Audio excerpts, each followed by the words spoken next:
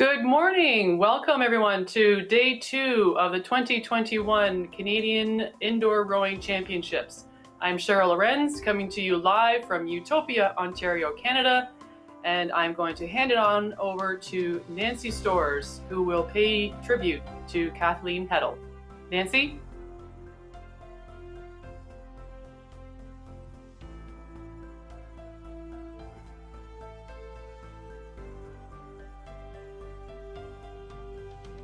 Kathleen Heddle was an amazing, well-respected athlete, not only for her prowess, but also for her determination, her humbleness, and her skills. Many have been sending notes of condolence to her family, to all of Rowing Canada. And we want to thank her for her service to the sport, but also we want to recognize her. What an impressive athlete she was. She will be forever missed. Let's have a moment of silence for Kathleen Heddle.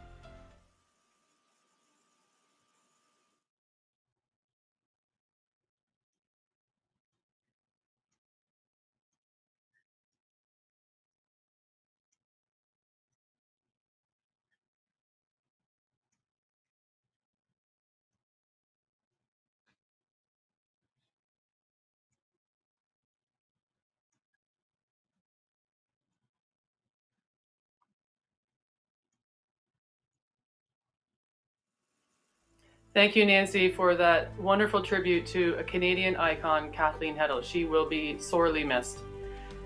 Next up, we have the Soldier On video, an interview that Mark Hyatt and myself conducted earlier on in the week, focusing on our Canadian military. So up we have a video to watch and an interview. Enjoy.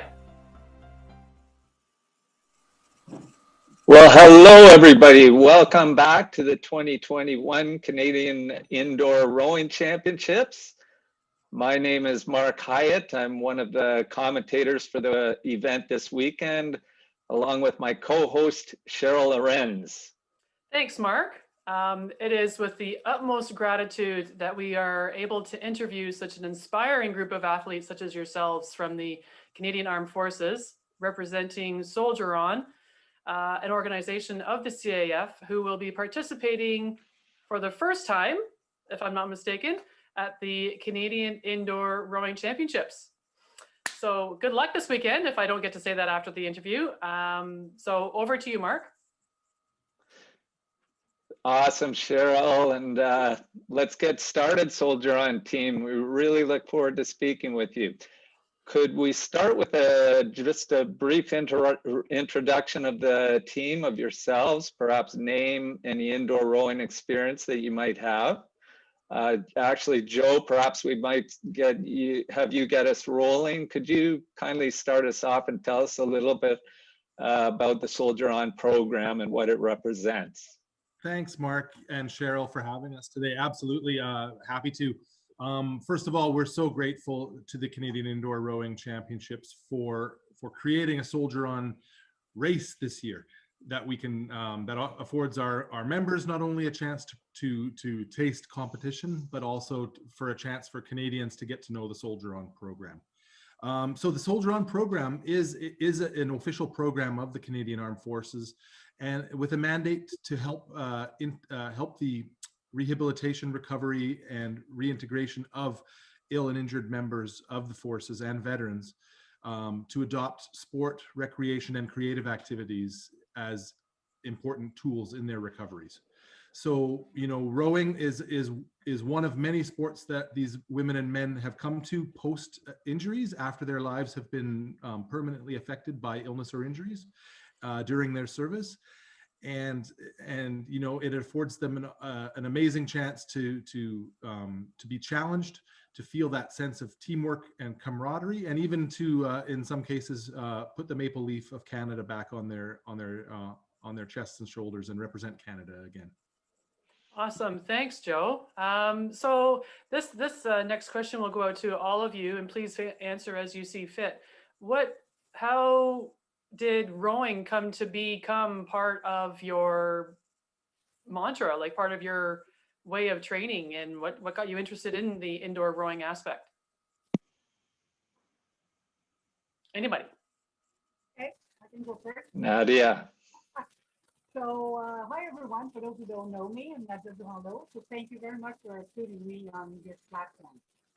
My journey began in August 2019 with some, my rowing journey began in August 2019 with some interruptions from time to time. But my interest in rowing came from the time of my selection for Team Canada Invictus 2020. When it comes the time to choose individual sports for the game, my intention was to choose a discipline who would bring me a great challenge in the sense that I've worked and I'm still working at the recovery from upper body injury and chronic pain. So this is where it came from. Perfect. Awesome. What about you, Natasha?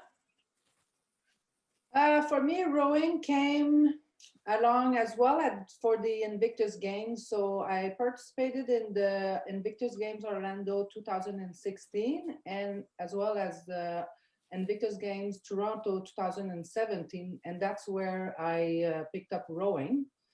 And I have to say that it was a great challenge. It's not easy. It's a very, very hard sport. Yeah. I actually kind of regretted putting the form in it because I remember my race at the Invictus game. So it's really hard, but that's actually what I like about that sport is it is so difficult and you get such a great feeling out of doing it. Awesome. And lately, I use rowing mostly as a secondary sport. My first sport is track and field, but with the pandemic, I've done more and more into rowing because it's more accessible. Tracks are closed and all of our races have been canceled. So that was a great opportunity. So thank you. Awesome. Aaron, what's your story? Hi, my name is Aaron Matheson.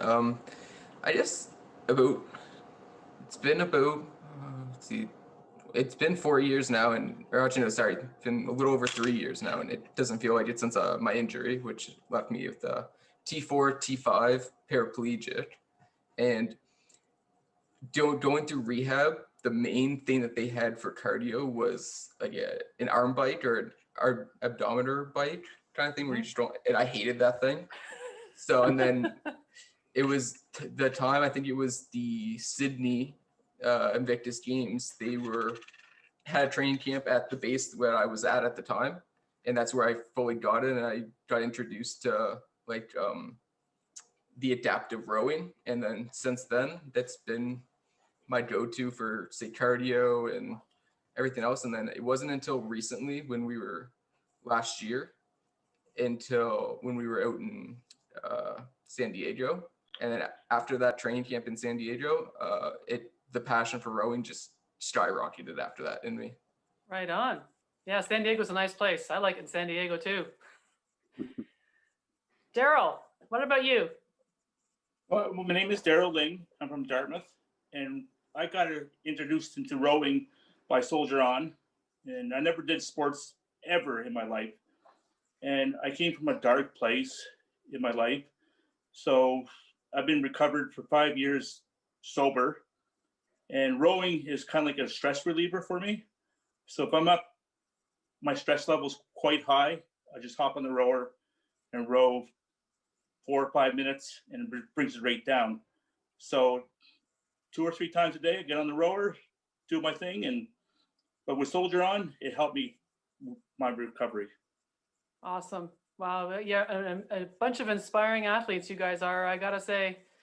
Wow. I really like your quote, Aaron, that you said in your bio. You had said that when you're dealt your hand, no matter what happens to you, when you get something dealt to you, you have to either fold or see what positives you can make from it. I've actually underlined that, and actually that speaks to me emotionally. So congratulations, you've done a fantastic job in doing what you're doing. All of you, it's incredible. The coach, Paul, you're the coach of these wonderful athletes.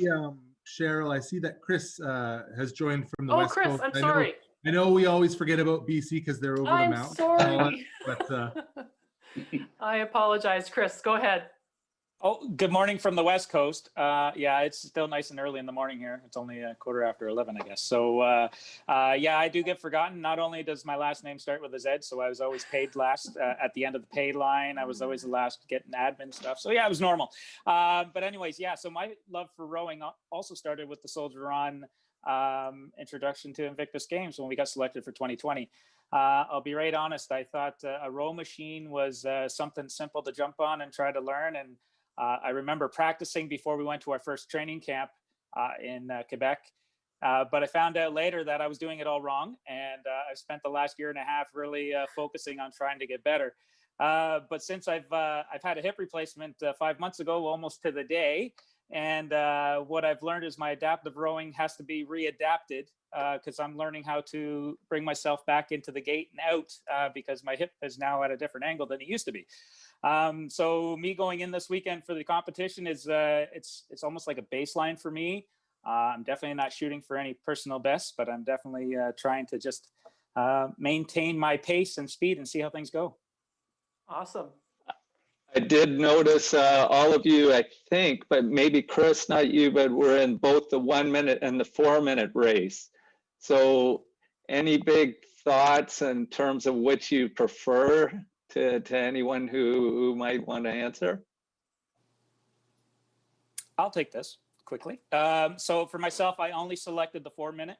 I wasn't sure if I was ready to push myself to the 1 minute yet in my situation, still recovering from surgery. I know how intense the 1 minute is, particularly after we did the US Marine Corps trials last year in San Diego. And I put it all out in the line. I got a new PB that day. It was quite emotional, but for me, I just like to have that consistent row. So the 4 minute or the endurance, I almost signed up for a 2K as well, but I ended up not doing that. Let's just focus on one this round for me, and we'll see how it goes. Well, how about on that, we just turn to our coach then when it comes to training. So I guess we can call you Bozy now, Paul. Absolutely, absolutely. That's what I go by in the wheelchair basketball world. And I don't, if people call me Paul, I don't know who they're talking to. Well, listen, so basketball, is that your primary background? What do you bring to the team as a coach? Yeah, that's my primary background. I've coached since 1988 in London, Ontario, with my local group here, and have been with Team Canada men's wheelchair basketball since '92. And then just wow. So I got involved with Invictus in 2017, and it was such a rewarding experience working with these athletes, these men and women that are just willing to do whatever you ask them to do. It's just incredible. And I've said this before, but I always thought the highest I could get to was the Paralympic Games, and I've been fortunate enough to have been to 5 Paralympic Games. But being able to work with these athletes that have served us and to be able to serve them is the highest level that I'll ever achieve. It's just been an amazing run to meet all these different athletes from all across Canada. It's just been just a great inspiration for me as well. So your rowing training. Well, congratulations. Sorry, go ahead, Mark. Sorry, Cheryl, go for it. Yeah, my rowing training is basically, I coach the wheelchair rugby team as well, so it has wheels. The tennis team, it has wheels, and Mike Whitehead, got to give him a shout out. He's our actual rugby coach, but I just take over. And so similarly with the rowing, it has wheels on the bottom of the machine. So I got, yeah, so with that, I was given me the rowing coach, but I really have to say Derek McDonald, who's unable to participate this weekend because he's in a special operation right now, but he competed at the British rowing as well. So he's the actual coach that gives these guys all the intricacies that they need. Okay. I'm more of a manager and a coach, a motivator type person. So yeah, they're an easy group to coach, let me tell you that. Yeah, awesome. They look like a bunch of awesome people. Yeah. Go ahead, Mark. Well, you anticipated the question I was going to ask in terms of just do you have training programs for them and so forth. So you have your team and your direct coach, but has everybody been training hard? Oh yeah, it's again, it's one of those difficult things that not everybody has the access to the rowing machines either. With the COVID, bases have been closed down, gymnasiums have been closed down. Some of our athletes are fortunate enough to have rowing machines in their homes or made alternate ways to get to a rowing machine. So that's been a very difficult thing as well. But Derek sends out training regimes for them to follow. These guys make up their own. They get together, row together. They were in the British one. And again, we just want to thank you guys so much for opening up spots for us as well. Because this really is a training camp in a way that they get to feel that anxiety, get to sit in that row or get to prepare the nutrition, waking up, all the different stuff they're going to have to do when we eventually get to Invictus 2021, 22. So yeah. It's been postponed as well. So yeah, this gives them that opportunity to get in the seat and get that action. Awesome. Yeah. Racing is the best training. That's for sure. Yeah, it's Peter here. I'm just going to ask all of the athletes who are participating this weekend one question. What is your favorite thing about rowing that you really want to tell your audience about? I'll start with Daryl. It gets me motivated to do the sport. Gets me out of bed and gets me out of my head. Great. Nadia. Is to push myself to the maximal level. I mean, in my head, when I think I can breathe and that I'm done, I have to say to myself, you just giving up 40% of it, so go ahead for the extra 60. It's always to push myself to the end. Natasha. A bit like Daryl, I myself have mental health, I guess, challenges. And rowing is so hard and it's so challenging that it does get me out of my head. And also I find it's a workout that works everything. And when I do rowing, for sure that that day and that night, my stress level gets down and I sleep better. Great. And Chris, didn't want to put the Z last, so Chris. Yeah. Aaron gets last this round, eh? Yeah, so for me, it's my headspace. I love kayaking in the summer, of course, and getting outdoors, but in the rainy winters of the Vancouver Island, it gives me my headspace to just kind of relax and binge watch a lot of Netflix while I'm rowing. And last but not least, Aaron. I guess after the injury, I never would have thought that rowing would have been a possibility just for balance and everything else. And just showing it, just doing it now, it just shows that just because you have limitations doesn't mean it's the end all be all. And there's always ways around things that you can use to better improve yourself and to make you feel like you can't do what you didn't do just because of an injury. Wow. Great. And I'll pass it back to Cheryl and Mark to close it down, close the interview down. Daryl, I'll just say a comment and over to you, but great answers, team. Such a pleasure to spend a bit of time with you. I hope you really enjoy your little dig on the indoor rowers this weekend, and all the very best. Thank you. Yes. Cheryl? Thank you very much, everyone. I really appreciate the time you spent with us today, and the best of luck on the weekend and the Invictus Games in the Netherlands. Kick some butt. Go on. Thank you.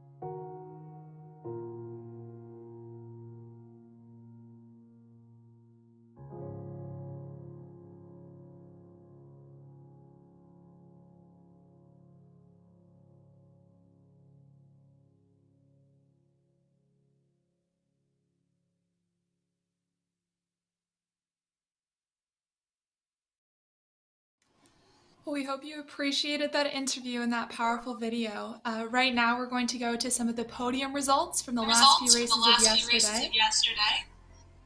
Ryan, if you'd like to start us off. Sure. The under 19 men 500 meters, Shane Keegan from Ridley College at 119, gold medal and qualifier. Ajveer Sidhu, Canada as well, 124.6 in the 500. And rounding out the podium, Henry Voller from the Milwaukee Rowing Club, the USA, at 125.1. Exceptional performances for the under 19. The under 19 men's lightweight, Matt Califano of USA CHS Rowing at 143, followed by a relation at Alex Califano at 155.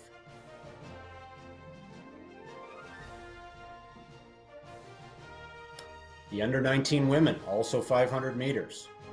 Zimbabwe, gold medal. Danielle Kashula, 132 from the Peterhouse School.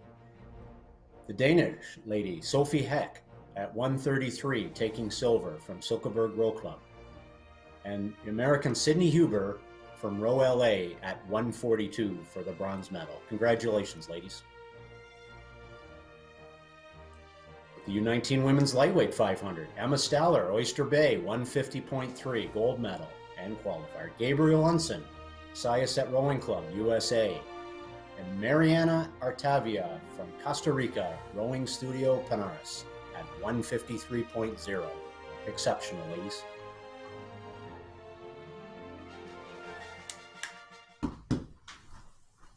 Well, results are amazing, but I just wanted to squint back to that soldier on video. Powerful, powerful beginning to our day today. I'm going to welcome all my commentators here today, and we're going to start off with Mark Hyatt. Thank you, Cheryl. Well, team, me too. Just looking so much forward to today and the soldier on races. For me, yesterday, it was about diversity. What a background. Gender, age, and all different sports backgrounds. Can't wait. Over to you, Nancy. I not only watched yesterday's races with extreme pleasure, but I'm really looking forward to the para races today and the huge fields of 70 and over athletes in the under 17 men and women. Over to you, Ryan. Thanks, Nancy. I agreed. Future of rowing is well in hand with America's rowing with under 17 and under 19.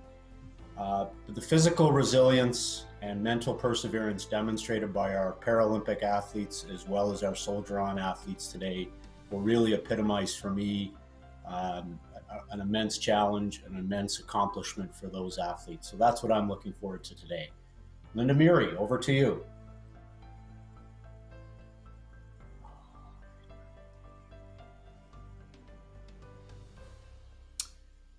All right. Thanks, Linda. I think your mic's cutting out, so I'll take your place here. But I am really looking forward to seeing the resilience of these athletes and how much they've put into the sport, whether they're para athletes, whether they're soldier on athletes, or whether they're in one of our age categories. They've put so much preparation and discipline. And then we'll try to throw it back to Linda again. What are you excited for? I'm excited for seeing the really broad range of indoor rowing experience, whether people have started this past year or they've been on the indoor rower for decades. It's truly a sport for everyone and accessible for racing and fitness. Over to you, Kieran Tierney. Hi, thanks, Linda. So my answer is really short, actually. I'm excited. A lot of these under 23 athletes have used this opportunity. The universities have viewed it as a training camp with no other, with nothing else to get in the way. Really, classes are online and they're not going to regattas. I'm looking forward to some really fast times. Back to Cheryl Aarons. All right, thanks, Kieran. We're just about to start our soldier on 4-minute race, and we are, I'm going to turn it over to the commentators, Mark and Linda. Take it away, guys. Sure thing. We are off and into this 4-minute race. You see on the top of the screen on the right is the countdown. The goal for all the the Soldier On athletes is to go as far as they can in that 3:16 time.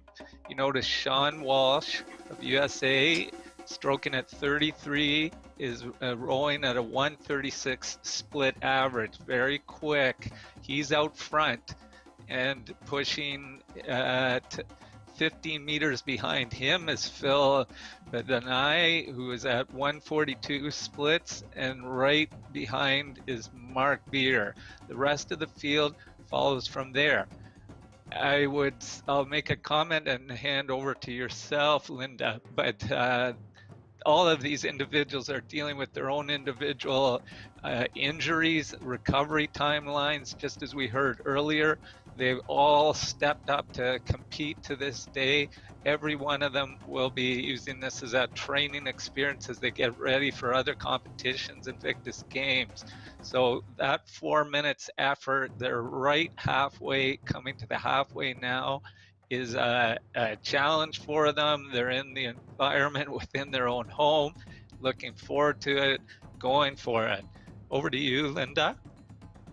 Hey, thank you, Mark. This is a great example of an event being accessible to everyone.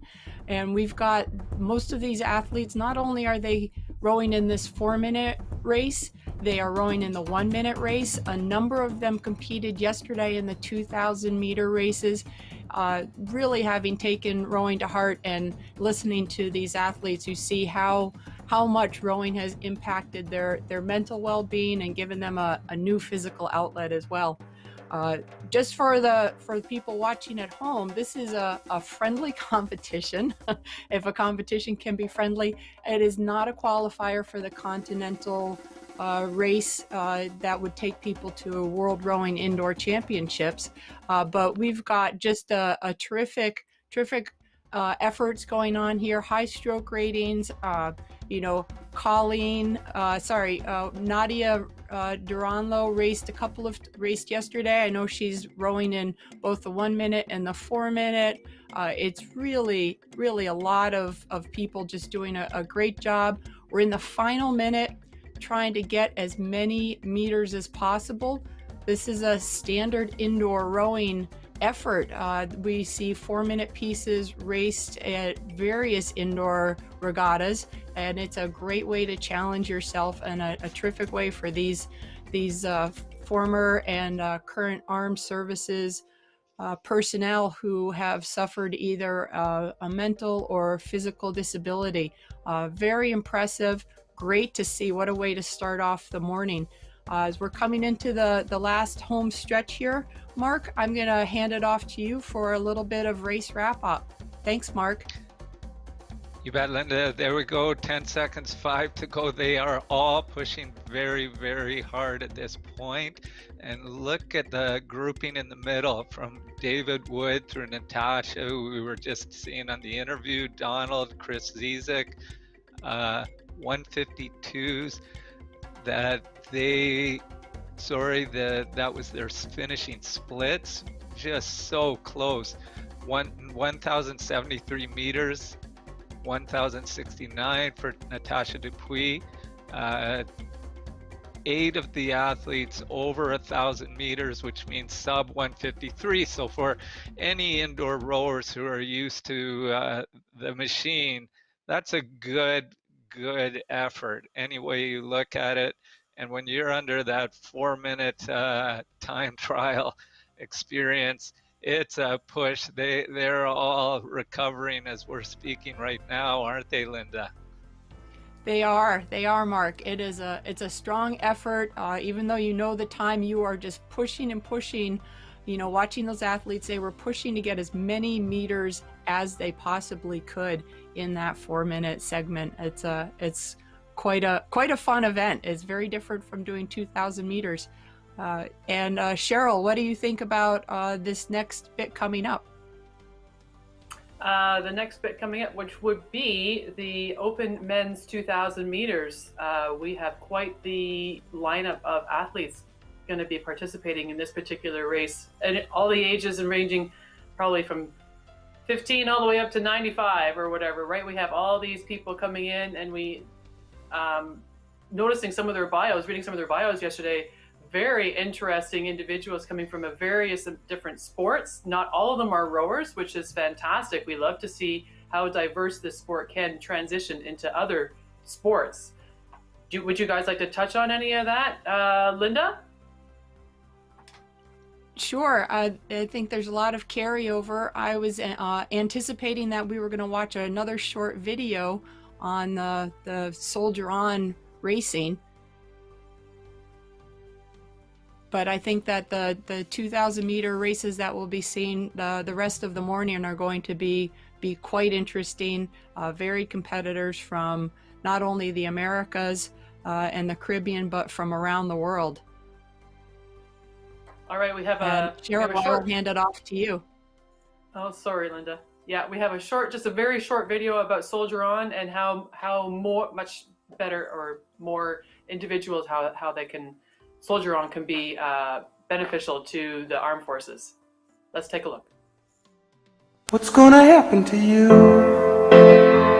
You have woke up too soon. Say goodbye to before.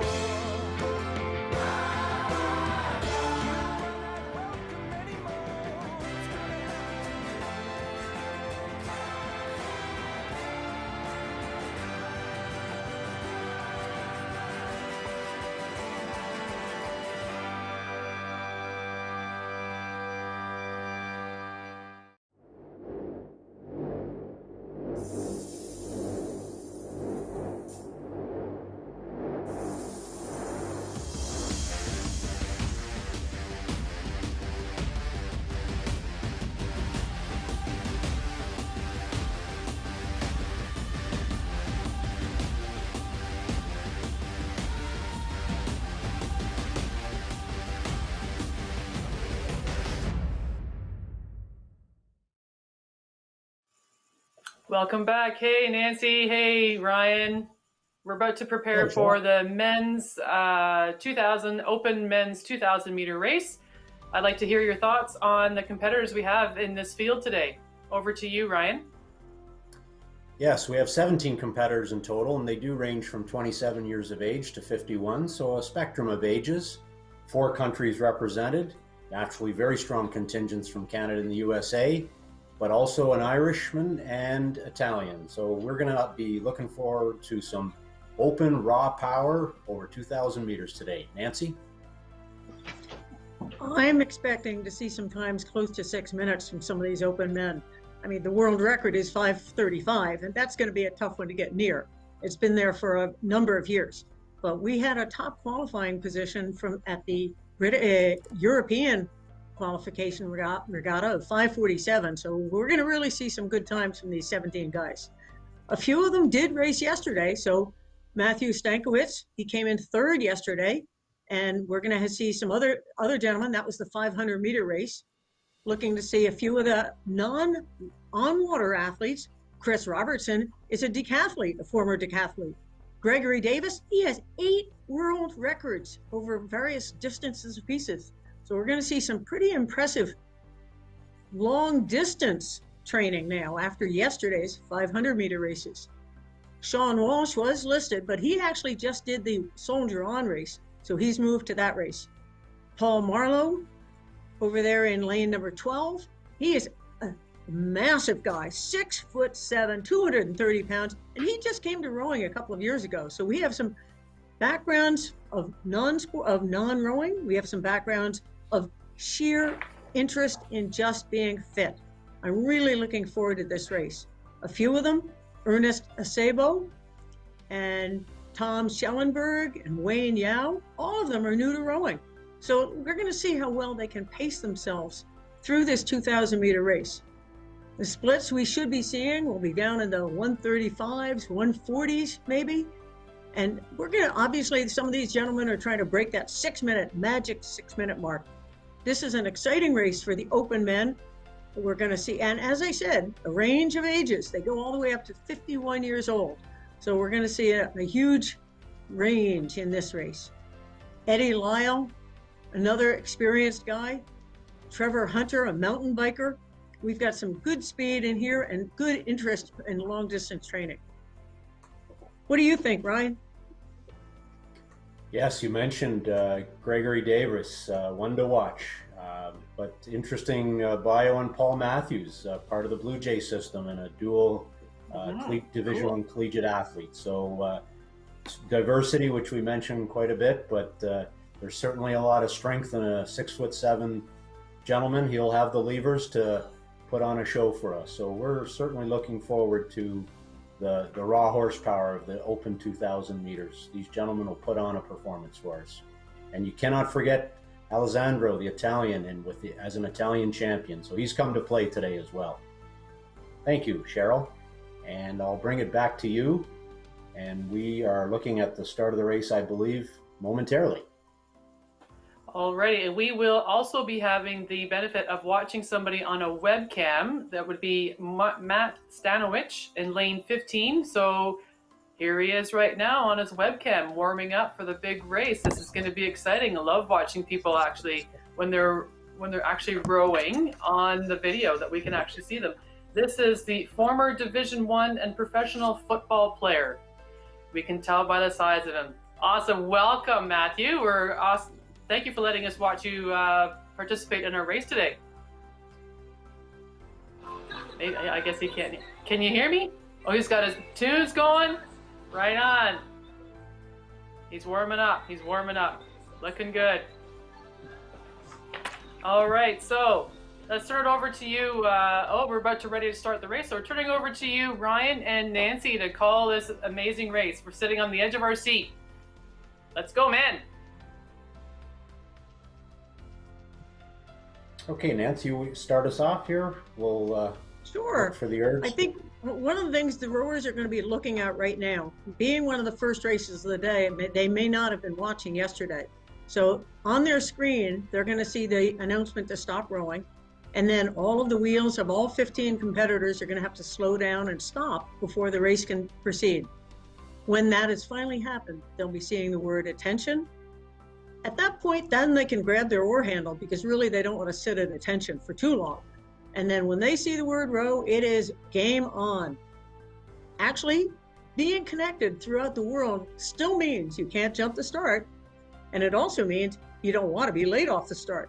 So we're going to see some very quick starts going off in this open men's race, starting off our first 2,000 meter race of the day in the open men. It's going to be a huge field with probably a bit spread out since we have some new rowers, but we're going to really see how well they've learned to pace themselves in their training. We have a mixture of backgrounds, which means they may not be familiar with a 2,000 meter race.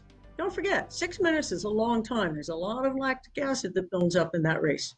So they're going to be having the first maybe 200 meters will be a sprint start, and then they're going to settle into the rhythm for that middle 1,000 meters before they're ready to start thinking about a finish. Most rowers start thinking about that, building it up for the finish around 250 meters to go. So as they can see on their screen right now, they would see the stop rowing call, and they would see that there are still some wheels around the world that are spinning.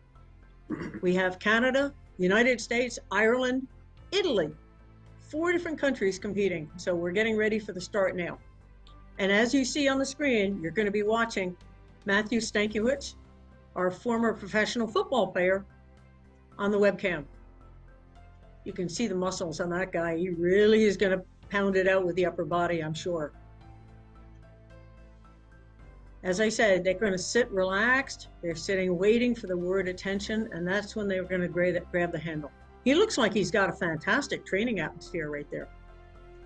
Sitting nice and tall, trying to breathe in, getting ready for the start. Here he's just focusing on it.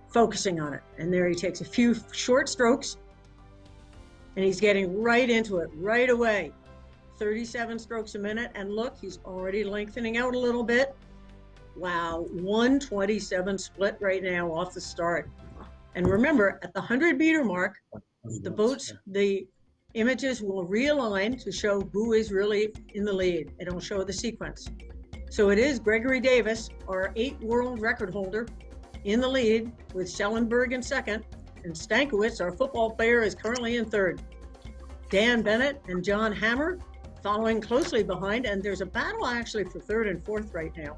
And then there's another battle heading out between Wayne Yao, Alessandro Andioli, Paul Marlowe, Chris Robertson, and Eddie Lyle. And then a few meters, maybe another 5 meters back to Trevor Hunter, Jeverick. Over to you, Ryan. Thanks, Nance. Yes, we see battles throughout the field. Trevor Hunter and Jeffrey Kwok are battling it out, and between the two of them, they can see each other on the screen, those two Canadians. And right back up to Gregory Davis at 127s, he's averaging 127s. So they're just approaching the 1,500 meter mark to go, and they'll go through that. Gregory will go through that pylon right now, and he's at 127s, 128s. Matthew Stankiewicz of the USA right in his kitchen, and Dan Bennett is showing no quarter there. He wants that silver medal. So he's looking, Dan and Bennett and Matthew Stankiewicz are looking to overtake each other. We'll see those two gentlemen probably swap places back and forth throughout the balance of this race. Then we have another speed group, not too far back, just 20 meters back. Tom Schellenberger, Canada. John Hamner, Canada. Paul Marlowe, Canada. The 6'7" Blue Jays prospect. Chris Robertson, Canada. All battling it out at 136s, 135s, 137s, really just emphasizing the power. So Gregory Davis has again continued to differentiate. He's got 29 meters on Matthew Stankiewicz, and he's at a stroke rate of 35. He's pumping up to 38. So he's obviously doing a piece through the middle now as he approaches the 1,000-meter pylon in a minute. And here we see on our screen Matthew Stankiewicz just long and strong, long and strong. He's got the mass. You can hear the erg machine. If I stop talking, you can hear the machine. He's got some music on the background. He's in his zone, nice and flat splits, and good on Matthew for doing that. So we'll bring it back to the screen so we can see where he's positioned, and he's in third. So Dan Bennett and Stankiewicz continue to swap the second and third spots. It's a real battle for that two podium positions there, with Greg Davis up at his 38 stroke rate and 128 splits. We got John Hamner as we go through. He just went through the 1,000-meter pylon. So Paul Marlowe has now followed him. In fact, Paul Marlowe has just overtaken John Hamner. So again, as Nancy mentioned, races within the races. All these gentlemen are just finding their speed pocket and finding ways to outdo the guy in front of them. Tom Schellenberg from Canada, Chris Robertson. We have Kevin Fink, Wayne Yao saying, no way, I'm not going to let these guys get away on me. So Nancy, we've just crossed the 750 to go for Gregory Davis, and the rest of the athletes are now approaching that. I think, Nancy, you can bring us home. What I like to see is the very strong methods that some of the race plans include. You can see Gregory Davis has said to himself, I want to be at 130 or better every single stroke. And if you're looking on the right side of the screen, you'll see every stroke, it's 129, 130, 129, back and forth. He is rowing at a 36 stroke rate, so that's going to really have to push him a little bit as he comes towards the last 500. And races are spreading out a little bit. Dan Bennett has got a solid second position now. Remember, it is 2 to qualify for the World Rowing Indoor Championships from the Americas. And both of those are American, so they're looking for it. Matthew Stankiewicz is still trying. He's just another 20 meters back in third position. Paul Marlowe, our first Canadian, is back in fourth position right now. And he's just got a few meters ahead of John Hamner as they approach the last 500 meters, those two going through. Remember, a minute and a half is all it takes to get to that finish line now. Gregory Davis staying 129, 130 every single stroke. And I think now he's just started his finish with 250 meters to go. And look at our new rowers back a little bit further in the pack. Kevin Fink and Wayne Yao and Eddie Lyle. We're getting back to the last 1 minute. Here they come into the finish. Gregory Davis taking it up. He's up to 38 strokes a minute now, still sitting at 130. I think he's pushed pretty hard now in the middle. I'm not sure if he can go any harder. Yeah, it's starting to creep up. I saw 131 there, but Dan Bennett is starting a big push. He's down to 128. They're really approaching the end. This is USA, and then we go to a number of Canadians. And Alessandro Andrioli, our Italian, currently fighting it out with Kevin Fink, back a few hundred meters back, and Wayne Yao just another 10 meters behind that. And here they come into the finish, 5:53.0. That is a fantastic time. Definitely the next second or third fastest qualifying time heading to the World Rowing Indoor Championships. And he and Dan Bennett should be qualifying.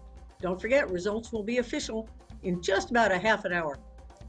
Matthew Stankiewicz, as you saw, just finished the race, 6:12. I'm sure he was trying for that close to that 6-minute mark. What a good finish he had there. He doesn't even look like he's tired. He's just breathing hard and sitting tall. Yeah, he's all ready to walk around. Some of these guys have trained so hard, they are capable of doing this. And look, the top 9 all under a 140 average split. Fantastic job from all of these guys. Our 51-year-old still plugging it out, 50 meters to go. What a great job. Andrew Korchenko. Jeffrey Kwok just finished. Trevor Hunter just ahead of that. All of these guys, all of those top 13 under 7 minutes. What a great race in this open men's race. Let's go back to Cheryl. Welcome back. Thank you, guys. That was amazing commentary. So thankful that we could watch that race. There's some it was pretty awesome to see Matthew on the webcam as well. We're going to turn it over to one of our sponsors, Mississauga Tourism, to give us a little bit of a blurb as to what's going to be like in Mississauga when they host the 2023 World Rowing Indoor Rowing Championships. Mississauga welcomes the World Rowing Indoor Championships.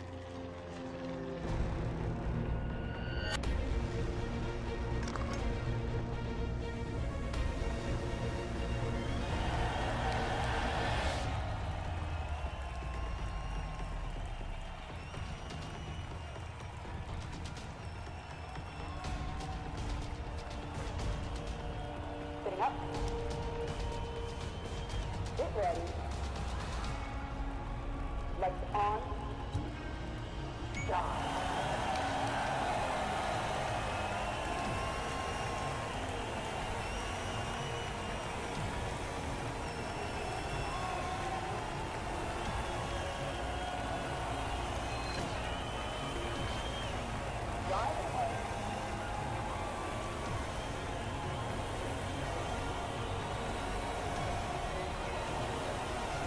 We're on. Press start. Last 250. Drive ahead. Drive.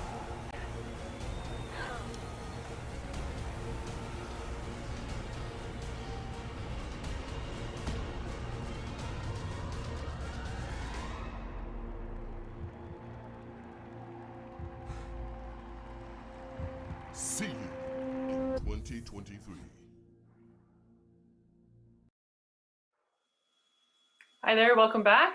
That was an awesome video for the Mississauga World Rowing Championships. We are going to be having some results, is that correct? Yes, so for the soldier on the 4-minute, we have Sean Walsh pulling in the gold medal for going the longest distance for 1,228 meters. Mark Baer from Canada in the silver position, who went 1,202 meters. Phil Bandani, also from Canada in the bronze medal position, who finished it at 1,098 meters. Well done, men. That was awesome. Good job.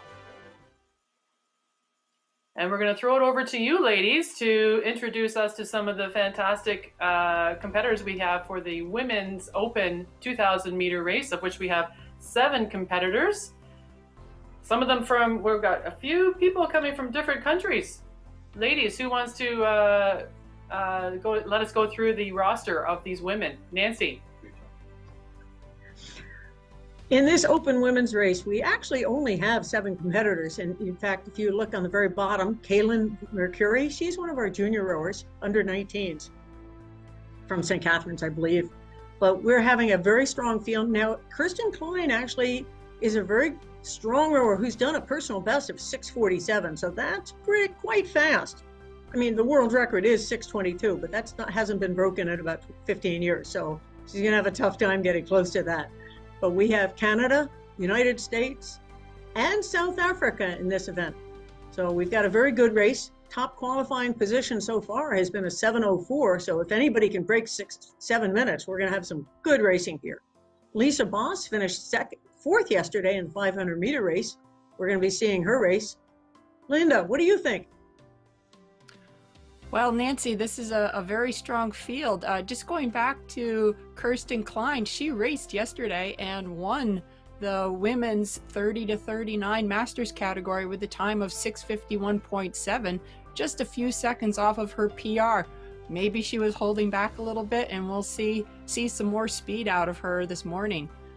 Some of our international competitors, Micah Dakeman from South Africa is actually an on-the-water rower as well. She's qualified for the Tokyo Games in the single for Namibia, which is going to be quite exciting to see her. And our own Marilou Tardif rows for on-the-water as well. So the two of them, with their on-the-water rowing experience, bring a lot to the new sport of indoor rowing and what their speed can show.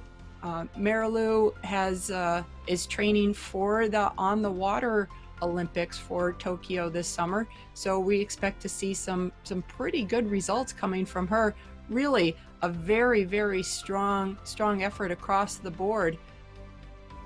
I know that from a not on the water background, we've got Danielle Abisso from Canada. She is a CrossFit Games competitor, very, very successful weightlifting, and she actually has a little bit of experience on the water. She lists herself as a former lightweight with Team Ontario, so that's going to be exciting as well. Really a great field.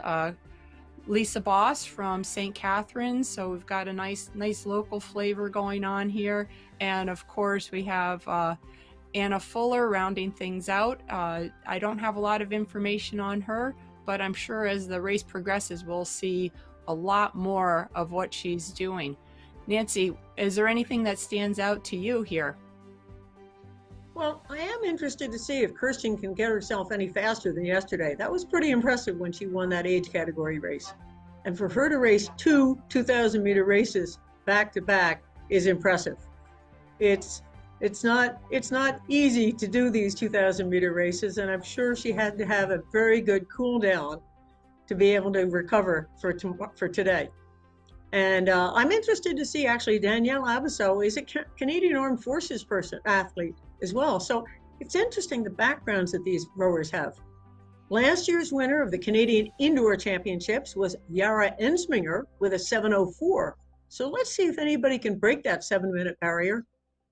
I think we should have some people there. Kirsten, you did it yesterday. We're going to see if Lisa can do it today. Micah Dykeman. I mean, if she's going to the Olympics, she's got to be fast too. So we're getting ready for the start of this women's and our one under 19 competitor in this race. This should be about 7 minutes, 7.5 minutes for a couple of the rowers. Let's see what they can do. Marissa Tardif actually raced at the Worlds in the under 23 Canadian quad, I believe, a few years ago. So she has a lot of experience as well. This should be a very good field with a little bit of difference between, I mean, our poor junior having to row against these top women is going to be a challenge. She's going to have her hands full, I think. I think her twin sister is racing in the other event of the under 19. And it looks like we may have just had a start now in this women's open race. Again, 7 competitors heading down towards the 100-meter mark where they'll start to be sorted out.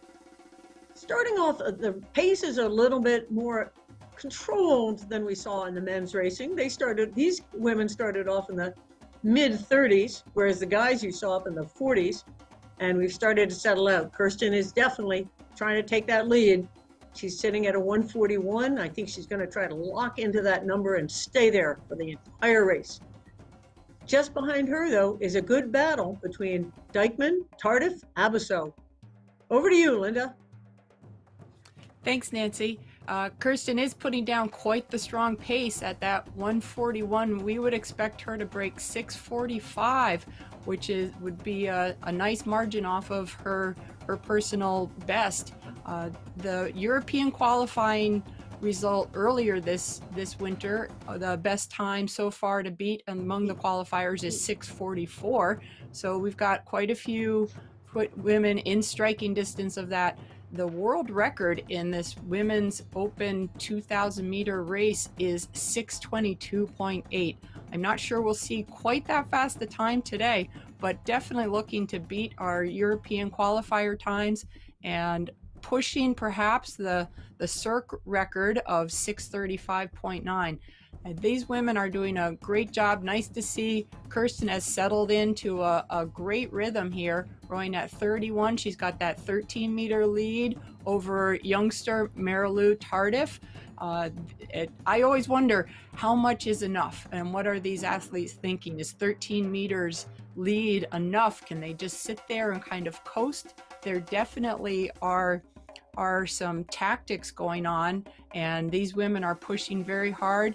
We've got Micah Dykeman. She's at a 32. She's at 145 pace, puts her at about 7 minutes. So that's also a very strong time. Really, for open women, anything under 7 minutes is significantly fast. So we've got some great times coming here that looks like we're going to have some very strong racing. Really, Marilou and Micah are just a few meters apart, and Kirsten is just sitting there. She's just holding them off. I think that's a very, very smart way to race. She just needs to maintain on her monitor. She can see where she is relative to everyone else. Nice to see Danielle doing a great job, and we're gonna have Kaylin, our under 19, our junior rower, doing a terrific job rowing at a 26. Those 2-minute splits, she's pushing herself even though she doesn't have another competitor in this race. Nancy, why don't you take us through the middle 1,000 here? Always an exciting part of the race. Well, I'm interested to see how well they continue to pace here in this middle 1,000. You can see the numbers creeping up a little bit, but as you said, Kirsten Klein and Mary Lou are just sitting there holding it consistent. They're trying to stay right at the 143, 144 level, and Mary Lou Tardif is trying to edge in, but she's having a tough time breaking through with Kirsten Klein. And Micah Dykeman, she's showing her training for that, preparing for the Namibia single in the Olympics. She's going to do the best she can. These women are really trying to get their personal best times, not just race the opposition. It's having a race plan, focusing on yourself while also using the other people to motivate you to do even better. We still have a good race going on between Lisa Voss and Danielle Abiso. Only 11 meters separating those two, back in 4th and 5th position. And Kaylin Mercury doing super over down there, our junior rower. She's ahead of Anna Fuller, but those two are still battling it out now. Coming into the last 750 meters, we're definitely going to attack that, breaking that 7-minute mark. We've got 2 people. Actually, maybe even Micah Dykeman can make that as well. 7 minutes is always a goal for the women to be nudging themselves into the competitiveness. They know that they can break that number, and that is the goal. Coming into the last almost 500 meters now, still sitting 144, 145, 143, bouncing back and forth. Those 3 are just nudging each other along. Nobody giving away here as they approach the last 500 though. That's going to be less than 2 minutes to go. They can start counting those strokes. If they're at a 32 strokes a minute, they know that that's about 55 strokes to go. And they are, unless they really crank it up to finish. Some of these rowers do plan a very high rate at the finish. And you can see Mary Lou Tardif has already brought the rate up a little bit. She's making a push here. 1:43, her split is dropping a little bit. Can she make up that 13 meters in this last minute to go? Over to you for the finish now, Linda. Well, thank you, Nancy. Yes, watching those two right-hand columns, we see the stroke rates in the mid-30s for most of these competitors. Kirsten is at a 32, but Marilou is at a 35, so taking 3 more strokes every minute than Kirsten is. And then noticing their pacing in that final column, we see each stroke that Marilou is going just slightly faster than Kirsten, and she's chipping away. She's only 11 meters back now with 250 meters. They're in there. This is their last 30 strokes here. Everyone is giving it their all coming into the final 250. Notice the stroke rates going up. We're at a 38. Marilou Tardif is at a 38. Klein is at a 37. They're battling. They can see the margins. Kirsten is rowing an extremely courageous race, especially after having raced yesterday and pulling that very excellent time. We're coming into the last few meters. I think there's not enough time for Marilou here to pull it out right in front of Kirsten. And we're just to the line now, just to the line. And there we go. Kirsten Klein unofficially winning 6:51. She pulled almost the exact same time as she did yesterday. Incredible at 39 years old to do two 2Ks back to back like that. Marilou, fantastic result, 6:53, really terrific. Hopefully that's going to help her training as she's preparing for trials for Tokyo for Team Canada. And then we have from South Africa, terrific performance from Micah Diekman, just at that 7-minute barrier. To have these top 3 women 7 minutes and faster, what a race. And still seeing some great times from Lisa Boss, 7:16. She pulled that 1:49 average pacing, very good. Nice to see Danielle Abasu, one of our armed forces competitors, doing a tremendous job, 7:21.1. Again, these are unofficial results, but it looks like we've got our 2 continental qualifiers, Kirsten Klein and Marilou Tardif, have both earned their way to compete at the World Rowing Indoor Championships in a couple of weeks. Finishing out, we've got Kaylin Mercury pulling a strong effort here in the under 19. That's our junior level racing, youth level under 19. She is qualifying as well unofficially. Just because she's not racing somebody else doesn't mean she misses out on the qualification. So she is also unofficially an America's qualifier. And finishing strong here, Anna Fuller, she's been at a steady pace for most of the race, rowing at around a 24, 26 strokes per minute. And she's just going nice and steady here, taking some good strokes, bringing it to the finish line. Always nice to see everyone cross the finish line and have a good personal performance. So there we have it. Again, these great results with these top women, 3 of them finishing 7 minutes or faster. Cheryl, I'd like to hand it to you for a bit of a wrap up here. Wow, it was an exciting race to see first and second battling it out. You don't know if Marilou is going to tweak out Kirsten or if it's going to go back and forth like that. It was just an exciting edging of the little icons going up and down, up and down, up and down. You like to see and then the stroke rates going up, and you just have to imagine their hearts are just going, wow, this is like crazy, right? So it was an amazing race. Yeah. What did you think of the race, Nancy? How did you think it all unfolded? I was pretty excited because I realized that 2 were qualifying for the World Rowing Championships. And that's going to be pretty exciting, that indoor event in 2 weeks. All of the competitors who did not qualify directly through the qualifying in the open pathway, everybody will receive an email, and that will let them know if they have potentially received another chance. That they have to respond to that email within a day to be able to get their code to be able to compete in that event 2 weeks from now. So you never know if Lisa Boss might be in there and she's going to have a chance to go again in 2 weeks and better her time again. So Back to you, Cheryl. Yeah, thank you. We're going to throw off to a space video, a little blurb about how we row in space. Let's take a look.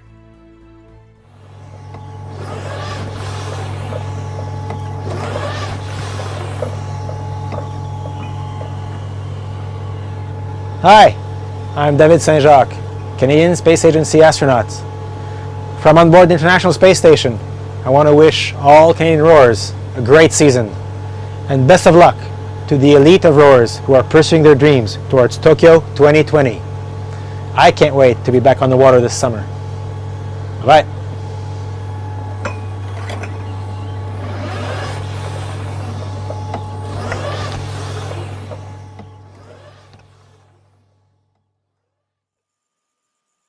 That's the coolest video, Cheryl. It is, eh? Get to row in space. Just like St. Jacques says, I can hardly wait to be on the water in the summertime too. Yeah, it's a cold winter here. And we got some merchandise to sell here, Mark. Who wants to get a merch? Yes. Yes, it's a long-term company in sporting apparel and the on-water sports of rowing, dragon boating, and they've moved across, of course, to related sports, including indoor rowing now. Actually, the company's owned by a famous Canadian lightweight, Christopher Cookson, who was a world champion back in his day. So they really produce some great apparel. We're going to take a look at some social media now. Look at this. This is a nice Instagram post by Minla Cliffs and others about the Canadian Indoors, about our Soldier On competitors this morning. Fantastic. It's run by Canadian Armed Forces to aid the recovery of CIF members and veterans. We thank everyone for their service and wish them the best of luck. They still have another race coming up later on today, so we'll look forward to watching that. They sure do. And here we have one of the fans. I can't quite make that out. Says Springer says, time to warm up for your race.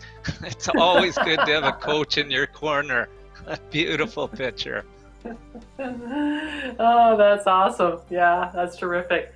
It looks like we're going to be having a webcam up to this next race. Who's going to be color commentating that? You and Kieran, it looks like, are going to be color commentating. And here's our competitor, our U23 men webcam, Nicholas Machalowski. I'm sorry if I did not pronounce your last name correctly, but he's in lane 10. So we'll get to watch him coming up in this next race of the U23 men's 2,000 meter. We so we certainly have. will. Go ahead, Mark. Cheryl, I was just going to comment. You could see out the window. I recognized Ottawa in the background, where Nicholas Machowiski is from. And I don't know if he can hear us there, but he's all lined up. And again, he's got his coach in his corner there. You can just tell, can't you, Kieran, when somebody's getting ready for a race, they're trying to limber it out, they're paying attention. He's ready to go, it looks like to me. Kieran? Yeah, absolutely. It looks like he's just waiting on the start, and he looks, as you say, he's got his coach in his corner and he's ready, and he looks like a pretty fit guy. I think, if I'm not mistaken, this is the famous Ottawa hallway where they do all their erg tests. So I'm a little bit familiar with it. But yeah, I think there's a couple of, I'm really excited for these races as these under 23 athletes get ready to go. Mark, I know you were with Brock on a training camp last winter, is that right? Yes, indeed. And they were down into the States before we all had the shutdown. And a lot of these young competitors have national team aspirations, and Nicholas could be among them. Now, here we are at the starting gate. I expect to see races within the race as usual. We see stop rowing. I'll kick us off, Kieran, and hand over to you. All young gentlemen, often in university rowing programs, who are experienced on the indoor rowers. There he goes. See those first few strokes, high power, high effort, moving very quickly. We see stroke rates 37, 40, 41. And very quickly after a start in 10, you will see the athletes lengthen out as you're seeing Nicholas do there now. Long strokes. He's back at this point in 7th, but close as they are all tightly packed. We're seeing stroke rates 33, and those splits are strong.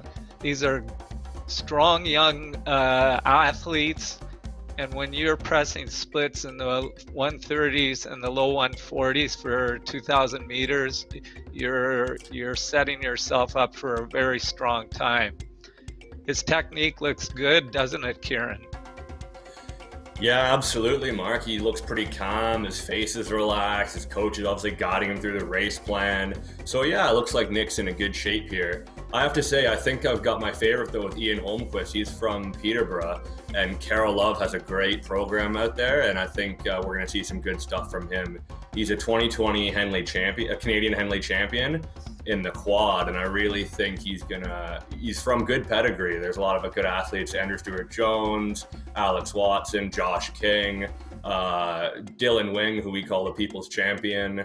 So I mean, he's a lot of good athletes in that from coming out of that Carol Love program. Aiden Hembrough is leading the way right now, though, with 132s with a rate 30, so real kind of powerful strokes. We're bringing in, so this is the second 500, so this is when things begin to get a little hairy, where if you've kind of went off really big in the beginning, this is where you start to kind of pay the price from here until the kilometer, and you get a really good idea of where you're gonna finish, I guess, where you're going to finish rather. So right now, the things that these athletes should be focusing on are keeping their breathing calm, keeping their face loose, just keeping the work in their legs, keeping the work in their bum, and keeping the work in their tummies. So this is sort of their strategy moving forwards, I would say. Aiden's got a he's in good shape right now at rate 29, underrating his competitors. He's obviously a tremendously strong man. Aiden's from Ottawa Rowing Club, so he's definitely it's from that Ed Fournier, got a lot of pedigree there as well. A little bit further down, we have Sam Stewart in 3rd place right now at 34, 133s, which sets him up for a 612. Michael Cipophilia, is 33, 136s. So yeah, really strong athletes. And then Jacob Martins and Jared Graham are really tight between them as a Canadian and an American right there. A little bit further down the field are Noah Van Helvert, Derek Johnson, and Kane Boyle, with Nicholas coming there in 10th. Nicholas has now begun to, on the webcam, you can see he's a little bit more labored. He's certainly working hard. He's very, very fit, but he's definitely working for his watts. Mark, what are you seeing right now? Agreed. He's working for it right now. We look at his splits, 32, 145 per 500. He's been sliding up a little bit. So he's in a battle to try and hold that. As we pan back out and see the racing field, you see the 3 sub races within the same race. They're all looking at their splits as they go. And you can see Aiden there at 135. He's just trying to lock in, and he's feeling it. And he's just going to be aggressive and dig in and hold that to the final quarter. Ian and Sam, same idea. They're just seeing 135s. They're trying to keep it under that. See that? Ian Holmquist went from 135 to 134. Michael CPL, he is just back, but he's got his same goal. I'm locked into this, as with the guys, Jacob, Jared, Noah, who are following. They're seeing the splits, and in this third 500, which is mentally difficult, they're trying to hold those rates.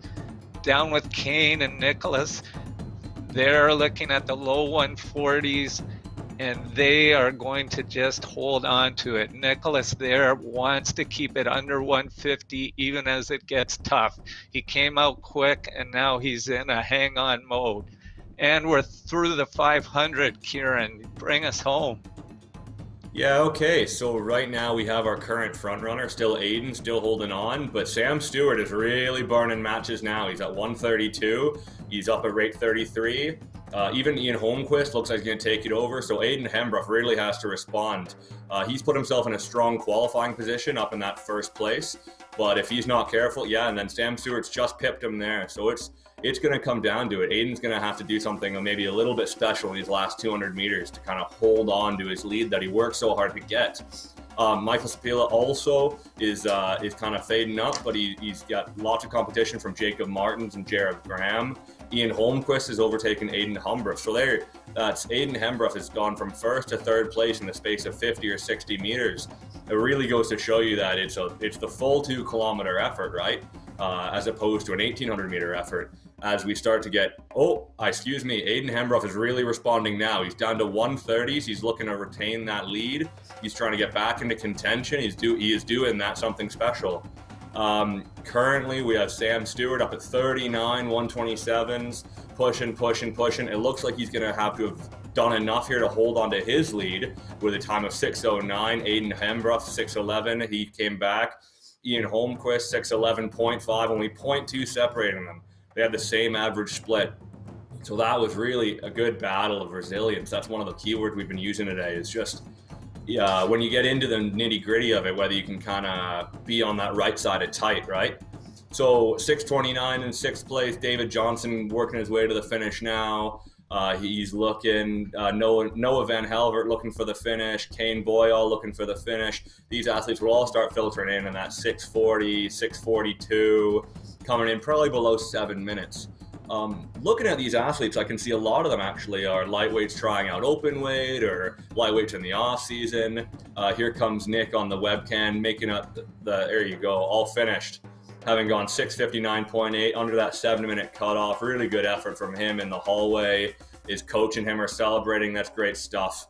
I'm sure it's cold out there in Ottawa, so he's in good shape there. Yeah, a lot of these lightweights are trying out open weight, and I don't know if that's a product of it being in the off season, but Mark, Cheryl, Natasha, and Linda are going to kind of speak next, and here's Cheryl now. Hey, thanks, Kieran. Yeah, that was an awesome race. Talk about a battle for first, second, and third, down to meters, hundredths of a second. Awesome race. It was fantastic to watch. So you guys are gonna bring us up to speed for the next coming up race, which would be the U23 women. Who, yeah. So you guys are gonna be color commentating that race. So we'll take it over to you, Natasha. Thanks, Cheryl. U23, obviously that's my age category, so I'm very excited to see the times these ladies pull out. We have Nicole Yarzin from the Dawn Rowing Club of Mississauga. She was one of my teammates for a while, so I'll be excited to see what she does with this race. But we have quite a rounded out field. We only have 6 competitors today, but we are a bit international. We have from Canada, Mexico, and from Uruguay, Zoe Costa. So I'll be excited to see what times these girls put out.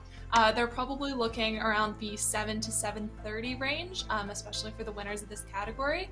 We just saw the open women's 2,000 meter go by, and Mary Lou, who came second there, she was under 23 last year. So it's some people who have competed against her, and we'll see a lot of times close to the open women's times in this under 23 category. What are you looking forward to, Linda? Well, thanks, Natasha. Well, speaking of times, the fastest continental qualifier so far comes from Africa, and that is a time of 6:55.6. So right around that 7-minute mark that you're talking about. And I know the world, not the world best time, the CIRC best time is 6:50.3. So again, right in there now. The under 23 world record is hard to pick out because it's usually mixed in with the open women, but it would be quite fast, probably on the order right around in the low to high 6:20s. Probably won't see something that fast today, but I'm really curious, is Nicole, does she always fuel on Nutella and bananas as a former teammate? Can you speak to that, Natasha? Having been to a couple regattas with her, I can confirm Nutella and bananas are a common food, not just for her, but for a lot of athletes. When you're looking for that quick fuel, it's Nutella, peanut butter. those are definitely good fuels, I would say. All right, let's take a look at the podium results.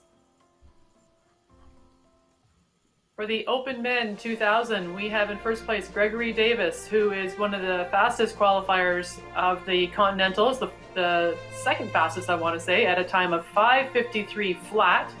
So it looks like the U.S. has swept this category as well again. So this is the second place silver position. We have Dan Bennett at 6:03.7. And Matthew Stanowich, who we were watching on the webcam, who finished in a bronze medal position at 6:12.2. Good job, gentlemen.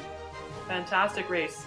For the Open Women 2,000 meter race, we have Kristen Klein finishing in the gold medal position 2 times back-to-back with a time of 6:51 flat. Mary-Lou Dervani-Tarda from the Averon Knowlton Rowing Club in Quebec finished in the silver position, 6:53 flat. And Micah Dykman from in the bronze medal position, she has finished at 7 minutes flat. Everyone got a flat time. That's pretty incredible. Not too often will you see that, all 3 women finishing at a time like that. Good results, ladies. Great job. Great job. What reflections do you guys have on that Open Women's race as compared to what's coming up with the U23s? Linda? That was a really great result. Again, Kirsten has qualified in 2 events. So I'm wondering if she will choose or if she'll race twice for the World Rowing Indoor Championships. She also had a time that was faster than all but one of the continental qualifiers. Only London was the fastest qualifier going forward on that. So that was really terrific effort on her part, and so it should make for some very good racing at the World Rowing Indoors in a couple of weeks, that virtual event that's coming up. And I know it's just as we're looking at the results, those are final results when we put them up for our podium review. But when we see the results at the end of every race, they are official results, but they're not made final until they've been reviewed by the umpire commission, and just checking to make sure that every box is ticked and all the I's are dotted and T's are crossed, lightweights have weighed in properly, and that sort of thing. But it's great to be able to put results up very quickly and see such fast and exciting times. Back to you, Cheryl. Thanks, Linda. Yeah, so we're going to be setting up for the next for this upcoming race, but let's just chat a little bit about what you guys thought about yesterday's races. Like, was there anything specific that stood out to you yesterday? And can we speak on that a little bit, Natasha? Definitely. I would say the 500 meter races were interesting to watch. Of course, for the audience, they're very quick. You're looking at 1 minute 30 seconds to 2 minutes. But we had a couple of competitors really show their expertise. We had Gregor Hall do a fantastic job in the lightweight men's 500. He really paced it all the way through to win with a time of, I believe it was 1:24. So that was an impressive time. Those are exciting races, especially when you see, like we did in the previous race, those 3 boats just switching between first, second, and third, knowing that yesterday a lot of races were 1 person to qualify for the World Rowing Indoor Championships. And then in this upcoming race, we have the under 23 women, which should be appearing on the screen now. We have 2 to qualify. So this will be an interesting race. Everyone's looking for those top 2 spots for the Americas qualifier. Linda, do you want to take us through the start of this race? Sure, absolutely. So we're getting ready, and this again we've got some very strong competitors. Abigail Smith, I believe, won CIRC last year, and she's the top name on the screen right now. Belen Mercado from Mexico placed 2nd in the Mexican Indoor Championships. Justine Gilbert has been on the flatwater rowing team for Team Canada in the Canadian Games, and raced at Canadian Henley and has won there. And here the boats are off. again, fast and furious off the line. Look at those stroke rates. Nicole at a 46, Justine at a 42. They're really trying to set a good lead, try to get their noses out in front for just about the first minute. As we come into the 1850 to go, 1800 meters, we'll start to see folks start to settle down, find a good rhythm that is sustainable, but very, very, very tough. We have a range here, Justine in the low 30s, 32, 33, holding that sub 150 pace. And then we see Pepper Howe and Abigail Smith at about rate 30. Sometimes we've got, Belen Mercado from Mexico is fluctuating 26, 28, a little bit lower on the rate, but that just means she's generating a lot more power per stroke as she's moving back and forth on this indoor rower. Just now, things starting to settle out as the athletes find their rhythm.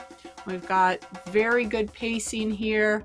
145 puts people at 7 minutes, so we're just a little over that, probably in that 720 to 730 range, which is a very, very respectable speed for under 23 women. Very nice to see Uruguay, Zoe Acosta in second place here right now, but it is a battle. We've got first and second are only 5 meters apart, and look how close it is for third place. Balin and Nicole are back and forth, back and forth. You can see the little icons of their boats just nosing back and forth. Identical meters. They're at different stroke rates. Nicole's at a slightly higher rate. Balin is at a slightly lower rate, but you notice there's splits over in that far right-hand column. That's the pace, updates every single stroke. So you can see as soon as an athlete makes a change, we see it right away on this screen. Zoe is now making a push, going after Justine. Even though it's top two that will qualify, they're going to be looking to someone always wants to be on the top of the podium. You know, if you're just 3 meters back, that's side by side. Anything can happen here. Notice their stroke rates are very similar. Their pacing is strong, and Zoe keeps making a push. You see she's just 3 meters behind, and she just wants to see that 149. You can see it's flickering 150, 149, and every time she gets that 149, she's just moving a little bit more on Justine Gillert. There's really an incredible race for first and second. Pepper Howe holding steady, 30 strokes per minute, and Abigail Smith is 27. She's a bit off the pace, but you never know what the race plan is until it plays out as a spectator. We're coming into the 1,000 meters to go. Natasha, I'm going to let you call this middle section of the race and tell us what these young athletes are going through. Definitely. So right now, these athletes are thinking about their pacing. They're holding it. I'll draw your attention to Nicole Yarzin. She's holding a consistent 151, 150. So she might be 20 meters back from the lead now, but if you look at that consistency at a 150, and then you'll see Justine Gillert is holding a 150 as well. So if we're looking at these splits on the right side of our screen, that is how fast each of our competitors are going. That's the pace per 500 meters. And you're noticing it is extremely close between first, second, and third. So it is by no means given who will get those qualifying spots. So definitely keep an eye on that. Belen Mercado from Mexico holding a 152 at a 30 stroke rate.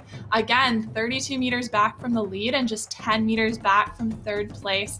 So she will definitely be looking to pace this. And then in the last 500, we should see them take up the rate. But none of these ladies are out of it yet. I'll bring up Abigail Smith holding around a 205. So just look at that consistency at a 28 stroke rate, doing just the same stroke over and over again, making that maximum consistency. And then we have Pepper Howe right in the middle, holding that 158. She knows where she is in the race, and she's battling it out, trying to get to her personal best times. Staying under that 2-minute mark, down to a 156 now, so she's really pushing it. But again, at the top is Uruguay's Zoe Acosta at a 149. She's staying under that 150 mark. That translates to a 7:20 in terms of time. You can see counting up at the top right of your screen. They've been doing this for 5 minutes now. And they're just heading into the final 550 meters. These ladies can see it on their screen. They know where they are in the race. We can see Nicole Yarzin is going back down to a 1:49. Justine Gillert, let's see if she has a sprint in her. She's at a 1:52, but we know she can bring it back down. These athletes know they have less than 2 minutes left in their race. They can truly do anything at this point. Linda, do you want to take us through this last 500? Sure, this is really good. Zoe Acosta is pushing out. She's increasing her lead with just about every stroke. But if we look at the second and third place, that's 14 meters separating Justine Gillert and Nicole Yarzin. We're going to see now if the bananas and Nutella, which I highly recommend, is going to get there. It is only 13 meters separating them. There's enough time for Nicole to put on a charge. Has she waited too long to start sprinting? You can see her stroke rate is going up, but Justine Gillert is working on matching that. They aren't making much progress on Zoe. Zoe is really putting the pedal to the metal here, holding 145, 144 split. She's dropped quite substantially from her base pace, but we are now down to just 12 meters separating Gillert and Yarzin. And Nicole Yarzin is holding 144s versus the 148s for Justine Gillert. And now it is down to 8 meters. She's running out of course. Hopefully she didn't leave it for too long, but this is an extremely exciting race. Look at this, folks. We're down to 5 meters separating second and third place. And that is for a qualification spot, down to 2 meters. Nicole's up to 47 strokes per minute. It's going to come down to the line here. I think Nicole may have just an edge on this. And we come to the line, and there we have it. What an incredible sprint by Nicole Yarzin to just nip Justine Gillert at the line. We have still a couple of finishers.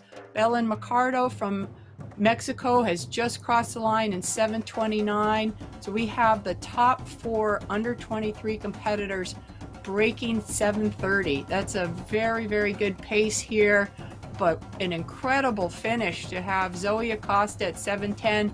Started out steady, rode her own race, moved into the lead at about the midway point, and then Nicole and Justine. Nicole racing her plan, being confident. That's tough to race from behind, and really pushing Justine. And you know, Justine was rowing a very courageous race. Really terrific. We've got our final finisher here, Abigail Smith, coming to the line, sprinting at a 30. Way to go, Abigail. What a terrific race. What an incredible finish. We've got our 2 top competitors have qualified for the continent, for the Worlds from this America's Continental Qualifier. Back to you, Cheryl, for a little bit of recap here. Wow, that was a battle. Wow, that was insane. I was like cheering on the edge of my seat, cheering for those women to finish who knows what, right? But I like how Zoe Acosta defined herself in her little bio. I am Optimus Prime. That's how she described herself. So that's pretty phenomenal. That was a pretty phenomenal race. I'm going to switch it over to Linda and Kieran, who are going to be announcing some podium results. Hi, Linda. Hi, Kieran. Here we go. Some really great racing this morning, and we've got doing a little bit of pushing some. I've got a nice jacket on here. I've got the logo. We're going to be promoting. There we go. There's still time for you to buy some great gear from Regatta Sport, one of our very fantastic sponsors. And this is you can get a commemorative T-shirt, commemorative hoodie, commemorative tops, just like the announcers are wearing, just like being at the indoor championships. Kieran, I know you're wearing your jersey too. What do you think about this? Yeah, they're great. The quarter zip's really nice. They're warm and they're kind of this brushed cotton, so they fit really nicely. And yeah, I got nothing but good stuff to say. Regatta Sport's been a long time kind of merch or kit supplier for certainly the Canadian side. But yeah, so I got lots of Regatta Sport stuff and I really like it. Should we take a look at the social media? Or sorry, definitely join us on social media. We have a post here, which looks like a pretty good race today by a big Kev, 1, 2, 3, 4, 5, 6. So he's done a 6:38, which is good going. Linda? Well, we got the hashtag Canadian Indoor Rowing, and you use that, we'll be able to get your posts right up here. Here's Carla Stein. She raced yesterday. She did a terrific job racing in the 60 to 64, just aged up. I know she's very excited with that time. She was commenting about being able to sprint a little bit better, but I thought she did a fabulous job yesterday.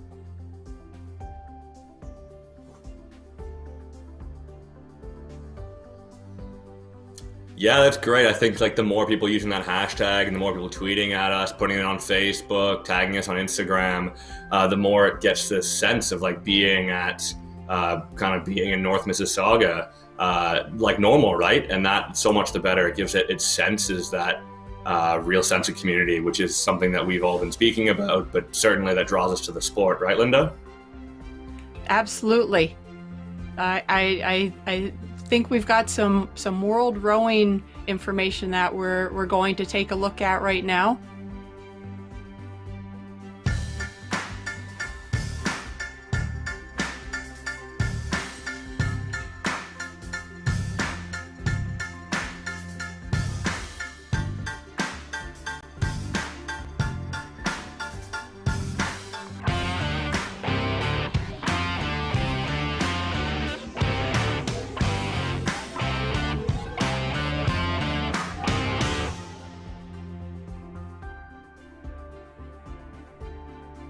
So that was the World Rowing video from last year's World Rowing Indoor Championships in Paris.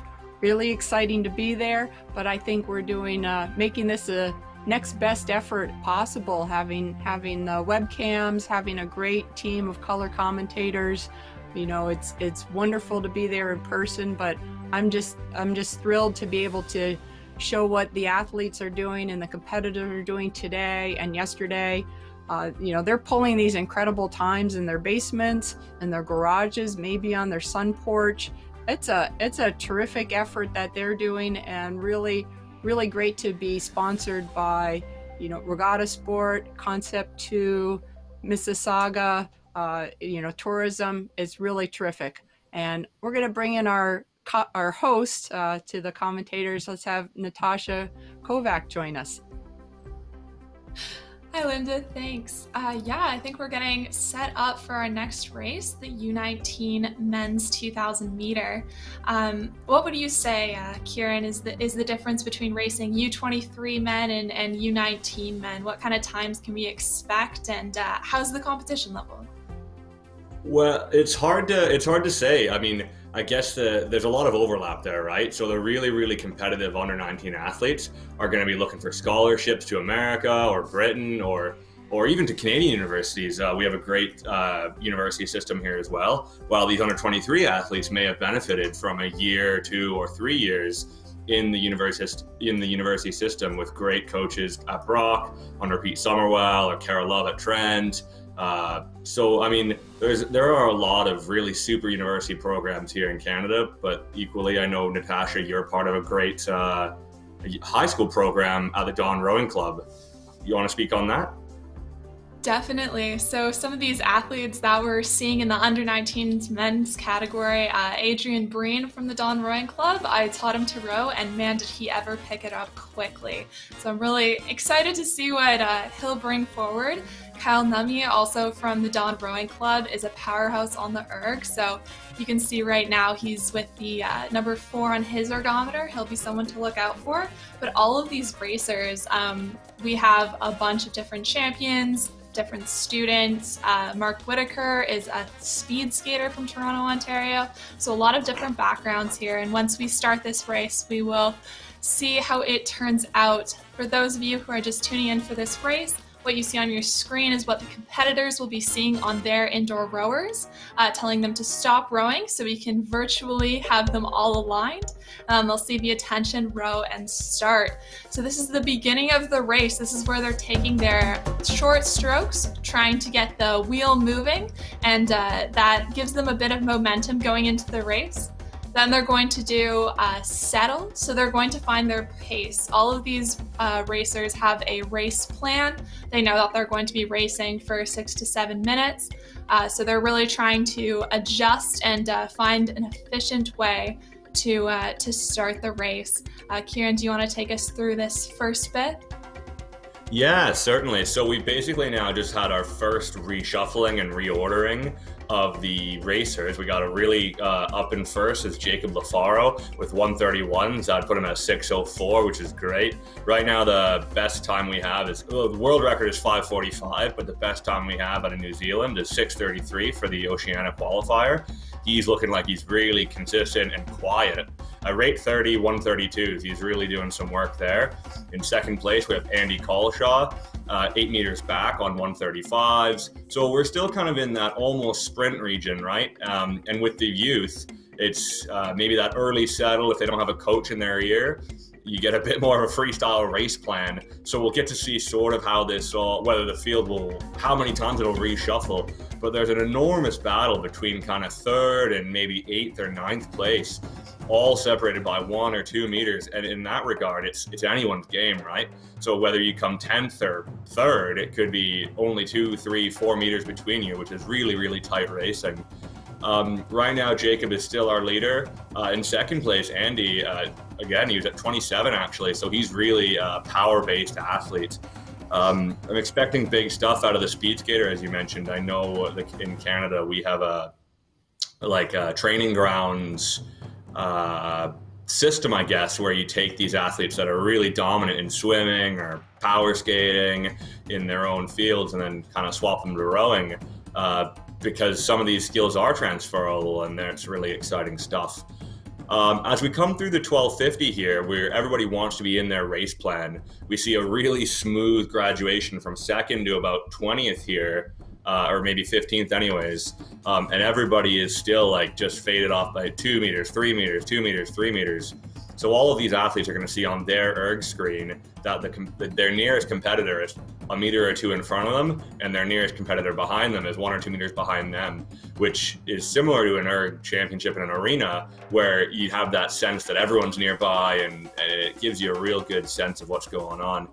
As we make our way through the halfway point here, Natasha, could you give us another update on what you're thinking, what you're seeing?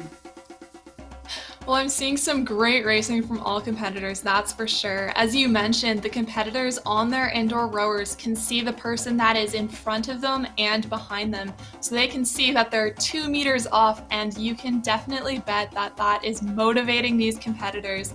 We'll see them through the 1,000. We've talked a lot about pacing, about making sure that you're consistent. But usually when you pass the halfway point of the race, you want to do a bit of a push. You want to give yourself some momentum to go into this final 1,000. At this point, they know they've done a lot of work for this race, and they know if they stay strong from the 1,000 meter mark to the 500 meter mark, they have a great chance of sticking to their race plan, breaking their personal record, whatever they're planning on doing. So in first, Jacob Lafaro from Canada is having a great race. He's from the Cambridge Rowing Club in Cambridge, Ontario, Canada. And it's a very small rowing club, so the fact it's generating such a great, not Jacob Lafaro, that is my mistake. He is from St. Catharines. So it's great to see that a St. Catharines athlete. They have, of course, the Royal Canadian Henley course. They're doing a great job producing athletes. Next from Great Britain is Michael Sumner. So 47 back from Jacob Lafaro, but still in that qualifying position, and that's what's in his mind right now. He can see he's 5 meters ahead of Kyle Nummy, so that's going to be a great race coming into the final, and not to be forgotten is Richard Ham. all of these athletes within 10 meters holding very similar splits right now. On the right side of your screen, we've got 132, 138, 136. So they're definitely juggling around, but they've just passed the 500 meter mark. So if we look at these rates, we see a 34, a 31 by Michael Sumner. So he's keeping it low and consistent. Kyle Nummy is bringing it up to a 37, which is a very high rate. So he started his final sprint. He has his sights set on that second qualifying position. Kieran, do you want to talk us through this final sprint? Yeah, absolutely. I just wanted to draw everyone's attention to the Ecuadorian gentleman, Sergio Chavarria. So he's kind of in this 7th or 8th place, I guess. But what he's been doing for the last, well, for the whole race really, is what we would call negative splitting. So he was kind of in 10th or 12th or 13th because he started as he meant to go on. And now so he stayed at these 136s, 137s. But then as everybody else has almost fallen off the pace, Sergio has climbed the leaderboard from Ecuador. So that was, I mean, that's a really good example of, well, good erg kind of pacing and knowing your body really well. So there he goes again. He's gone up one more position and we might see, so he's under splitting Stanley Zolik from the USA. So he may continue to climb the leaderboard. If there's a bit more race left, maybe he'll be in that kind of top 5. So that remains, well, we'll see. A really good tussle between Michael Summers of the GB and Kyle Nummy of Canada, 77, 79 meters, 2 meters between them on 136s, 137s. Kyle Nummy might have some lightweight in him to be rattling around at 38s, 39s. Really, really pushing hard, looking to take the lead and finish with his bow out, his bow out in front, I guess. And as we go by, we have more tight races. Henry Voller coming across the line. Chavarria, big sprint, does come in 5th place, which is, I think, again, as I said, up from 15th. Andrew Collishaw, Richard Ham, Alex Korshnikov coming across the line now. Andrew Whale, Adrian Breen, I think you were mentioning, from Dawn Rowing Club. So it's great to see a little bit of, well, lots of Mississauga representation. Riley Poot, Kai Partel, coming across the line now. Really, really tight, eh? So, I mean, first sort of had that lead from the beginning and held on to it, but then everywhere else we have only meters and just barely seconds between these athletes. Thomas Graves coming across the line, Sean Kapoor having finished just there. We have 3 athletes left. Ian Doctor from America. We had a bit of a headshot of him later. He's got a really nice looking Hudson USP. So he's coming across with a 50 meters left, excuse me. Ryan Matheson coming across with about 150 meters left. So now they're just looking to finish, complete. This is really good scores. 6:10 from a junior is great. Really, really impressive stuff. I'm sure the St. Catharines coaching staff will be really pleased with that. A lot of those coaches are volunteers, and so this is, I'm sure they'll be thrilled with the young athlete kind of coming up and doing such a great job, especially if he's going away to university next year. Michael Sumner, I'm not sure what time it must be, I guess, midday for him, so he's maybe sitting down to dinner after this. But really good, and that's Ryan Matheson across the line. So really, really strong competitors all the way around. Natasha, do you want to have a quick recap? Definitely. So if we looked from, I think, 5th to 7th place, they were separated by mere seconds. What we saw at the beginning of the race, where everyone was separated by a few meters, continued throughout the race. So that was super competitive. Everyone was giving it their all. So very impressive. Ryan, I believe we have some social media posts if you'd like to take us through those. Sure. Linda Dundas, faces behind the scenes at the CIRC. Way to go, Linda. Doug Rourke tells us the great day of racing at the Canadian Indoor North American Qualifier. Amazing work and so inspiring. Thank you, Doug, and thank you to the athletes.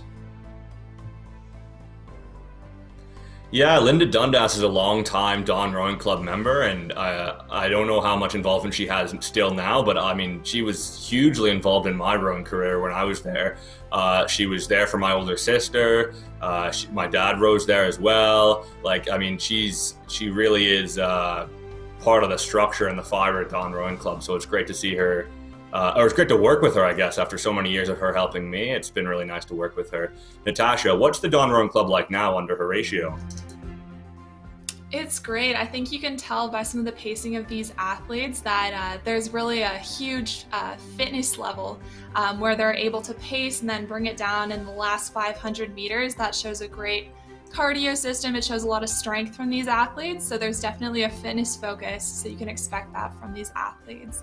I believe we do have a video coming up that we can show now.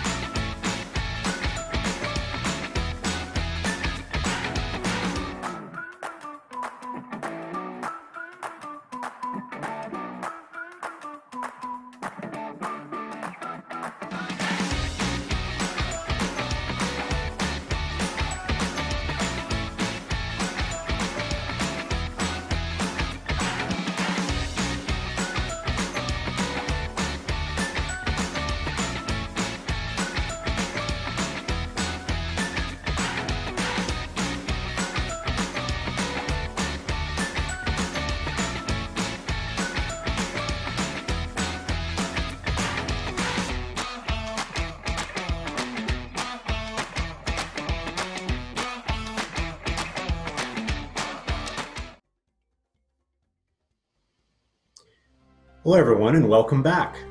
I'm Ryan, and I have the privilege of being with Nancy Storrs and Natasha, and we'll be doing the Under-19 Women's 2,000 meter race. So we have 33 competitors, quite deep, 2 countries represented, and we have a great diversity, everything from new rowers to people who've become first in Under-19 championships. We also have last year's Under-17 women's racer, now aged up into 19, and we also have the Under-17 lightweight champion from last year. So Nancy, it's going to be a great depth and a great diversity of oarsmen. Can you speak to that? I'm really looking forward to some of these Under-19 rowers. I've been coaching some of them recently, and it's impressive to see how fast they've developed. They're focusing on technique. Some of them are thinking maybe about university later on. But Under-19 is such a huge field and very competitive. And I think we'll see a lot of very good strength from some of these rowers. We do have mainly United States and Canada. And in fact, I think, as I say, when I talk about Canada, I think they're mainly from the east and west two coasts. We've got a few from the United States, and they seem to all be from New York State. That seems to be the hot spot for U.S. rowing. Long Island and New York. We're going to see what they can do in this race. It's just those 2 countries, though, racing here. We've got Danielle Kavashaw, who is expected to race, but she was in the 500-meter race yesterday from Zimbabwe, and she won that race, so she's no longer in it. But we've got Tegan Orth. She was 3rd last year at this event at the Canadian Indoors. Anna Palmater, one of the locals, she won the Under-17. So we've got a pretty strong field. We've got a few who've actually competed, and they show in their bios, they're showing their results at the high school championships. Well, the Canadian Secondary Schools Regatta is normally held the beginning of June in St. Catharines. So everybody's starting to think about that to get ready for their season ahead. And I think, all of these high school rowers, and I believe they're almost all high school, they missed last year's season. They're starting to think about this summer season. And I think they really are hoping that we're going to be on the water and able to race in the spring. So what do you think, Natasha? I definitely agree. I know there's a sense of competition in every athlete, especially with rowing, whether it's outdoor or indoor. And I think they're really excited that this Indoor Rowing Championships is happening, even though it is virtual, as you can clearly see by the vast number of athletes we have in the category. I just want to speak a little bit about the transition from under 17 to under 19. For our viewers watching, those are our age categories. And when you transition, especially at the younger categories, so the first category is under 17, that's where you have a very eclectic mix of different people at different stages. Maybe they've come from a different sport. Some might be as young as 14. So we have quite a mix of different rowers. And then when you go to the U19 category, after you think you have everything filled out, there are still rowers joining in the U19 category. Some might come from swimming as a popular sport or a variety of other sports. And there's a whole new set of competition. So just because some athletes have won in under 17, they'll definitely have a big challenge when they come to under 19. Nancy, do you want to start us off for this race as they prepare to begin? Sure. A number of these rowers are, as I say, they're local high school rowers from the, many of them are from the lower Ontario area, but then we've got a number from out in British Columbia as well. So we're really going to see a good start from this race. I think most of them have been training quite seriously on the erg during this lockdown. It's been hard because coaches have had to Zoom their sessions. They've had to really hope that they can keep people motivated to train hard. And it looks like we've had a false start. Number 27, that was Lauren Tiggart.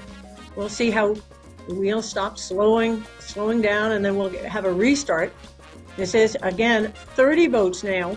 We had a few votes that, don't forget, we have the preliminary entry of 33, but sometimes people don't show up on the day of. It may have been that they've gotten sick or their connection wasn't good, or there's some other problem that they've found that they're not ready to race. So we're down to 30, and that's okay. We've got I'm sure there's a pretty good field, and those who missed it are going to miss out on having their opportunity to race everybody else. This is such a great experience to be able to be in your own home and still feel that you're racing everybody else.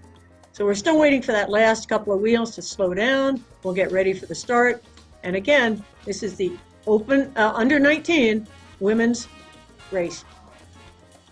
And it looks like we're getting very close to the start. I'm looking to see how well these people pace themselves. There's a lot of experience now at this point. By under 19, most of them have rowed for a few years. Some of them have rowed for 4 or 5 years already. And I'm going to really be interested to see how well they can get into a rhythm and stay consistent through the middle of the race. And we've just had a start now, and we're going to wait for that to start settling out. Yes, it is 2 screens, and the second screen will actually merge into the first as they there we go, as they go through that 100-meter mark, and then they all sort out. So as you can see, number 24, which is originally on the left screen, is now over on the right. It is evened out as the pacing. Leah Ross in the lead, followed by Ellie Sousa, Paige Law, Ella Barry, Kate Sirus, Zella James, and Anna Pametter is moving up. She was one of the previous winners from 2020. We're going to see how it paces out now. They're starting to settle into their rhythm. Still around 30 strokes a minute. Anna's still up at 35, so we're going to see if she can lengthen out a little bit. And now they're trying to find their rhythm. Most of them trying to be about a 150, 152. And let's see if they can lock into that number. They're starting to really think, okay, I've got to be consistent. I've got to breathe. I've got to find my focus. Whether it's focusing on the leg drive, whether it's focusing on the shoulders or the arm pull or the swing. Each one of them has their own focuses that will help them. Over to you, Natasha. Thanks, Nancy. So we see quite a race developing. Like with the U19 men, everyone is separated by a couple meters. If you look at Ellen Marion, and we just had a switch, Tegan Orth, Hannah Elliott, Ellen Marion, and Shelby Lake, they're all within millimeters of each other. You can see their splits are very similar at a 153, going up to about a 155 now, but we definitely have a lot of races within races. Anna Paminter has just switched into first. So this is our under 17 winner from last year. She's from the Dawn Rowing Club, and I can attest she is a very strong athlete. So definitely expecting great things from her. One of her teammates is near the end of the race, Abigail Nadger. She's an incredible athlete. She's been rowing for 4 years, also just moved up from the under 17 category. And you can see there's a tight race at the back here. Within a couple meters is Nyla, Ellie, Abigail, and Maylee. So they can see that they're just 2 meters off their competitors moving through this 1,300 meter mark. They're definitely looking to stay competitive in this race. But it's Anna Paminter who is 1 meter in the lead behind Ellie Souza. So we already know this is going to shape up to be a great race. 2 meters translates to tenths of a second.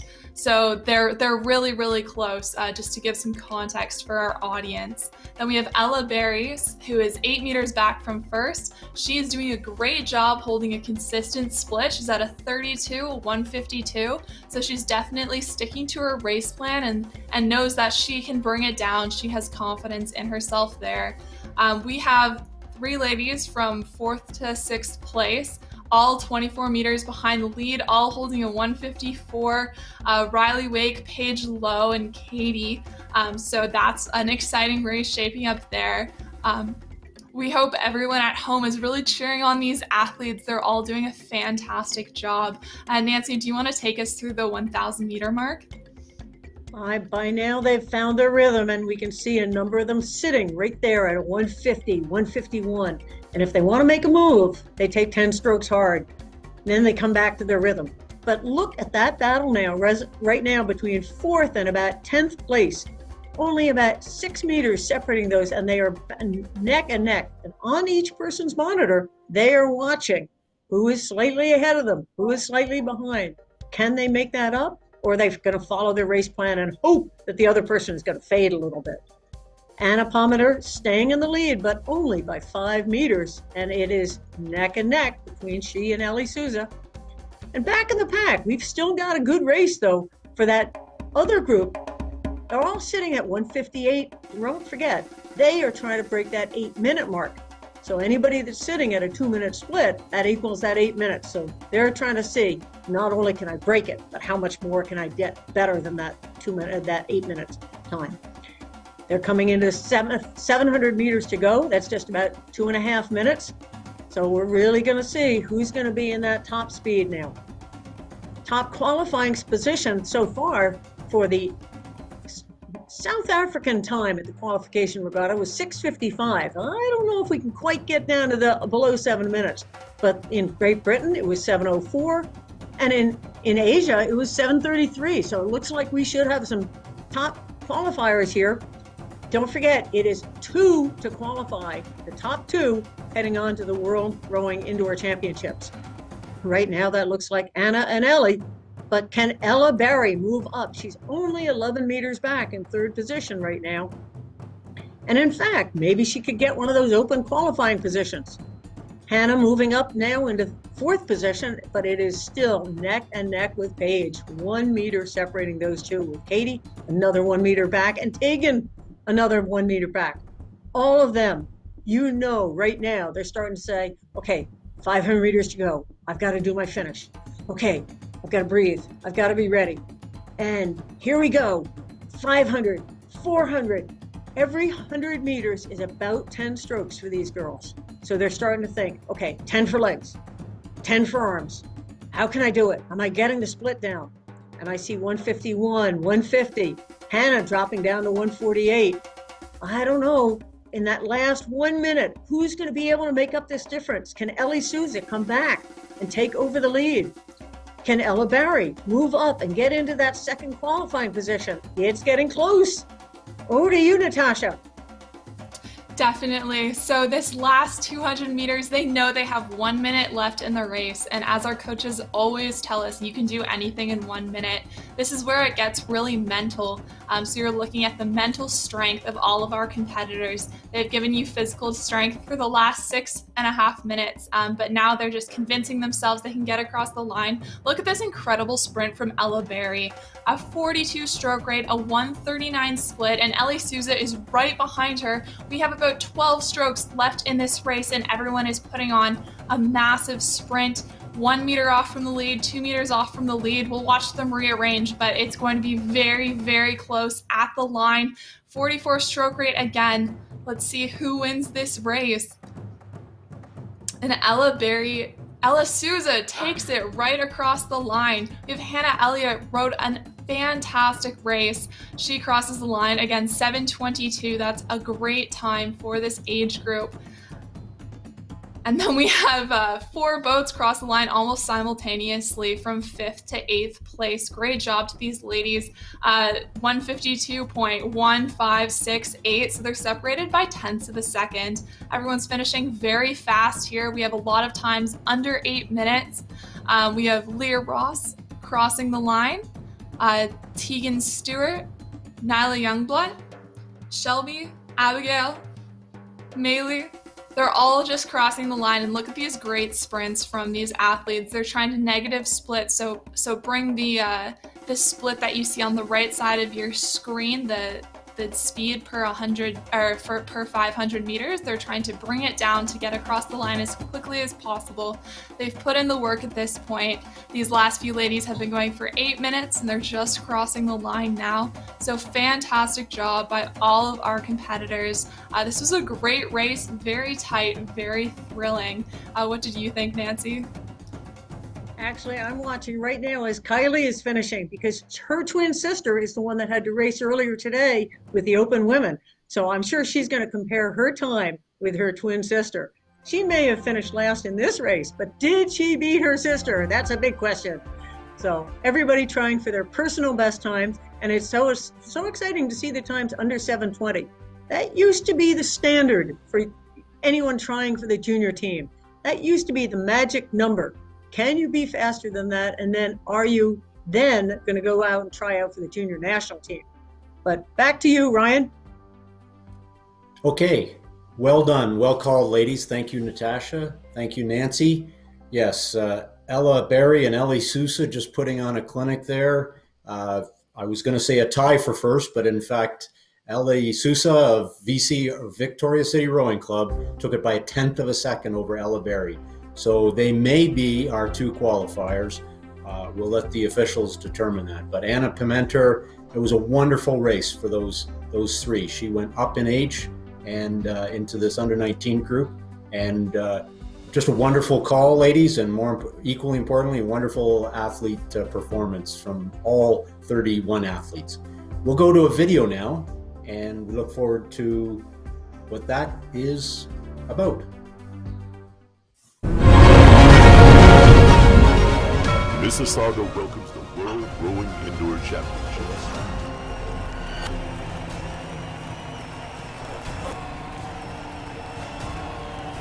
Sitting up. Get ready.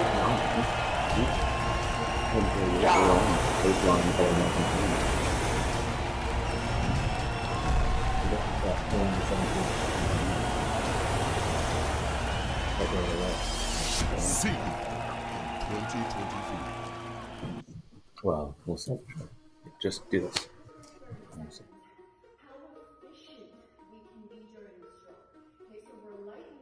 The upper body. That doesn't mean that we're letting go of our connection or letting go of our power. Take your time on our recovery. 2 more. 1, 2.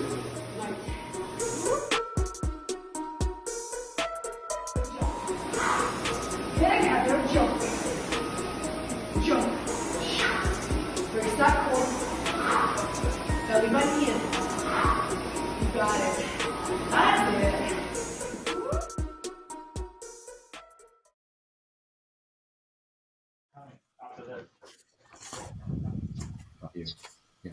And welcome back. It looks like we've had some fantastic racing so far. In fact, did you watch that Skullhouse video? She has a fantastic organization here in the Toronto area to show off technique, to have erg classes. She does a great job there with that Kristen Jeffrey. Mark, what do you think?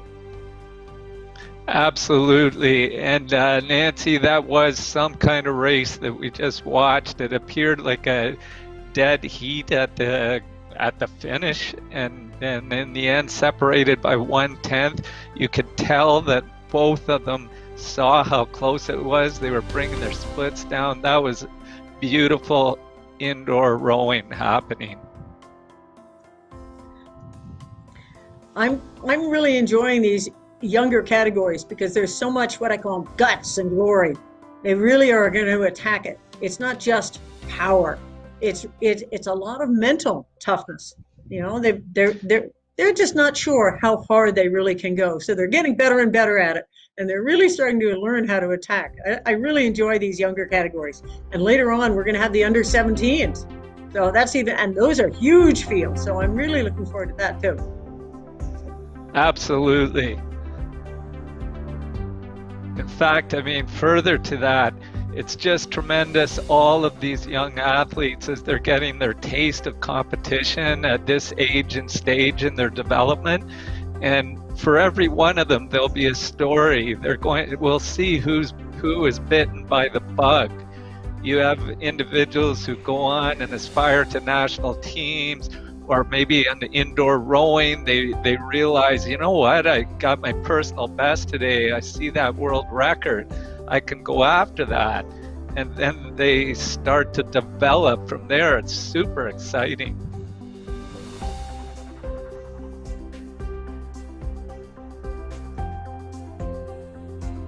We were originally going to have a video with Al Morrow coaching his showing technique, but you know, we can talk about it ourselves, I think. If you've been watching some of the live webcams or watching that Skullhouse video, you can really start to learn the technique. For those that aren't familiar with the sport, we have a lot of spectators who are not the rowers, but they're the supporters or the parents or the family members or people who would like to get into rowing. And this is a chance for them to sort of see what the technique is, what muscles are used, how to approach it, not just how to race it. This is a training tool that can be wonderful for anybody who's trying to get exercise or even rehab from an injury. It's the kind of thing where you can go online, and Concept2, in fact, has videos online, and their website is fantastic for giving workouts or all kinds of information. So this is an opportunity for anybody who's interested in trying the sport of rowing to learn more about it. Where did you start, Mark? You know what? We're just getting a little advice in our earpiece. I agree with your observations, Nancy. And it's apparent even when you go to the webcams and then you flip back to those tips and so forth. There's a lot of technical finesse. Sometimes these short races are just brute power, and we saw some of the big guys earlier on. But once you actually become a student of it, it's like the shot put or weightlifting in the Olympics. There's a smoothness of your application of power that allows you to get to the next level. And with indoor rowing, same holds true. We see these smooth strokes from the big, strong guys when they pull straight through. And I think we're cutting over to the video now. Hi, everybody. I can't wait to see it. It's really nice to pass on some ideas about erg test preparation. And I'm going to review the top 8 tips that I have. I've had a long experience in both rowing as an active rower and coaching at all levels, including the Olympic Games. Number 1, begin early with your mental preparation. Practice the whole day beforehand and race simulate sometimes. Set some workouts that actually are sections of your race. So you might practice your first 500, for example. Plan your warm-up and plan your cool-down. And it's not a bad idea to do at least one practice test before your competition. So you're really familiar with how it feels and you can go over your plan. Number 2, use the monitor as an aid and an ally. Keep in mind that sometimes great results occur by covering up sections of the monitor, and this is not a bad idea to do in training. But ultimately, you want all that information it offers in terms of stroke rate, your running time, kilometers rode, and so on, and of course your pace. Number 3, plan a race strategy. Different approaches are really varied. Some people go out as hard as they possibly can and just hang on. Some people find an even pace approach works for them. And some people find a reverse even pace where they go out a little bit carefully and then pick up the pace in the latter part of the test works for them. Possibly down the road, as you become an experienced tester and competition person, even paced is the best. Number 4 is a tip from Dan Bichard. And it's how you think about the first 1K and the second 1K of a 2-kilometer test. He refers to the first 1K as you being a good planner and the second K as being a good racer. Tip 5, use supporters and make sure they have meaningful and positive cues. You do not want people cheering you on and saying things that do not help. Tip 6, set realistic goals based on previous tests and workouts. Aiming high is okay. Tip 7, make sure the ergometer is prepared. Check the ergometer is set for you. Make sure the footboard height, the drag factor, the height of the monitor, and the settings on the monitor are correct. Don't forget to tighten your shoe straps and even clean the handle off a bit so you have a good grip. And finally, tip number 8, and this applies especially for a virtual competition, make sure the room is well ventilated and cool. Thank you for listening. I hope these 8 tips help you as you prepare for your next competition and test.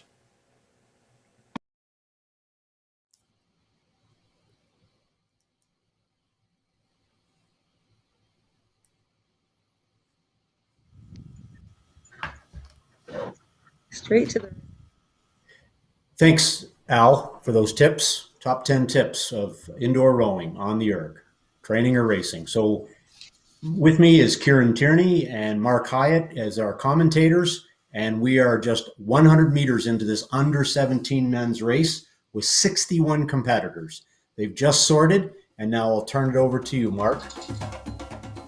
Thanks, Ryan. Yeah, right off the start, from those tips, we're into real life.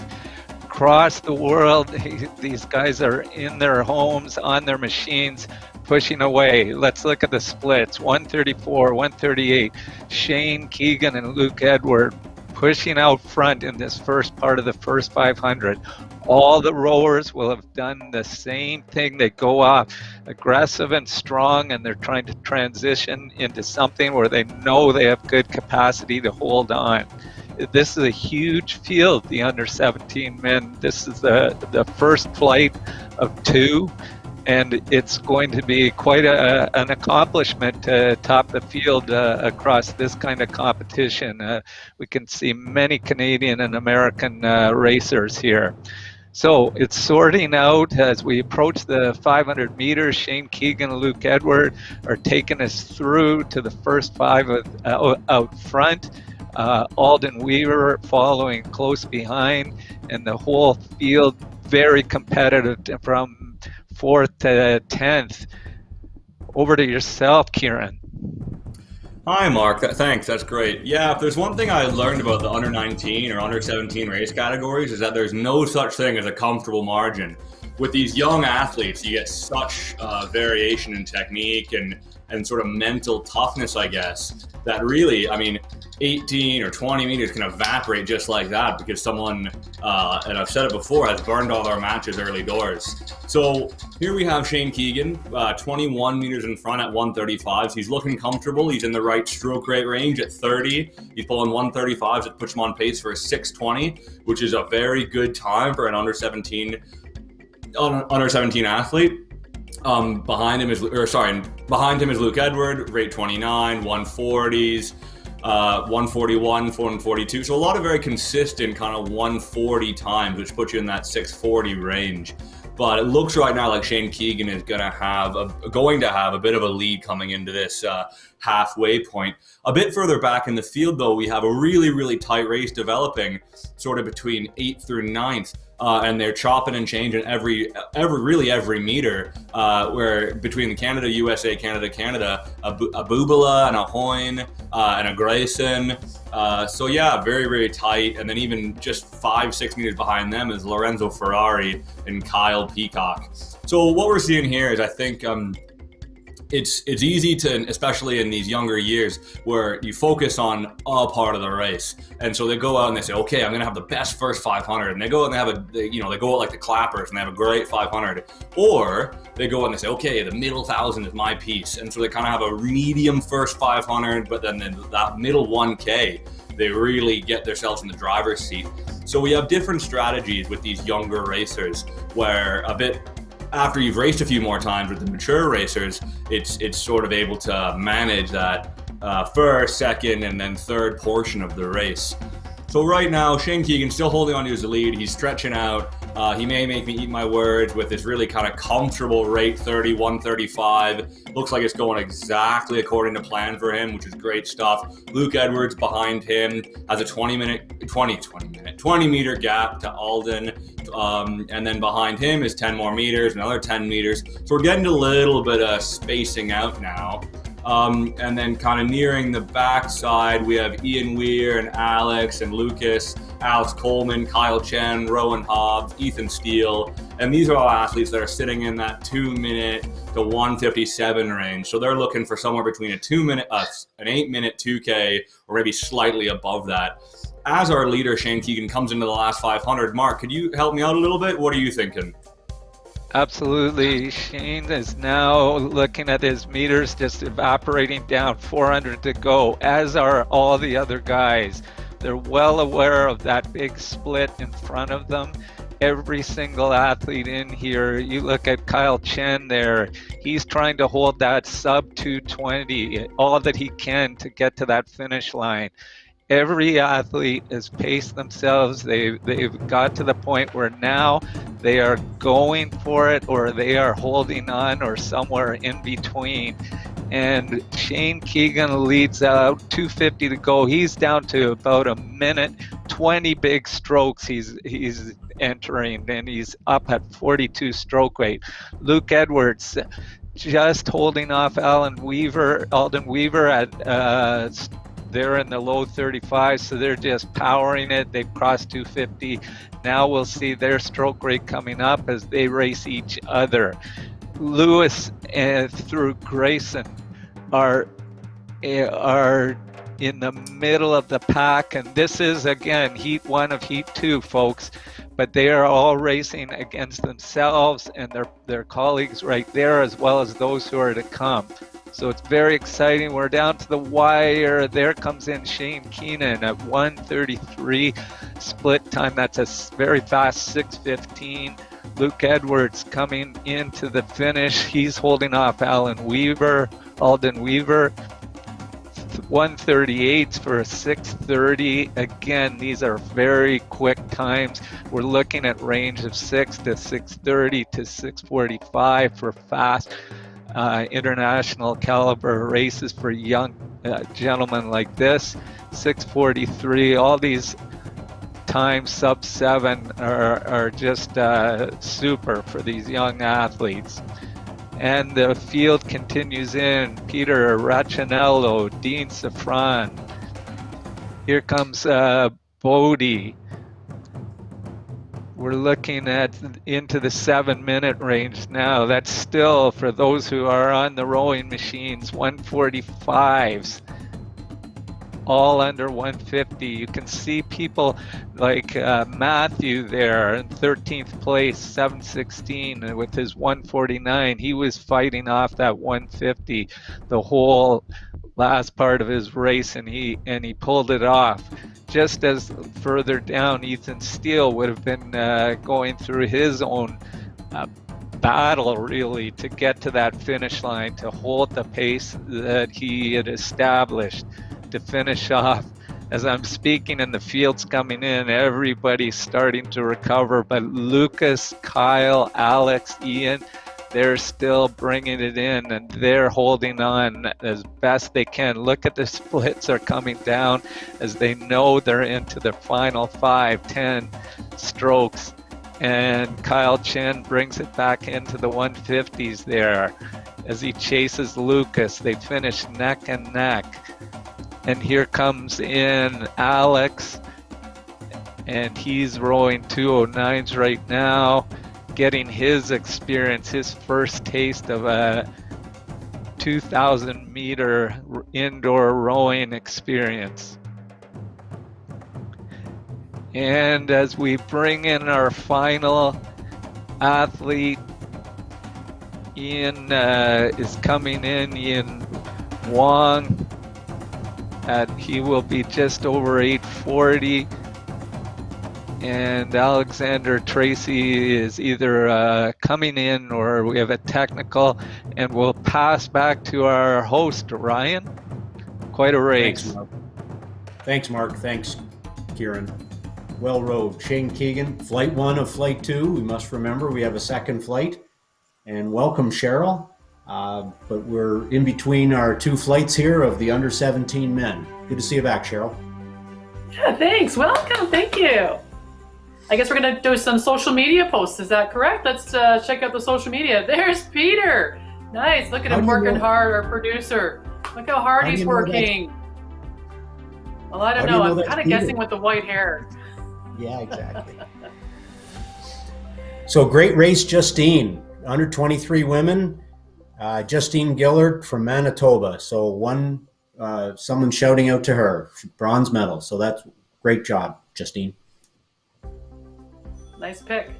Canadian Indoor Rowing Champs. Hashtag a CDN Indoor Rowing. This is posted by Diane Barr. She's watching the races from home while the snow's falling outside in Gravenhurst, Ontario. Good luck to all competitors and race as fast as you can. Nice to come away with a win. I don't see who it's posted by, but nice with a win in the under 23 heavyweight men's category. First place to Sam Stewart, if I'm looking at that. That's when our age is catching up with us, hey Ryan? I mean, we gotta have these goggles on so that we can see things. It's like, Look at the hashtag on the screen, folks. Results at www.canadiancdnindoorrowing.org or hashtag cdnindoorrowing.org. Posted it on Instagram. Tweet out your tweets. Get your pics up on Facebook. Let's see how many people are watching. YouTube, search engine, Canadian Indoor Rowing. Let's watch live feed, which is the best, right? Agreed, Cheryl. How's your day going, Cheryl? My day's going fantastic. How about you guys? Very good. So we just had Kieran and Mark Hyatt do the flight 1 of the under 17 men, and they'll key us up shortly for the second flight. You got to remember the depth of that was 61 racers. So we saw 30 just go off, and we had one gentleman do a 6:15. Almost had a second gentleman do sub 6:30. He was 6:31. That was Luke Eward of the United States. But Shane Keegan at 6:15 will certainly be our leader out of flight 1. So he'll be the man to beat for that qualifying. There's no qualifying positions out of the under 17, but we will see very competitive racing. They'll have knowledge of Shane and Luke's efforts and performance, so they'll be looking to gun for that, no doubt. Mark, you've joined us again. Yeah. Mark, you've joined us. Sir. Agreed, Ryan. I think the second tier, they'll definitely have eyes on how those finishes happen, as will all their coaches. I think every one of those athletes has a coach in their corner, and they're getting into their seated position on that indoor rower right now. Watching them with a big race like that, it just makes your palms sweat, I find, just watching it. Just imagine being in this one. So here we have the under 17 men. The finishes. So from the first flight still, time to beat, Shane Keegan, Luke Eward, and Alden Weaver in places 1, places 2, and places 3. So those are your podium finishes from the first flight: Shane Keegan, Luke Ewart, and Alden Weaver.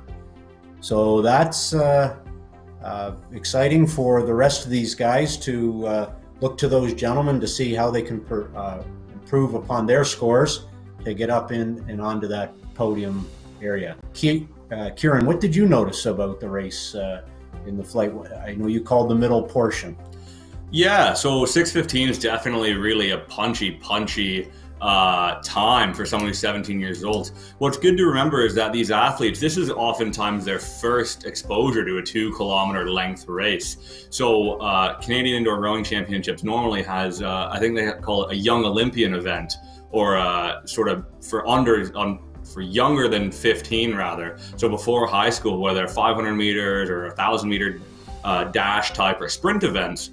So under 17 is really the first time that you could be introduced to this 2,000 meter distance, which certainly is a different beast between the 500 meter distance and the 2-kilometer distance. Certainly when you're that young, it makes a difference.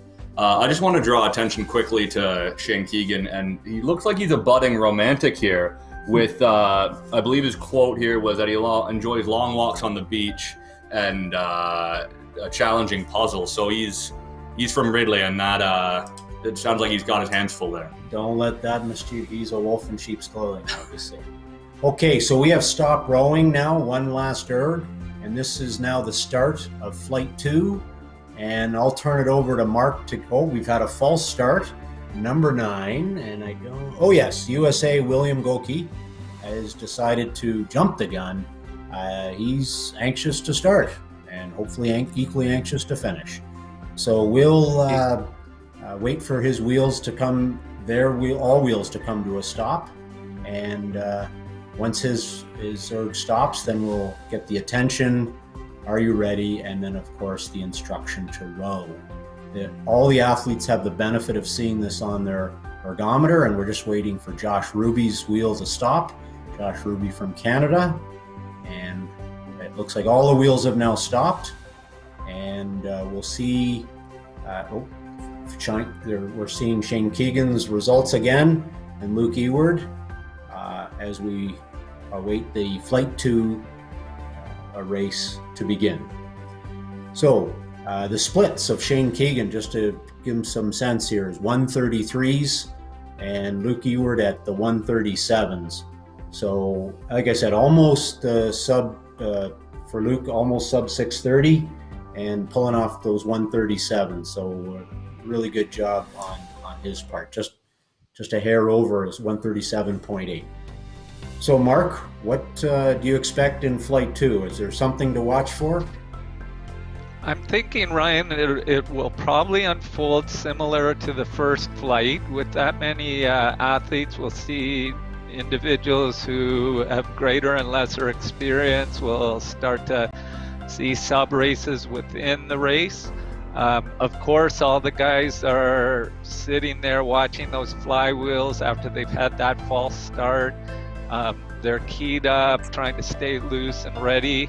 It's a rather normal phenomenon with a big group of racers, isn't it? You're just lined up and somebody says boot, and you're almost ready to jump, and you hit that first stroke, and next thing you know, everything has to recalibrate, and the racers all get ready again.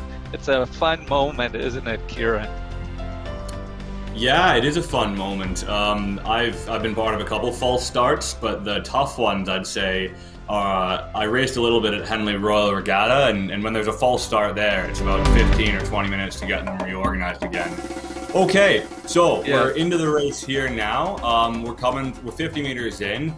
Power's going down with these 17-year-old athletes. The athlete I'm watching is this Mr. Califano.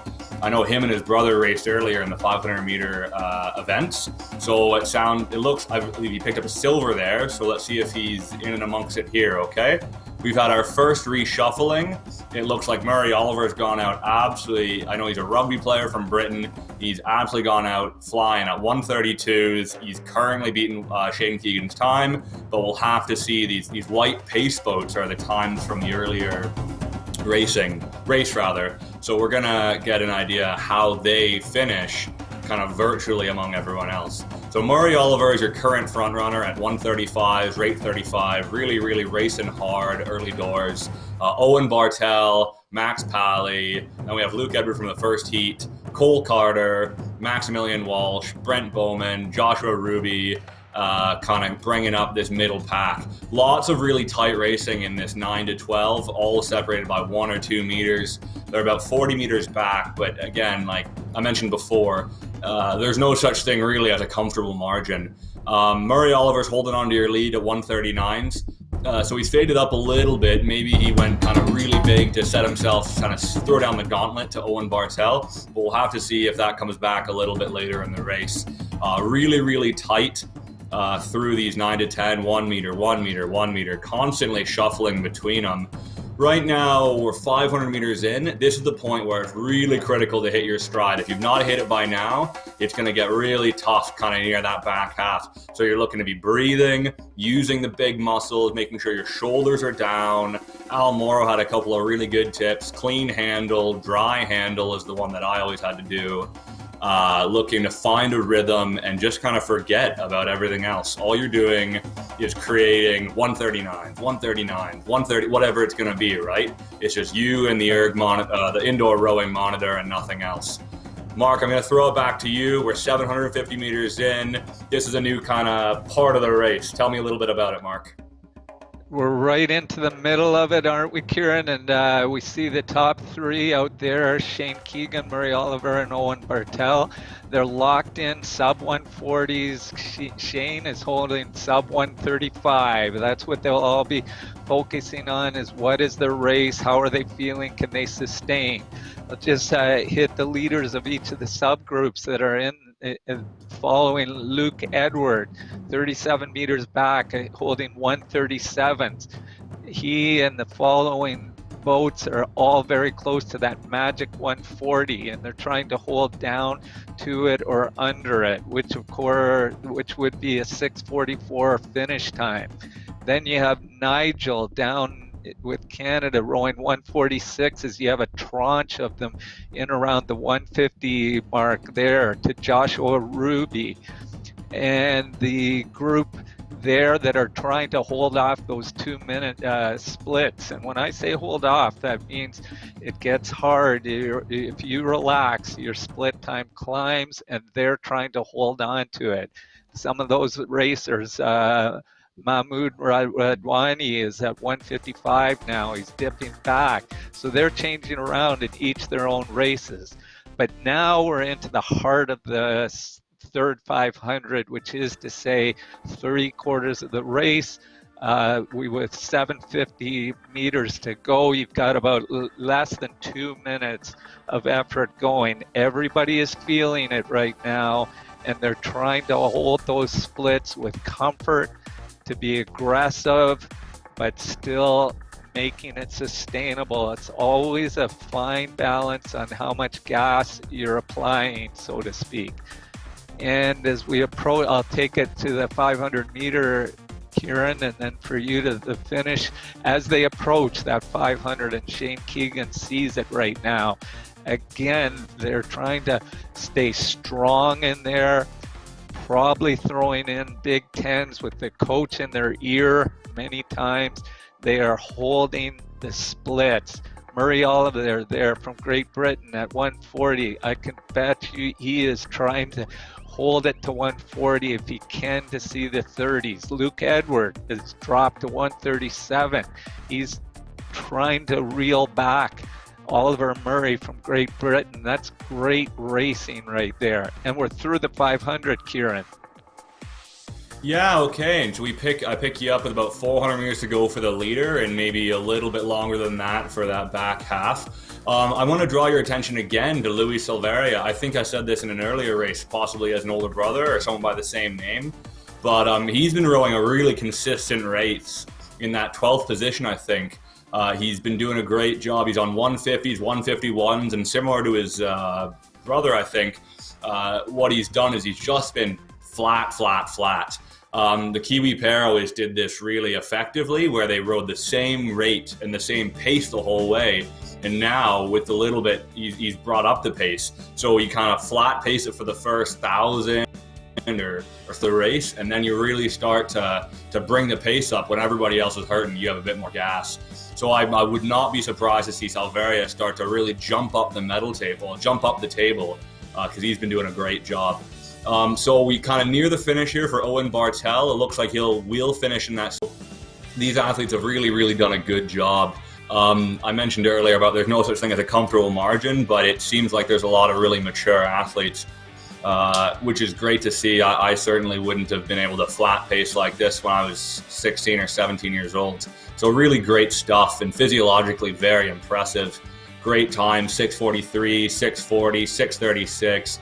We have a reshuffling of the times here, and right now in this heat, Cole Carter's finished 3rd, Max Pauly's finished 4th, Brent Beeman's finished 5th, Maximilian's going to finish 6th here. Really great stuff. Luke Zaslow's lighting it up at 50 strokes per minute, just humming along. That's great to see, really driving to the line from America. Leo Biancello coming across 7:15, 7:15. We're now going to have all these athletes sort of finishing in a line, really, 150s, 147s, 148s. So 7:20, 7:22. Simon Whitaker's coming across the line now, 7:27. John Liu coming across the line with 7:30, 7:31, 7:31 again. Really tight, eh? So 7:30.8, and then 1 second later, you have 4 entries all the way to 7:31.7. So really tight between Califano, who I know has raced 2 other times, Ethan Good, Mahmoud Radwan, Henry Davison. Mark, you spoke earlier about getting comfortable. I think what you told me when I was a little bit younger was you said you got to get comfortable being uncomfortable. And I think that's really a great example here, where it's not going to feel nice very often, but you have to grow. I guess what you mean is comfortable in the middle part of it, of that exertion and that effort level going up and up, right? Is that what you mean, Mark? Yes, Kieran, I'm flattered that you recall that, and yes, indeed, that's how I see it. You need to expect when you're racing hard that there's a difficulty factor, and all your training to achieve your personal best is built around that. So you do, as we heard Al Morrow say, you pick certain parts of the race that you practice, and you get used to what you're going to do your steady race pace at in the middle, but you also you prepare for the sprinting and all the rest of it. But that piece in the middle, the second 500 and the third 500, you almost have to get a mindset, I think. You're welcoming the discomfort. Here it is, and then time to deal with it, because you know what? All those other athletes that are in there with you are feeling the same experience. It's almost a bonding moment at that point, Kieran. That's right, Mark. Well described, well asked, and we all have that experience as now these athletes, as they go up through the ranks, under 17, under 19, under 23, will develop their, as you say, Mark, tolerance to that.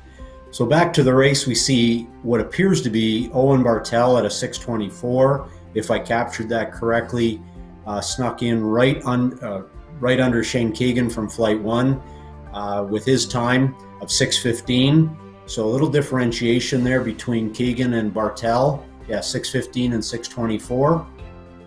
But that would be the qualifier. So one from provisional qualifiers, one from Flight 1, Shane Keegan of Canada, and one from also Owen Bartel from Canada at 6:24.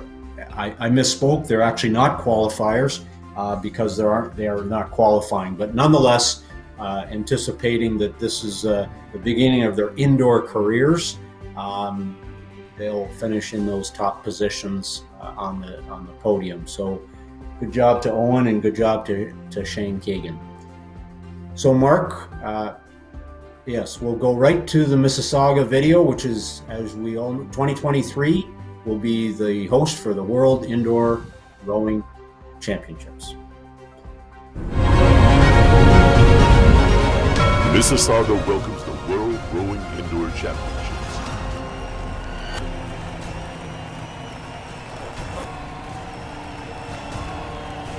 Getting up. Get ready. Jog.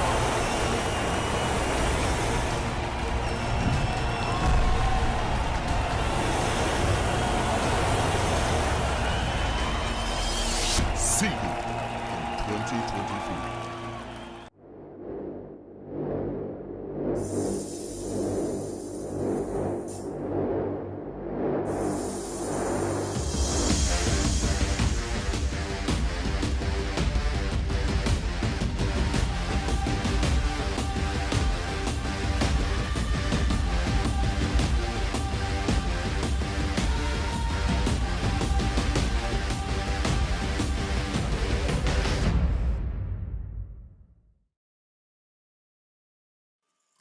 So World Rowing Indoor from Toronto, Mississauga, and the Concept2 videos showing the various different types of equipment, everything from skiing to swimming to biking and to rowing. So here we are with some social video. Peter Cookson, or actually behind the scenes at CIRC. And there we have Sue Kitchen doing her thing, respecting protocols. Thank you, Susan. Podium team is happy. We have, they're all hard at work evaluating the times and making sure they're official. And we thank you for doing that. Without the podium team, we don't have that. So Cheryl, welcome back. We just saw a great World Rowing Indoor video for the host, Toronto, Mississauga in 2023, as well as a Concept2. And under 17 women is now live. Over to you, Cheryl. All right, so commentating on this race, we have Linda and Natasha, who are commentating this huge field of 74 young women in this race. I'm going to turn it over to Natasha to start calling the race. Thanks so much, Cheryl. So as you can see, we have our under 17 women's 2,000 meter race. Right now, they've just done their first reorganization. We can see Reese Logan is out in front, holding a 1:46 split. She's probably just finished her sprint from the beginning of the race. Again, we have a tight field of athletes. From 22 meters behind Reese Logan, we have Riley Mullins, and then everyone else seems to be within a couple of meters behind her. I'll just remind everyone that the U19 women, the next age category up, the winners were a 7:16, 7:16, and 7:18 for the top 3 spots. So that's around a 1:50 time. These ladies will be a bit younger, so they'll be around a 1:55. We can see them start to get into the middle of the race, crossing the 1,500 meter mark. So they've done the first 500. These are mainly newer rowers, so they're definitely going out a bit hard here, and you can see quite a bit of organization between all of them. The numbers on their indoor rowers that you see going across the screen, those aren't reflective of anything except for their number of entry in the race. So what you see is the order that they're in. So it's currently Reese Logan in first, just by 1 meter at this point. Autumn Crow has now moved up to first. And Linda, why don't you take us through this middle 1,000 of this race? Thank you, Natasha. This is really a tremendous race. This, for our viewers at home, this is our largest event of the regatta. We've got 74 competitors and they are split into 2 flights. So we are watching flight 1 of 2 here, and all of these times will be compared to the second flight coming up immediately following this. Among these 74 competitors, we have representatives from 5 different nations: Canada, the United States, Costa Rica, Ecuador, and Australia. And while Australia is not eligible as a qualifier from this regatta, Mignana Bishop, who is the Australian competitor, has roots in Alberta. So I think that that's probably why she's entered here. She's got extended family in Alberta, so that makes it fun for everybody, because it's got to be pretty much the wee hours for her to be competing in Australia right now against all these racers. The race is starting to really settle out. The athletes are finding their rhythm. They're coming into just about to the halfway point. We see a variety of stroke rates, some on the lower end of things in the 25, 26 range, all the way up into the low 30s, which is tends to be the upper range for this age group. These women are all under 17, so it's quite a young group. Not a lot of racing experience among them, and all of our notes on them show that they're coming from different sporting grounds. We've got softball players, swimmers, ice hockey, tennis, judo, all sorts of interesting backgrounds. And then many of them found rowing when they moved into the high school age group, and that it became available to them through both flat water rowing and on the indoor rowing machines. So right now, a great race for first as we're into the second half of the race between Maya Marshall from Canada and Autumn Crow from Canada. They are in the 156, 157 splits. So we're looking in the 740s kind of range for their final times. So you can see, since it's been just over 4 minutes, they have about 3 more minutes to really keep powering through. And that 1 meter margin is really, that's nothing you can count on, whether you're on the water or you're on the indoor rower. So they are just pushing back and forth. Marshall and Crow, high stroke rates, 33, 34. Going through the field, it's just, they're only 13 meters ahead of the rest of the field. And with 700 meters to go, there's still a lot for everyone else to be able to move through on this indoor rowing race. Malari Jones, Hannah Bates, we've got some great races. Brooklyn Schwab and Ava Semeniuk are only a meter, not less apart, racing each other. So many races throughout this bracket. Looking down a little bit further on the scale, we've got Leela Tiku, Willow Zonev, Reese Logan, Fiona Porter. They're just sitting there together, just side by side going through, and they can see on their monitors it's going to be flickering up who's ahead, who's behind, how far the lead rower is, and now we've got Maya Marshall has fended off that charge from Autumn Crow, and now the race in this flight for second is a barn burner. It is on fire. Malari Jones and Autumn Crow are exchanging the lead for that second position, back and forth. Notice the contrast here. Malari Jones rowing at a slightly lower stroke rate of 26 strokes per minute, but holding that 155 pace. She's actually going faster than the lead rower, Maya Marshall, who's holding 158 splits. Autumn Crow put on a big push. She may be paying the price right now for that, but this is the way you race, to be courageous and go hard until the end. Again, some very close racing. We've got another little clump of racers. Sophia, Julia, and Clara there are within a couple of meters in about the 8th, 7th through 9th, 10th place.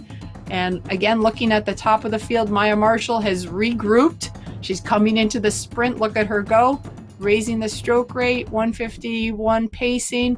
Malari Jones, so much power per stroke. She's generating as much power at 26 strokes per minute as Maya Marshall is at 36, 38 strokes per minute. So folks, we're seeing a great contrast in rowing here.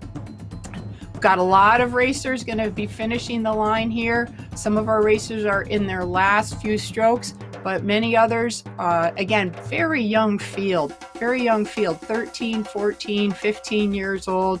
Many of these competitors, it is their first time at an indoor competition, and quite a few of them have only picked it up in the last few months. And here we go. What a great result there. 736.3 for Maya Marshall, 739.2 for Malari Jones.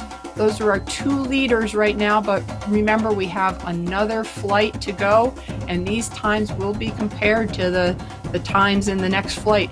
That's one of the beauties of indoor rowing, is that we can compare times from one race to the next.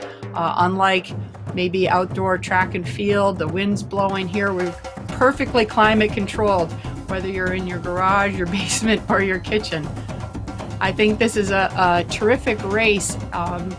Let's, Natasha, why don't you take us through this end of the race here and tee us up perhaps for the next flight about to start. Definitely. So we see our last few racers crossing the line, and just know the effort that these ladies are going through.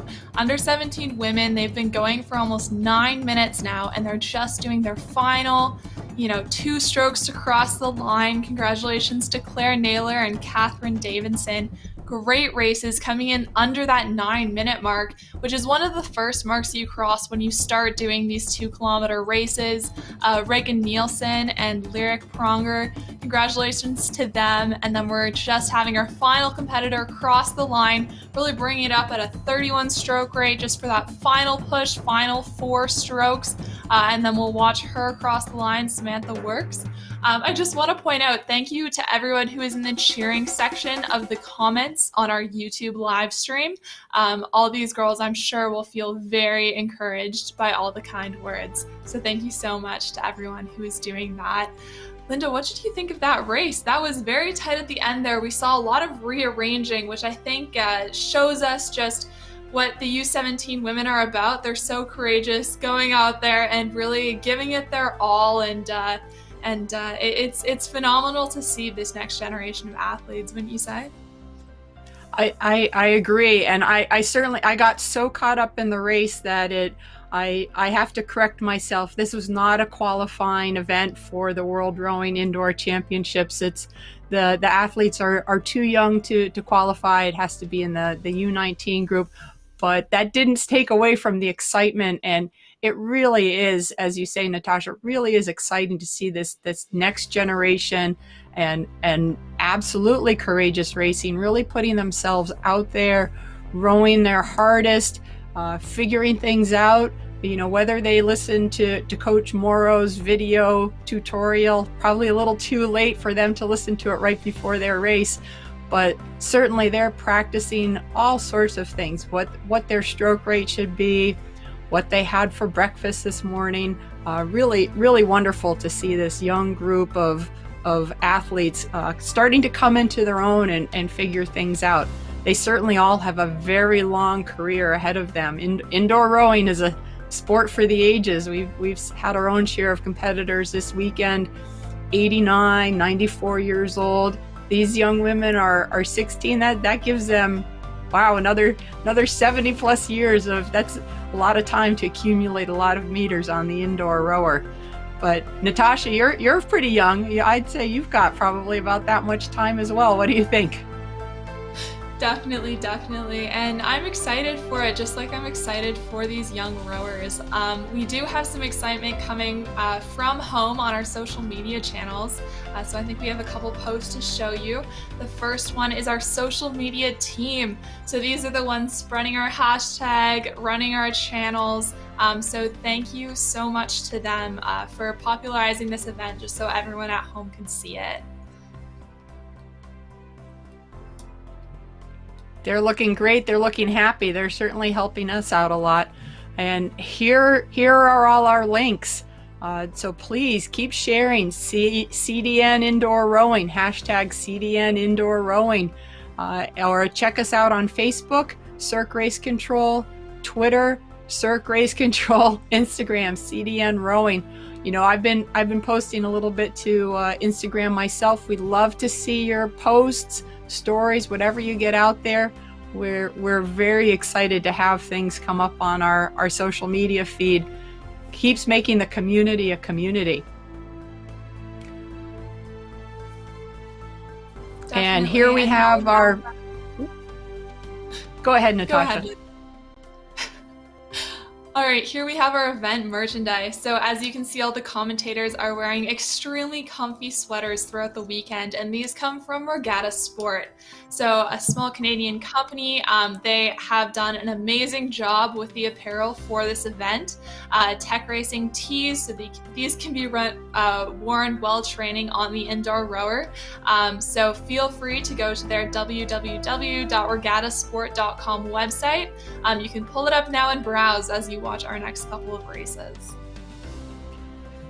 Coming up next, we have another short video clip from Out of This World. We have our NASA Space Agency video with rowing in space. I always love to see that. Fascinating where you can row.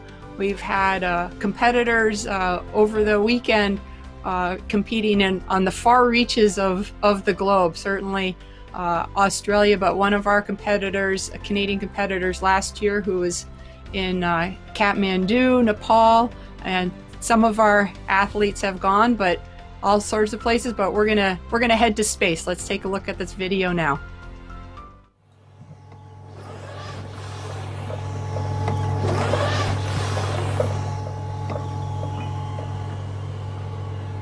Hi, I'm David Saint-Jacques, Canadian Space Agency astronaut. From on board the International Space Station, I want to wish all Canadian rowers a great season and best of luck to the elite of rowers who are pursuing their dreams towards Tokyo 2020. I can't wait to be back on the water this summer. Bye-bye.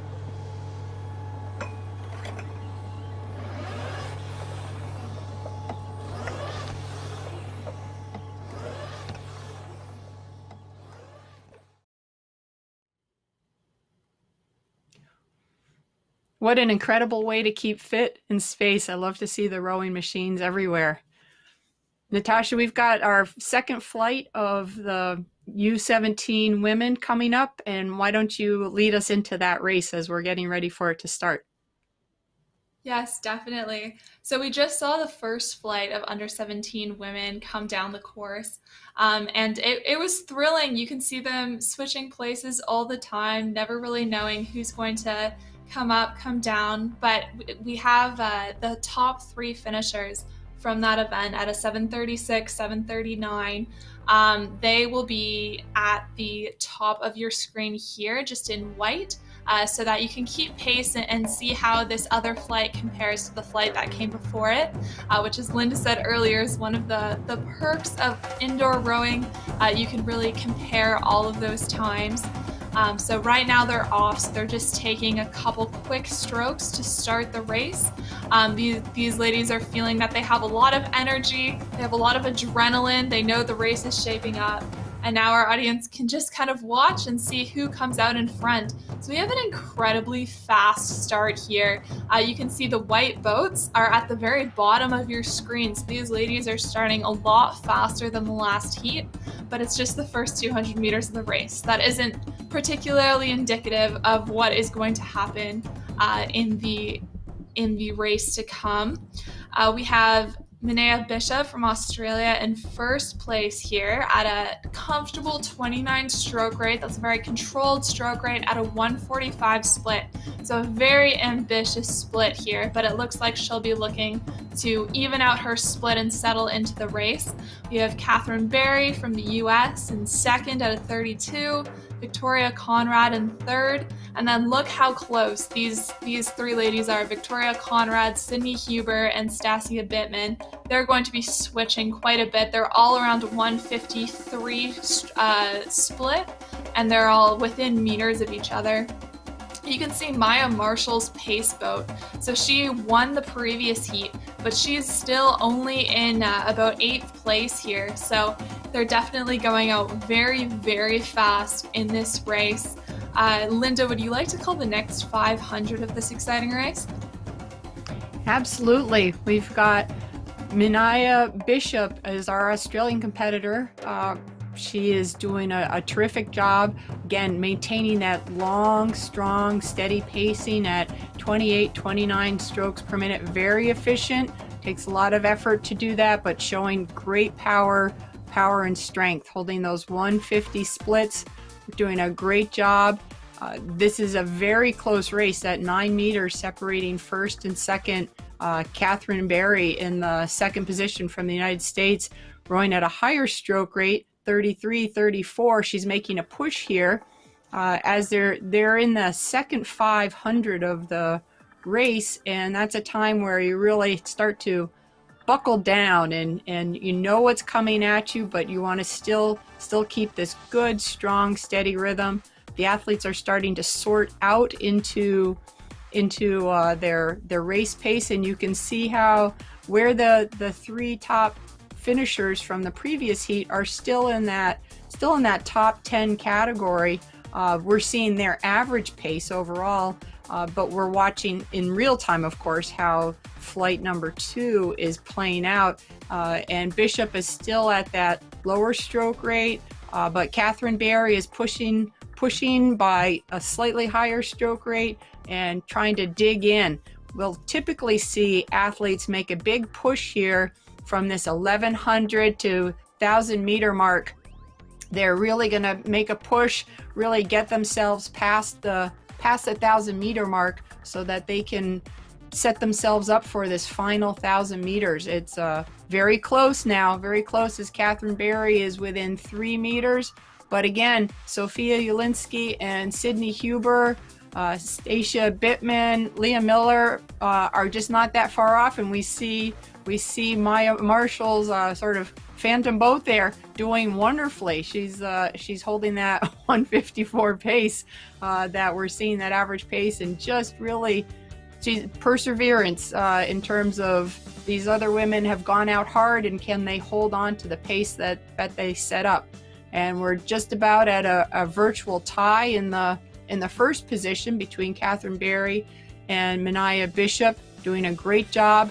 Looking down the leaderboard, about halfway through, we've got just an amazing race of women at just over the 2 minute mark. There's probably about a dozen of them, from Jinza Kate, Michaela Marchand, Elizabeth Najar, Madison Scott, Eva Smith, Emma O'Brien, Brooke Reber, Ava Duville, Fabiola Arias from Costa Rica, Kendall Rose, Marissa Wu. They are within meters of each other and really duking it out.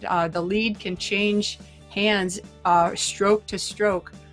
Also, I've seen a few of these names from yesterday racing in the 500 meter race. So we've got some very fierce competitors here. We're seeing some great changes in pacing, watching the stroke rates.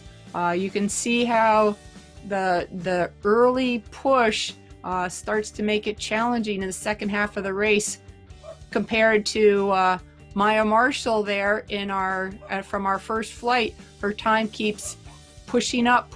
Again, it's because we're seeing her average pace, and the rest of the rowers are going in real time.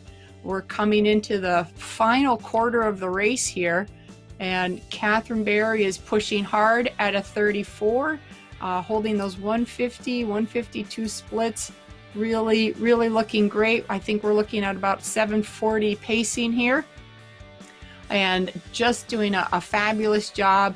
We've got stroke rates from 23 up to 33, and some of these competitors are also quite young, but they've all started rowing in the past year or two, some of them more recently than that.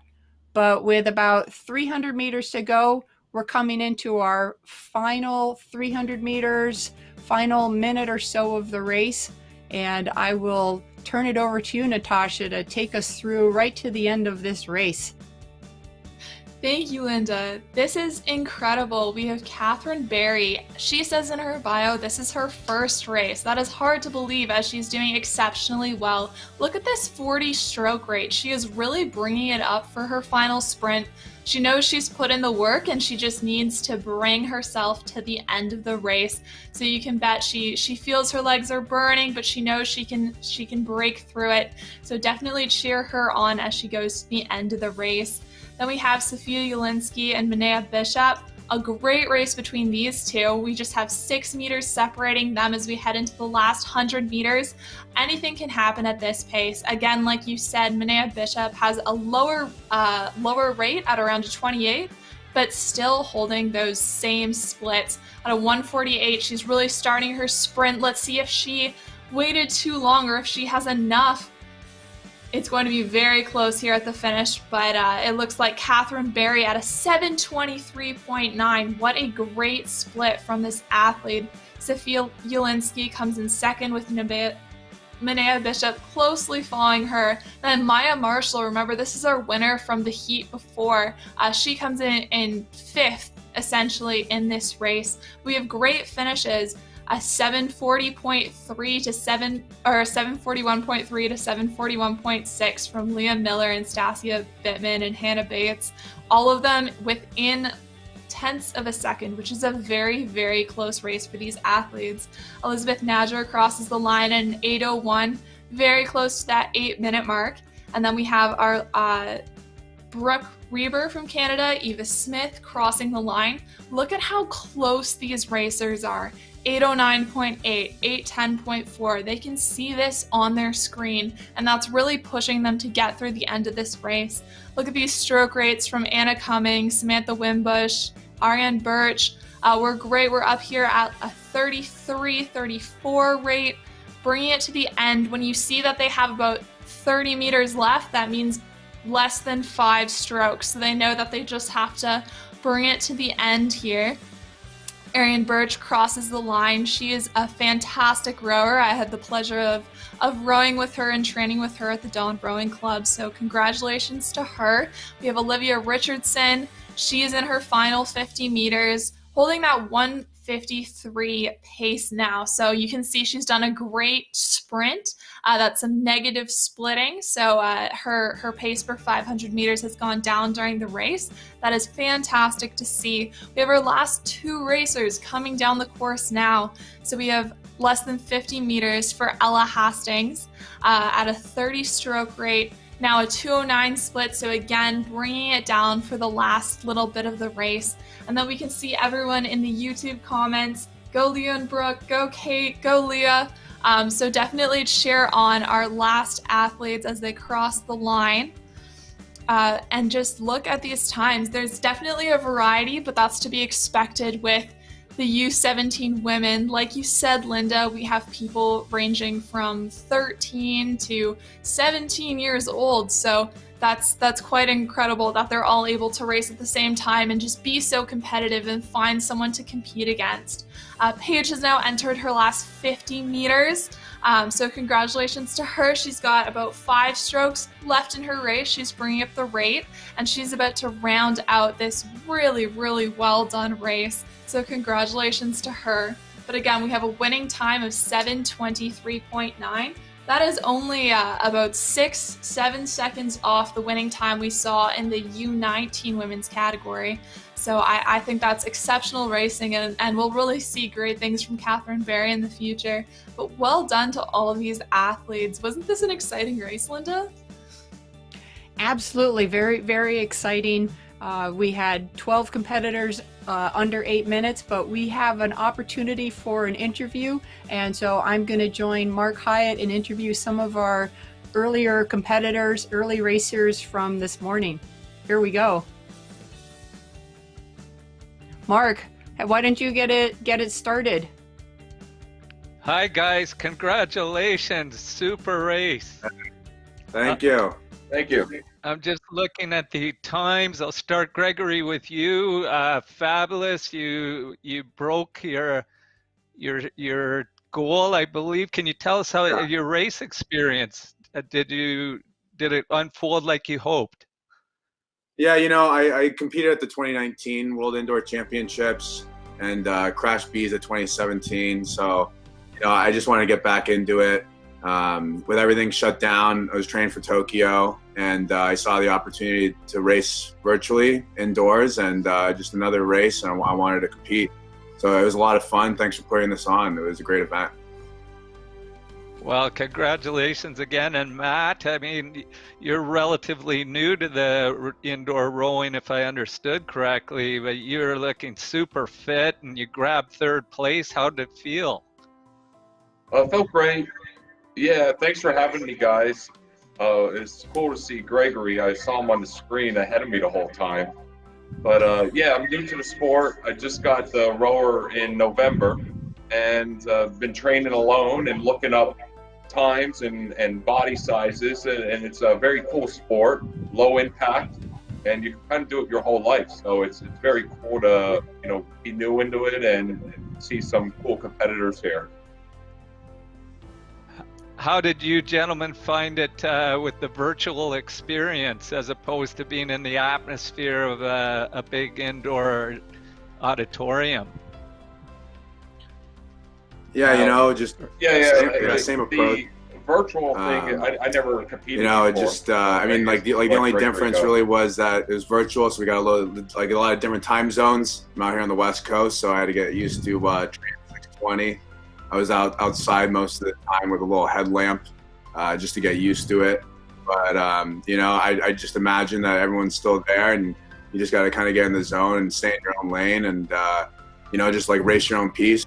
You're every time you're trying to go for that PR. So, you know, but like seeing it on the computer, it was still just as real as the other events I've competed at. So it was not too different, you know.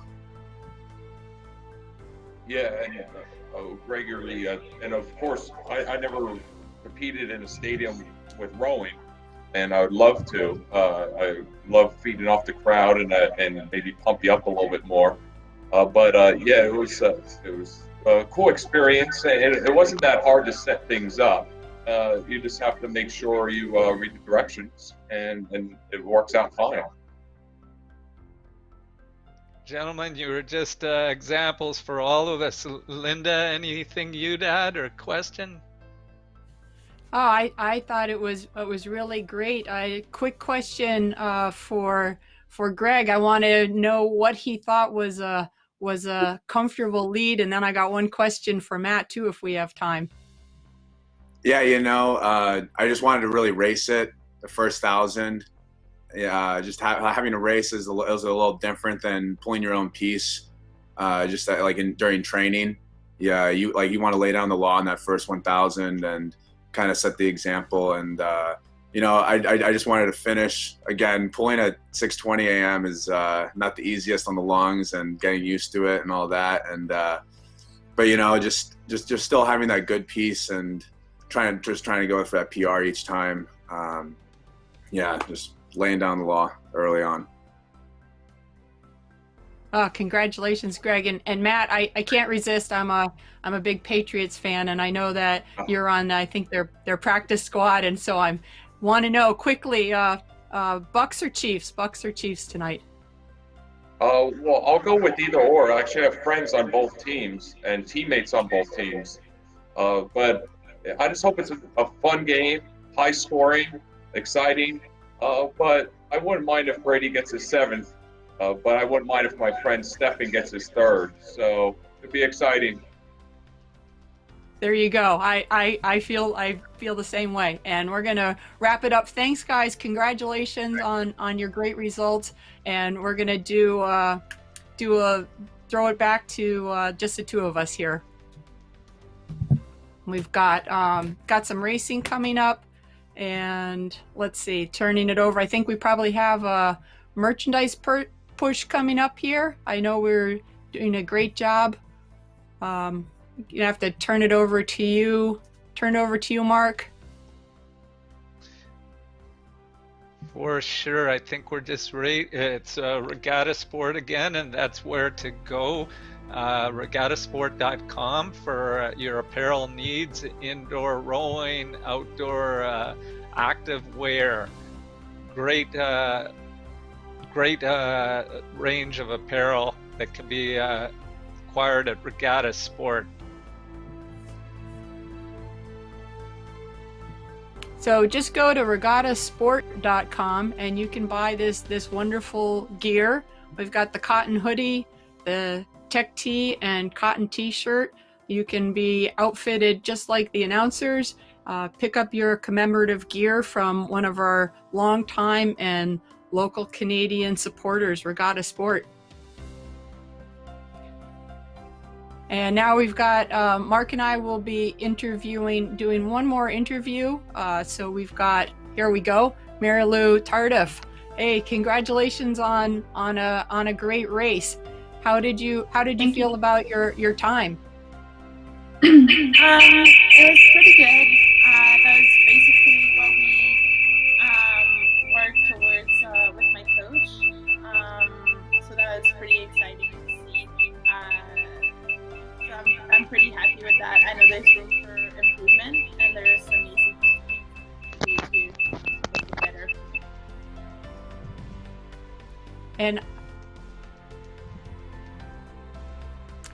Do you have headphones that you could put on? We're getting a little feedback here, Mary Lou. Yeah. Or maybe shut them off. We're picking up a little bit of feedback. Maybe adjust your settings. We've been working on adjusting our settings all day. We had to do it yesterday as well.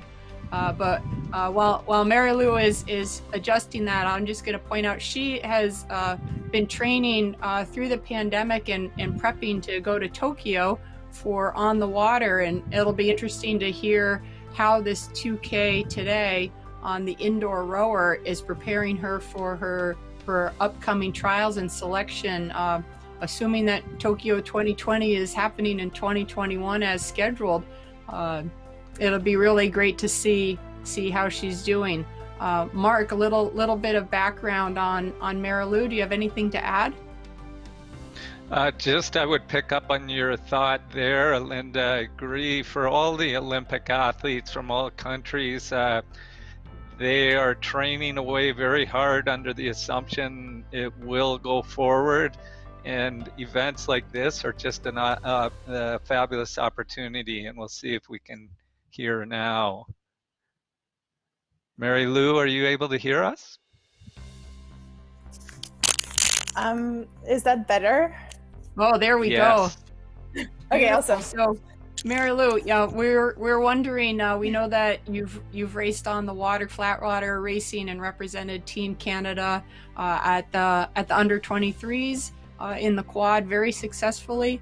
And we're curious how you think this 2K today at CIRC, and then in a couple of weeks racing at the World Rowing Indoors, how that will impact and in a positive way your goals for getting to Tokyo this summer. Yeah, for sure. With the Olympics being delayed for a year, and with COVID situation, it's just a little bit harder to stay motivated. And with no racing whatsoever in the last year, it's just been really, really hard. And being able to race this morning and be able to have a race to look forward to in the next couple weeks is just really motivating, and it's just gonna kind of give us something to look forward to.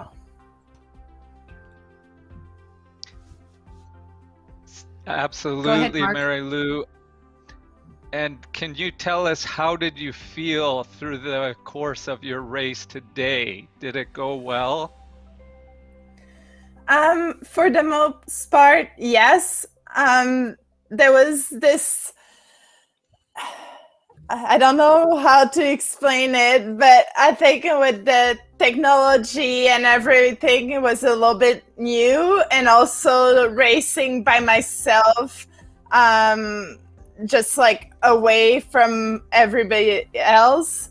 That was just kind of hard mentally, so I had to really focus on what I was doing, and it took me a little bit of time to just get into the racing, but I'm pretty happy with how it went, and I think it will just get better at World Championships, so I'm really excited for that.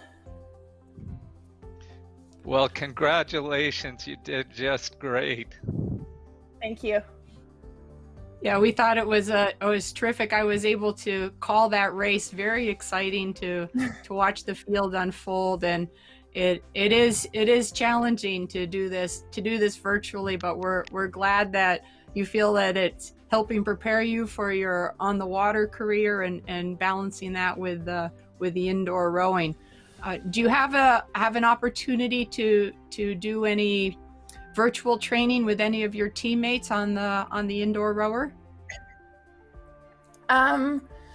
Not exactly. I have a friend in Vancouver, and we've done some training on FaceTime, but it's just like so hard with technology.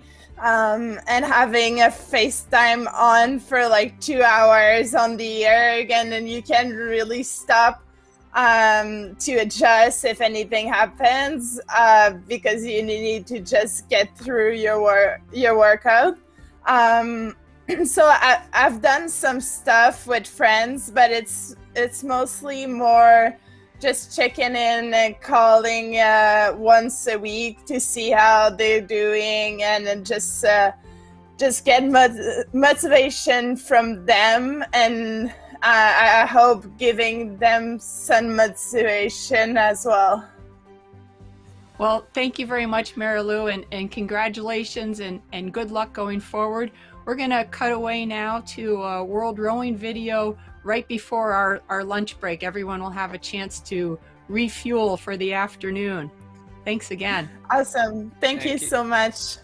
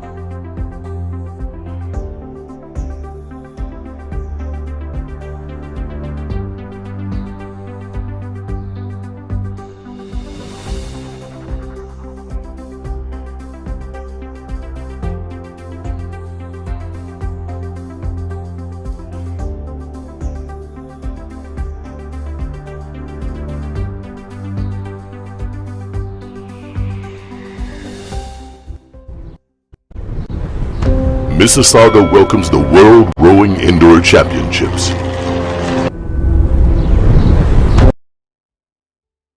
Mississauga welcomes the World Rowing Indoor Championships.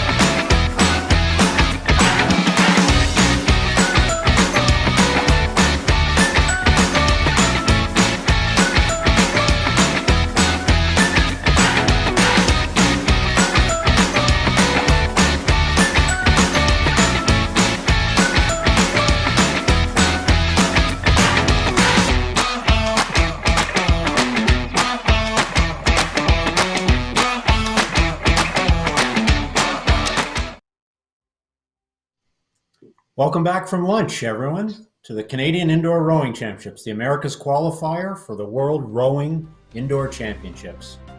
Next up, or sorry, rather with me, is Nancy Storrs and Kieran Tierney, who will be commentating the race. And we have 4 competitors for the P3 Men's 2000. And it is just underway. Nancy, why don't you get us off to a good start here? Para rowing is in the Paralympics. And we have 3 different events that are going to the Paralympics. In the PR1, which is arms only, that's a men's and women's single. In the PR2, that's trunk and arms, it's a mixed double. And this is the PR3 category, which is legs, trunk and arms. And they will be rowing in a coxed 4, mixed coxed 4, heading to the Olympics. In this race, we have 3 competitors. Only Stuart Chase actually is a certified, by international standards, para rower.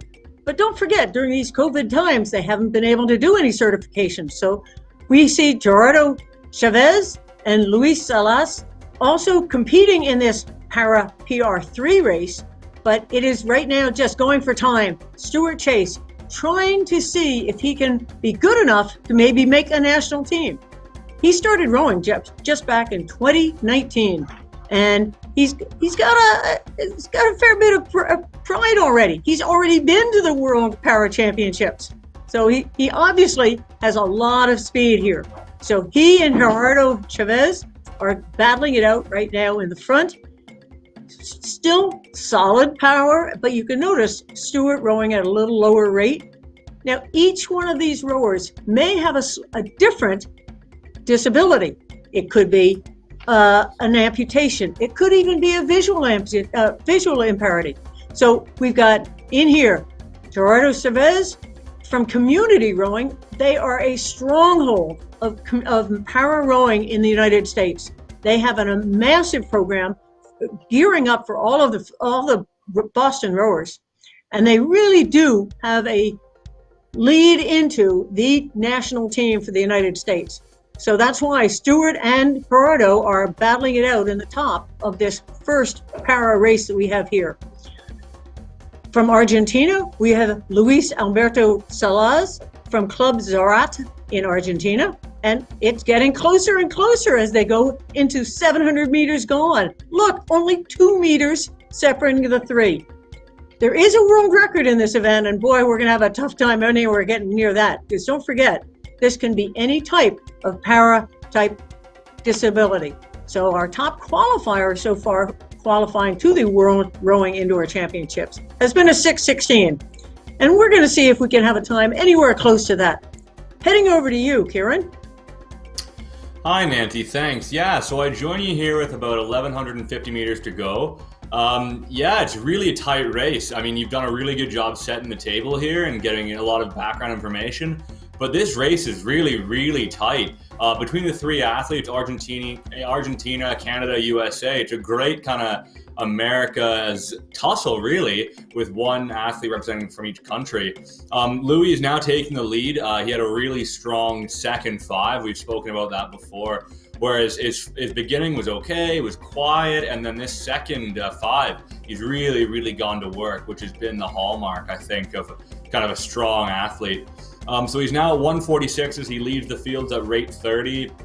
He's just creating a little bit of distance between himself and the Canadian athlete, Stuart Chase, you were talking about. And then it's another 8 meters from Mr. Chase to Mr. Chavez from the USA. Yeah, community rowing is a great, it's in Boston, you're absolutely right. They have lots of athletes, both men and women, lightweight, heavyweight, para, and like kind of able-bodied, as it were. So a really, really good spread of athletes. It seems like there's a lot of support, no matter kind of who you are or what your goals are, which is really great to see.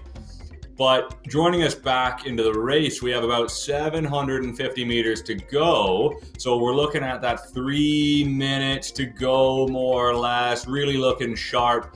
Louis looks like he's on for about a 7-minute time. So yeah, it's all looking really good. He's kind of done exactly what he was planning, it looks like. He's at a very flat, very consistent 31, 32 is about the rate you want to see for a 2K. That's middle of the ballpark. Sometimes when you get a little bit higher, you're rushing and you're looking to get work done. But no, Louis is looking strong. He's getting faster all the time. Stuart Chase, no slouch at 150s. He's kind of getting a little bit further back now from first place, but still commanding lead over Mr. Chavez. Really good from all competitors, though. So here we're going to start to see these athletes probably start to begin to pick up the pace. Stuart Chase is at 28 strokes per minute, so he's kind of back of the field in regards to stroke rate, but it means he's got lots of room to go up. So 28, 29, maybe as he comes into the last 400 meters, that rate will begin to creep up into the 30s, where he's looking for a finishing sprint or a finishing kick as we go across the line. About 2 minutes to go for these athletes now. Chavez is looking good, 154s. He had a strong start, but he's now settled into like a really sustainable pace. 400 meters is oftentimes the beginning of the sprint, where you start to, you count in 20s, right? With 400 to go, you got 2 sets of 20. So you break that. I know Linda, our co-host, Linda Murray, counts. She says she's counted in 10s, counted in 5s, and sometimes counted in 3s. So you kind of just break it down into a manageable chunk. Nancy, I'll throw it back to you for the end of the race, okay?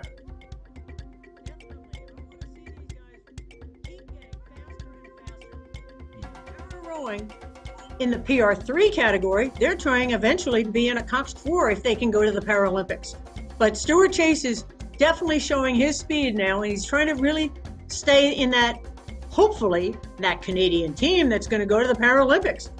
But right now, Luis Salas is heading towards that last 150 meters. He's bringing a look at the stroke rate coming up to 34. The splits are coming down. Chase is starting to try to come back with him. He's up same splits right now at 147, 148. They're really starting to push. And Gerardo Chavez also bringing the stroke rate up. He was settling in the low mid 20s for a while, and now he's already over 30. So they're heading towards the last 50 meters. And I'm sure para rowing will develop more and more over the years as we see not only some of the Soldier On competitors moving into this, but even other para competitors. So here we go. Gerardo Chavez coming into the last 10 strokes now as he comes towards the finish, bringing that split down, 150, 148. He's taking it home. And what a good race. 7 minutes flat, 0.4. for Luis Alberto Salas. Thanks, Ryan. Nancy, Kieran, well called. And yes, great racing by all. And to bring it home at 7 minutes on the nose. I believe that's a new CIRC record, the previous one being 7:11. So we'll establish that. So we encourage all our racers all our fans from home, wherever they're watching, to go on to CanadianIndoorRowing.org where they can catch the results. And don't forget to sign in at #CanadianIndoorRowing.org. So that was it for the Paramen PR3 2000. Here we have some social media. So Kieran, start us off. Okay, Natasha Dupuis, for those that missed it, here's a video of the 4-minute race of the Soldier On team. Soldier On was first race of the day. The 4-minute, she finished 5th overall and the first female. She's very happy with her performance. Yeah, we're really happy with having you taking place, Natasha. It was really good this morning and a really strong start to the day. Set the tone. And look at this, there's the Al Morrow picture. He was giving the technique video, liked by Steering You Right and others. Cheryl Lorenz, awesome job. Watching some tips on how to prepare for a 2K. Thanks to Al Morrow.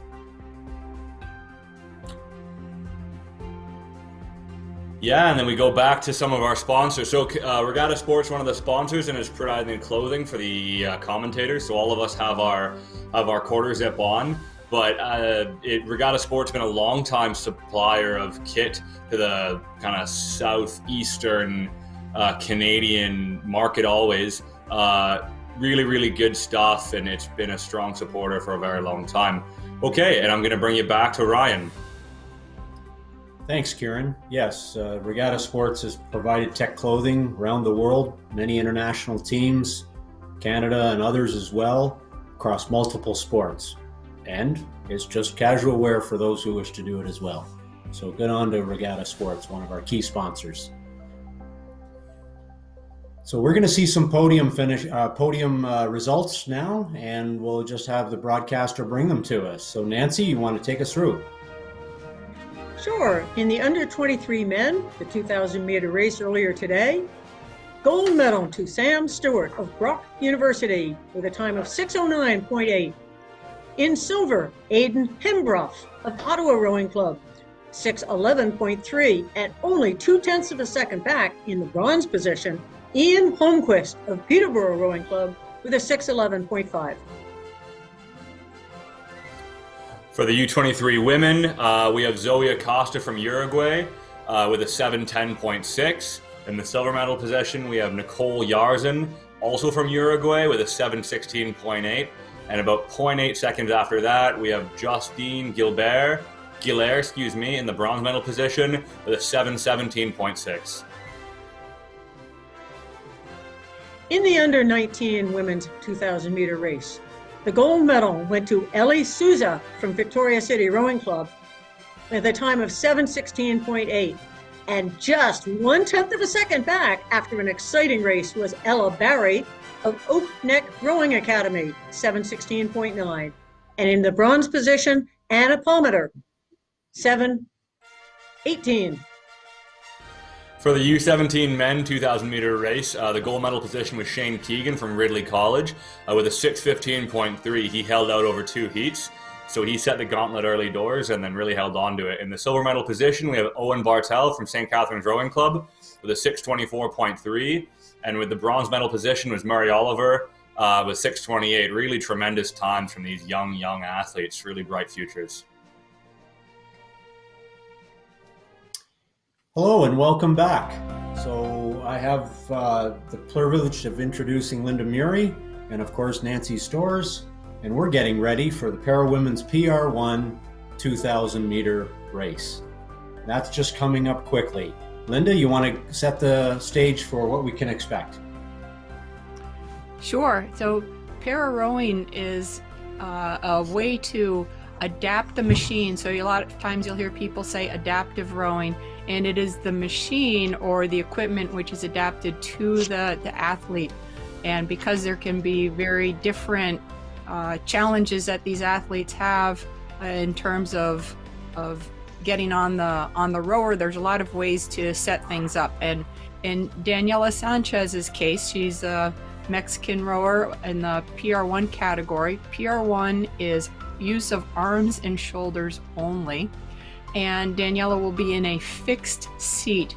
So the seat, that just means it's not sliding back and forth on the machine.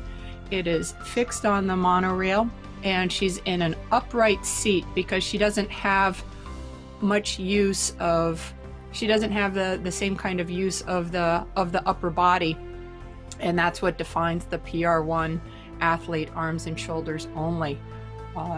In this case right now, Daniela is she does not have international classification through FISA, so she is not eligible to move on as using this as the America's qualifier to the World Rowing Indoor Championships. However, she is classified within her federation within Mexico, so that makes her eligible to compete here today.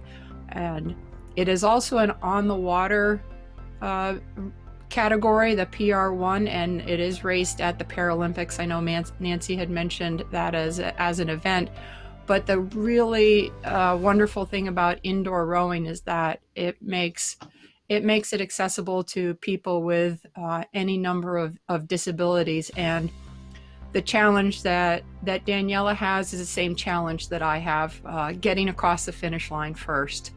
So this is really a terrific thing to watch.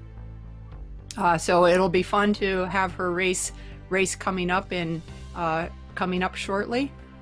I will turn it back to you.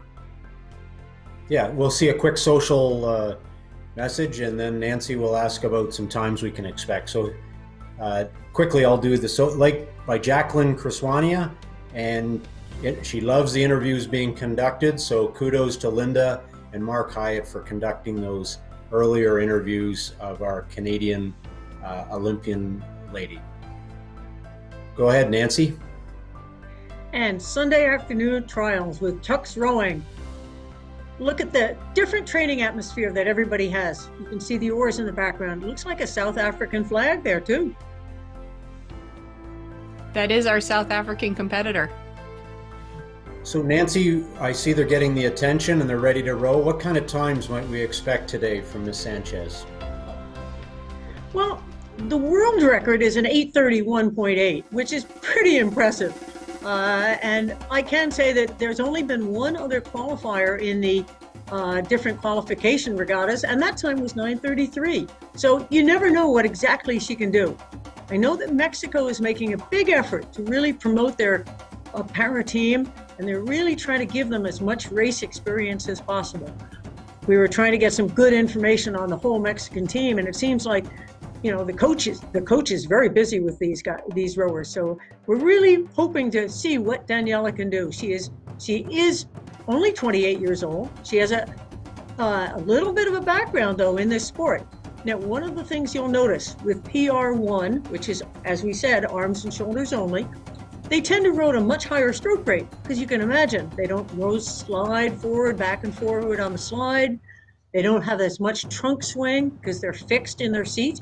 So you'll see the stroke rates normally in the high 30s or even in the 40s sometimes.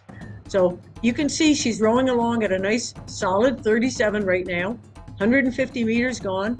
And it looks like she'll be at about a 9-minute pace or maybe even 10. But, you know, for her, it's a question of doing the best she can do. Every stroke, if you can imagine sitting in a chair and just pulling with your arms, how tiring that would be. Think, if you're a rower, think of what training you would do if you could only row with your arms and shoulders. Think the different feeling you've got, the exhaustion in the shoulders, in the neck muscles, because you get very tense. So it's really hard training these para rowers who have disabilities. So we're going to really see what Daniela can do if she stays consistent. She's up to about a 4:01 split right now. And again, if any of you are rowers, try sitting on a rowing machine and seeing what you can do, arms only, for 10 minutes. I think you would find it pretty exhausting. What do you think, Linda? It is definitely a different approach to the sport. These athletes in the PR1 category have very little trunk function. So a lot of what an able-bodied rower would do, being able to squeeze the handle toward the chest, is set up very differently with the fixed seat rowing and the upright position. So it's even more challenging than for us to just sit still and row. it does give a sense of the amount of time, but we are just seeing some really great racing from Daniela here, maintaining that higher stroke rate as you indicated because of the shorter stroke, and just generating as much power through the upper body as possible. There's just through the arms and shoulders takes a lot of effort, but Daniela is feeling the same kind of pain that we all do when we're doing a piece, and we talked about that yesterday, where this is part of the what makes indoor rowing fun is pushing yourself to that limit and then being able to achieve it and having that wonderful sense of accomplishment when you're finished with a race. So as we're watching Daniela, she's finished the first quarter coming into the first quarter of the race, still rating at stroke rate 36-37. We'll see that high turnover compared to an able-bodied rower who, as Nancy said, is taking a much longer stroke. But that's a terrific output of power at that 3:55 pace right here, sub 4. This is a very fast pace that Daniela has putting out. We can expect to see a very good time here for her. She has not raced for Mexico at the international stage as yet, so she could be very much developmental. A lot, as Nancy said, Rowing Mexico is doing quite a bit of work to enhance and promote the adaptive athletes in their Paralympic programs. We've got just coming into the 1,400 meters to go, and we see a little bit of a push, 39 strokes per minute, and Sanchez has lifted the rate a bit. Very common for athletes at any race when you get to an even marker, 1,400 or 1,200 or 1,100, to take a push there, to give a little extra juice to what you're doing and trying to get a little bit more, stay focused. Maybe you're making a technical call within your head, and in this case we've seen other rowers over the weekend racing individually, and it really is a testament to their grit and determination to see how well they do and how they're able to maintain their pacing throughout this full 2,000 meters. And we've got just a really terrific, look how steady Daniela is with the stroke rate. This is the hallmark of a very good racer, is to be able to maintain a steady stroke rate and a steady split. Your pacing is quite consistent, and that means she's following a good race plan. She knows what she's doing, and she's just ticking off the meters. Every stroke gets every competitor just a little bit closer to that 0 meter mark, right to the finish line. So right through here, still rowing at a very steady 36, 37 strokes per minute. That 3:55 pace, and we know anyone who's raced on the indoor rower knows that you are being challenged every stroke, and the monitor is telling you what you're doing. It gives that immediate feedback, and so it's in one sense makes it very easy for you to stay right on pace, right on target, because you know what you've got to do. But at the same time, how mentally tough are you? And it really looks like Daniela Sanchez is very, very tough mentally. She's still holding that 36, 37, 38 strokes per minute. We've barely seen a waver in her pacing and in her stroke rate. Again, coming into this important part here, she's keying up for the halfway mark. And there we go. We see that push on that stroke rate as she crossed the 1,100. So very common when you get to that even mark to take a little push. I think we're going to continue to see her doing very well here, Nancy. I'm going to turn it over to you. And what do you think about, any athlete pushing through the 1,000 meter mark in this 2,000 meter race? Well, I think they know that this is the way home. Once they pass the 1,000 meter mark, that third 500 is a solid push, but at the same time, they know they're in the second half. They know they're on the way back. one of the interesting things I was thinking about is the difference in how they load these rowers. Now, anybody that's been on a rowing indoor rower knows that there's a vent setting on the side of the yard on the machine. On the wheel, you can adjust it from a 1 up to a 10. 1 is a very light because it closes the air inside, and 10 opens it up and gives it more air. And you sort of wonder, would it help somebody that's rowing with only their arms and shoulders to be able to have a heavier load and to be rowing with a 10 or an 8? Whereas most of our rowers probably today are rowing in the 3 or 4 or maybe 5 range. So it's an interesting question. How does the machine adjust not only for the para rower with a seat and fixed legs, but maybe even with the vent setting on the side of the machine? These are little things that coaches and athletes have to decide what is best for them.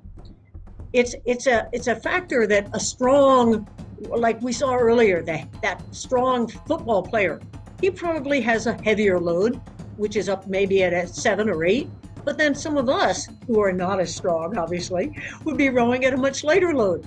So, that's an interesting focus that might be helping Daniela in this race. She's sitting very consistent, but is it a strength? Is it a speed? Is it endurance? What has she been working on to be prepared for this? And that's where training over the time or just experience makes a difference. We all think of rowing on a new indoor rower as great exercise, great way to stay fit, but it's also a chance to test out different things.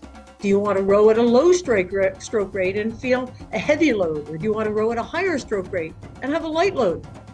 These are things that, as an athlete and as a coach, obviously, you try to figure out what is best for the athlete. It's an interesting concept, really. Do you agree, Linda? Nancy, I absolutely do agree, and a very good point about the damper setting and the drag factor on these indoor rowers for the para athletes.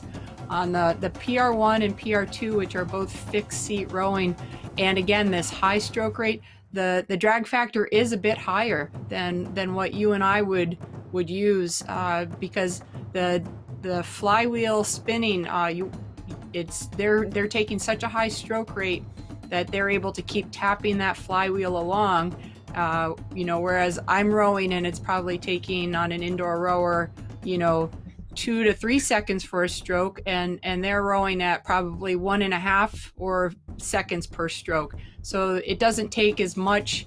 You want to be able to keep tapping it along. So having that different kind of gearing is again a great feature of the indoor rower, and it's something as a on the water para coach I've had to do the same thing in changing the gearing that an athlete would have on the water. Very similar to cycling, thinking about the drag factor for anyone at home. If you're unfamiliar with the indoor rower, you change this drag factor that Nancy's talking about, and it's like rowing in first gear on a bike or 10th gear on a bike. And if you're on a level street, you probably want to have it somewhere in the middle. And if you're in a lower gear, you're just spinning along. And if you're in too high of a gear, you're just really grinding along. Looking back in on Daniela's race, she is bringing the rate up. She's now above 40 for the last couple of 100 meters. She's made a push there at the 600 to go. It's maybe, I want to say, a little bit unconventional to make a push there, but if you think about the race in thirds, which is a really great way to break it down, gets you away from that middle 1,000, then 600 go is really that final third of the race, and that is a sneaky way to get at your competition. They're not expecting you to take a move there. And she's moved into the final 500. The rate is going up, which we see in a lot of competitors. Again, whether you're going by yourself or you're against a large field like we had in the U17 women. And she had a little bit of a waver on the pacing, but has brought it right back, giving it a little more gas right here. She's in the low 350s right now, high stroke rate, getting ready to sprint. She's still got a couple of minutes to go. This is a very different race if you think about the amount of endurance and training. Looking at this race, which will be close to 12, 14 minutes or so, compared to, say, the winner of the Open Women's Able Single was this morning. Open Women's Single indoor rower, was just 650, so like half the time. Same distance, but the training, the physiological training that one does for these two distance, even though it's the same distance, is very different. I know Nancy was touching on that when we talked about drag factors and damper settings and that sort of thing. So Nancy, I'm going to turn it back over to you again to comment on the physiological training you might do for an athlete of this time period versus half as long. Well, any athlete, any person is trying to stay in shape. So working on that long distance is super important. It's not trying to build a high speed. And I mean, yes, high intensity is a great way to sort of burn off some fat, whatever. But at the same time, if you're looking for that long-term growth of your life, you just want to stay fit. Whether you're trying to ride a bike or row an indoor rower, which has been wonderful in these winter months, especially now. Today it's snowing here in Ontario. So to find the workout that works best for you. And when you go to a health club, you can see somebody jump on a rowing machine and initially they go for 2 minutes and they're exhausted. But then if you see the rowers, they'll get on and they'll row for 30 minutes, 40 minutes. So, you know, here we have Daniela Sanchez coming into the last 200 meters. She's been going for 14 minutes. She has stayed very steady at an under 4 minute split. Only a short time did she have when it came up. And I mean, that's a tough road to do. So you've really got to train for that long distance. It's the kind of thing where you know, you're seeing the end right now. And I do want to let you know that the men's para 3 race, PR3 race, which we had the women's race earlier, has just had a start. So we're going to finish with Daniela, but then we'll come back to the men's race in a moment. So here Daniela comes. She's coming to the last 100 meters. She's bringing the stroke rate up. She's at 41. She's letting that split come up though. She's got to make that big push. Now before, 100 meters was about 10 strokes. Now with the power PR1, it's more like about 30 or 40 strokes. So the sprint starts a little bit later for these para rowers. So here we see she's going up 41, 42. She's making a big push now, the last 50 meters. She wants to break that 16-minute mark, and she knows that she's got it close. She's going to go for it. So this is Daniela Sanchez. Now we didn't mention, again, she's from Mexico. It's pretty nice weather down there. She wouldn't want to be up here in the snow right now. So I don't know if she'll be coming up for the world in 2 years, but let's hope she will be in the para event. And there she is. She broke her 16-minute mark, 15:57.5 for Daniela Sanchez of Mexico. What a great race. Linda, do you want to start the men's race? Sure. And Nancy, this is the women's PR3 race that is underway. Angeles Gutierrez is racing by herself, and PR3 is the denomination for legs, trunk, and arms. And Angeles is able to use a full slide, not a fixed seat. She may have some adaptations for how to hold onto the handle. Sometimes a PR3 athlete, it's either a physical impairment or it could be a visual impairment. And unfortunately, in this case, I'm not quite sure. I do think that she has a lower limb amputation below the knee. So she would probably be rowing with a prosthetic leg, and that is pretty challenging as well if you think about the balance on the seat. But this is very good. Angeles is she is classified by World Rowing and has competed for Mexico in the Para World Championships, both in the mixed double as well as the PR3, the mixed 4. So she is adept on the water at sculling and sweep. We won't get into that because this is indoor rowing, but she's a very, very seasoned competitor, and you can see she is rowing at 29-30 strokes per minute, really setting up a good pace. Now this is a fast category. The CIRC record is just under 9 minutes, 8:59.3. I'm not sure we're going to see quite that fast of a time today, but we've got just a terrific even pacing here in the low 220s. Very steady, again, very similar. Perhaps they're at the same training center, have the same coach, and it seems to be these athletes are very well drilled in consistency, which as a coach, as a competitor, and even if you're indoor rowing for health and fitness, being able to control the pacing is really what you want to see. Nancy, as we're coming into the 1,000-meter mark, into the middle portion of the race, why don't you take over for a bit? Oh, this is the middle third that you talked about, where you're trying to stay steady. The first third, that's a start. You can pound that off, but then it's really settling into the rhythm for that second and third sections. So here we have, she's sitting steady. 28 strokes a minute is a super controlled rhythm. Again, she might have a slightly heavier load. You never know. It depends on how much she is using her limits in rowing. But at a 30 stroke rate right now, still sitting pretty consistent. I think she's trying to stay at her under 230 split. She's really trying to hang in there, and she is trying to qualify for herself to go to those Paralympics, I'm sure.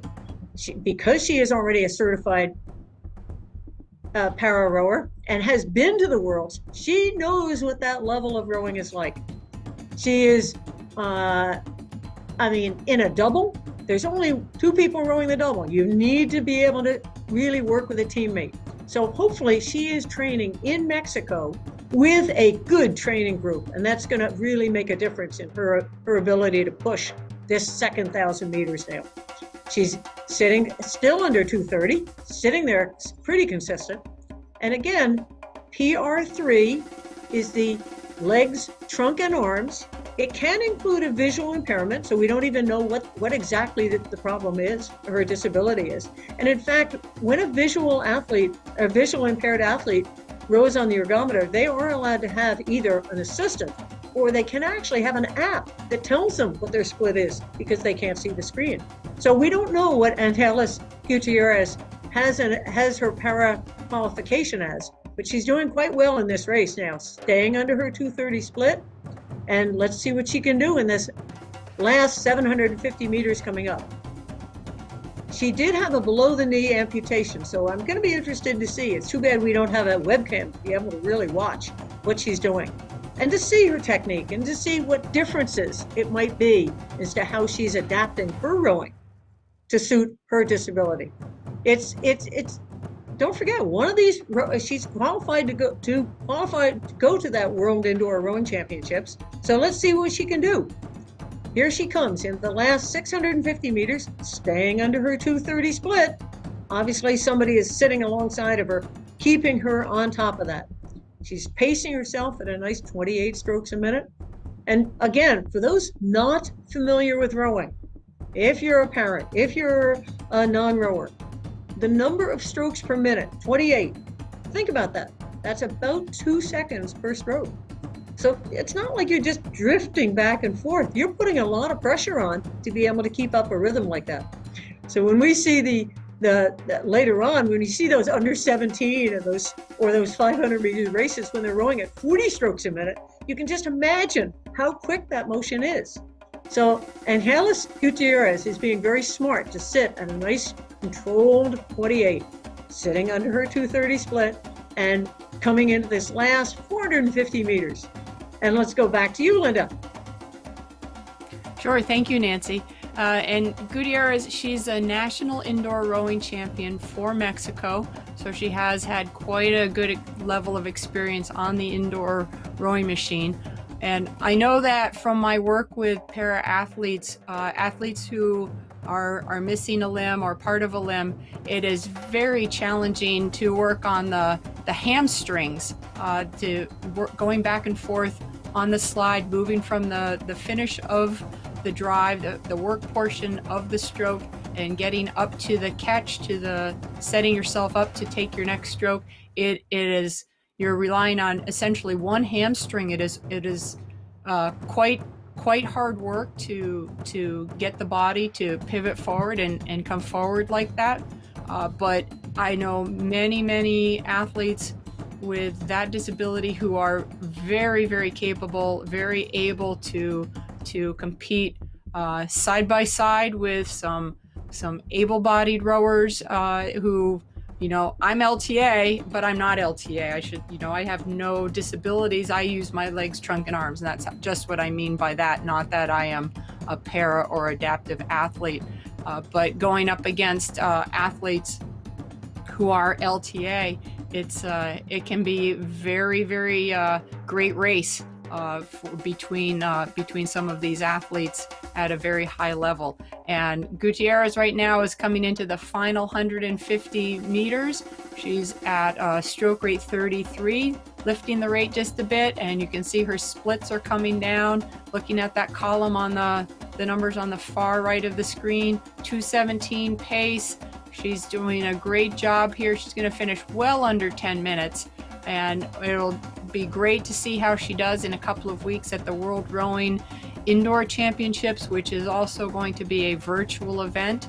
And here we go with less than 50 strokes, the last couple of strokes here, and it looks like she's just about to cross the line. Big push at that 33, 34, and there we have our America's qualifier for the World Rowing Indoor Championships, Angeles Gutierrez from Mexico at 9:39 flat. Good luck to the Mexican team as they head to the Paralympics. There we go. And now, Nancy, we're going to take a quick break and see some of the social media. Check out the hashtags that are flying back and forth and what's trending in indoor rowing. What do you think, Mark? Oh, it's got to be positive. This is a great day. That last race you just called, it's such an indication of the diversity in this indoor rowing sport. It's fabulous. So the first one up at Canadian Indoor Rowing, we've got a picture of an ergometer with a big fan, and the reason for that is people work hard and they do sweat. So isn't that a good shot? And look at this, we've got a 2,000 meter PR, 6:15.3. This is really, really nice. Shane K Fitness. You know, we've got second CIRC win this weekend. Congratulations to Shane, and thank you so much for sharing your screen and sharing with us on social media. And look at those even splits, a very fine effort on that race. And I believe, Linda, that we're up next for the second Soldier On event, which is the 1 minute race. Let's have a look at this video just before that. What's gonna happen to you? You have woke up too soon. Say goodbye to before.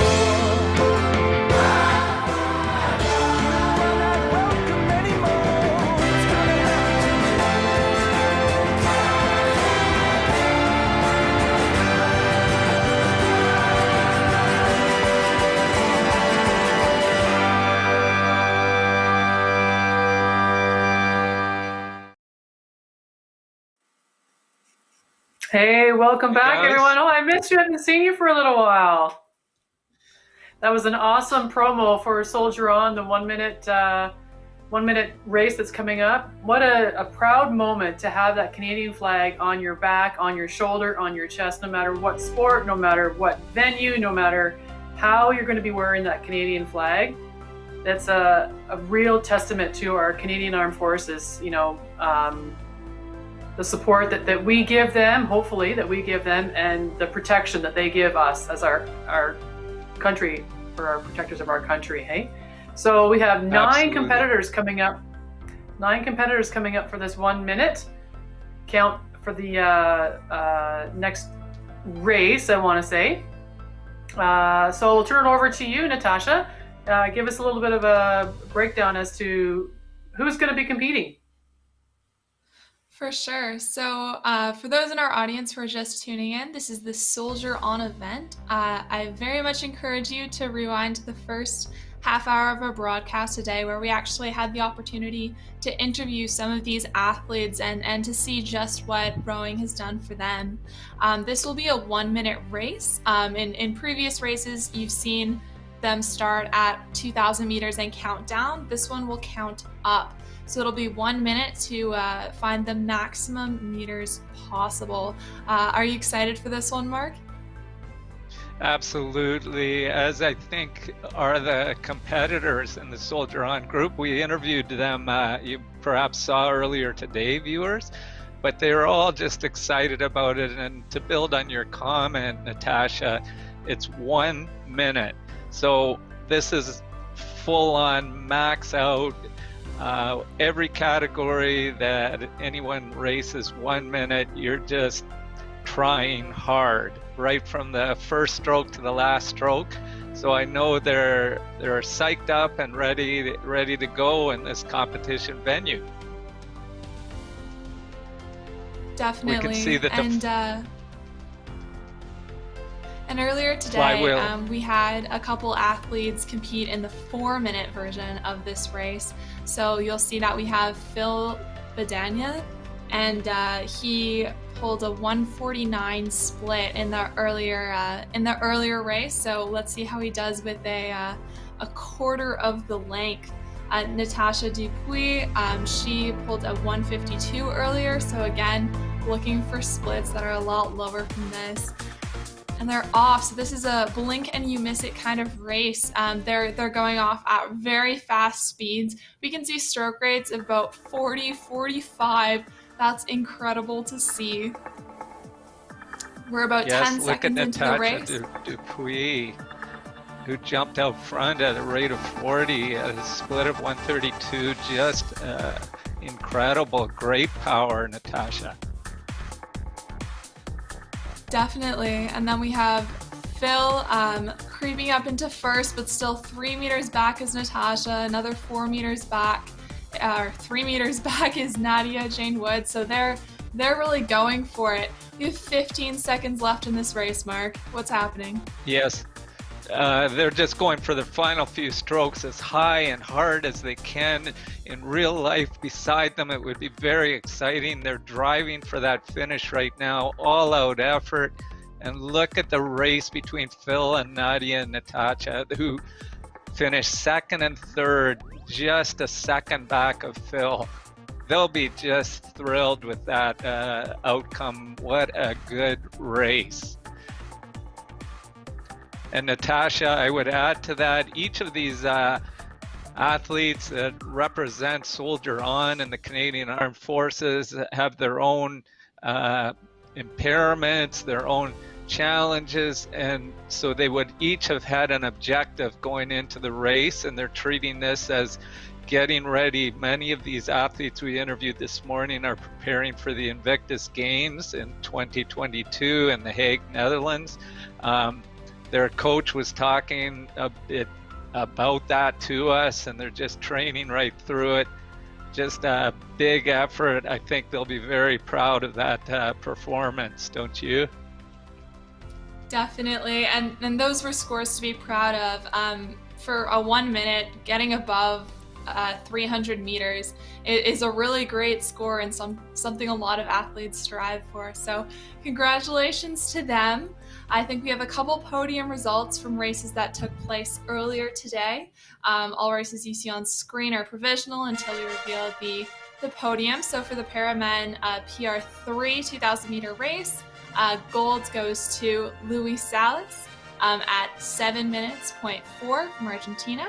Silver goes to Stuart Chase of Canada at 7 minutes, 5 seconds, 0.9. And bronze goes to Gerardo Chavet from USA Community Rowing at 7:16.9. Next, we have the Para Women PR1 2000 meter. So gold goes to Daniela Sanchez at a 15:57.5. Great job to her. We all watched her race coming in under that 16-minute mark. That was very impressive. And then Para Women PR3 2000 meters. We had Angeles Gutierrez from Mexico. So strong Mexican team here. So the gold medal was at 9 minutes and 39 seconds flat. So congratulations. Yeah.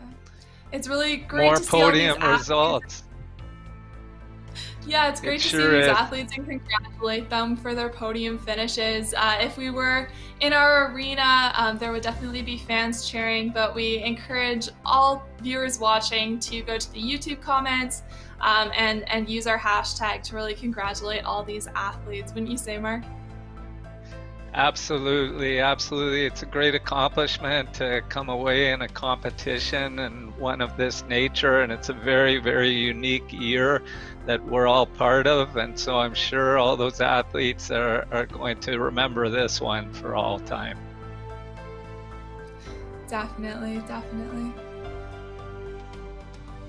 So what do you think about the day so far, Mark? We've had quite a variety of racing between the 2,000 meter races for the open category, the Soldier On events. What have been some highlight moments for you? For me, it's the diversity of the competitions, the categories, the background of the athletes. Each and every race has people who've had experience in different sports, and they're all gaining experience on that indoor rower, and of course they can translate that into their own sport objectives otherwise. Definitely. Thanks for that, Mark. Right now, we have Matt Draper from Rowing Canada, our National Events Manager. Matt, thank you so much for taking the time to talk with me today. My pleasure. Happy to be here, and I'm really enjoying the telecast from Victoria, BC. Definitely. So you've been a part of a lot of CIRC events. How would you say that CIRC and indoor rowing in Canada has grown throughout the years? Well, CIRC has been around for a long time, but I think in this iteration, in the virtual sense, this is a real first. And in fact, this year, not just through COVID, but because we sort of planned it that way, indoor rowing has become a real feature of our strategy at Rowing Canada and in World Rowing. And having this virtual competition has allowed us to do something in this COVID era, but it's really enabled us to connect the world. And with Canada being such a huge country, the ability of this event and other marquee events to bring people together from across the Americas is just fantastic. It's really fantastic. Yeah, it's definitely great to see. And what do you think of the response from all of the athletes or the audience you've seen today of this event being virtual? Well, I've naturally been following it pretty closely and in touch with a lot of people across the Americas and also around the world. And the response has been fantastic. Not only because it's given us a focus point as we either head into Tokyo or throughout the long winter months, but the sense of community and the sense of vibe, positive vibe from our rowing community across the Americas has been really something to savor. So out of a terrible year, we've managed to bring some real sparks of life and color to our existence here in Canada. Definitely. And then in future, how do you see indoor rowing becoming part of World Rowing? We obviously have the World Rowing Indoor Championships. Those are happening in Toronto, Mississauga in 2023. Do you think there will be bigger events, different events? What do you see coming for that? Well, you know, just recently in January, Rowing Canada has been going through the process of setting our strategic vision for 2025. And we very much fit in with what World Rowing is aiming to do as well. And that's to recognize that perhaps in the past, our traditional rowing community has focused on flat water and on river rowing. But now, through a whole range of reasons, indoor rowing, coastal rowing, you know, masters, everybody is a really important part of our rowing community. And so for indoor rowing, these sort of marquee events, and like the 2023 World Rowing Indoor Championships in Mississauga, Toronto, that's going to bring a real focus, and it's going to give our rowing community another option. And you know, it was just fantastic today to see Matt Stankiewicz racing. And our aim has always been in Rowing Canada and with this event that we should have people involved in our indoor rowing competitions who have never set foot in a boat and maybe don't even want to, but really just love the feeling of competition and racing each other on the indoor rower. So we want to build that. We want to increase our profile in world rowing, and this event is a real great step forward in that stage. Perfect. Well, thank you so much for providing that insight. That's very good to know. I think accessibility is a huge part of rowing, and I think a lot of people are learning that throughout this pandemic, working at home, that kind of thing. So that's really good to hear. Any last thoughts? Yeah, and I do want to give a couple of thank yous. You know, firstly to the organising committee. What a great event that they've put on. You know, under the leadership of Susan Kitchen and Peter Cooks and the whole team. Yourself, Natasha, and the commentary team in the booth there. What a great event! But also World Rowing, our partners in this, to be trusted with a round of the Americas qualification event leading to the World Rowing Indoor Championships. That's a big vote of confidence for us.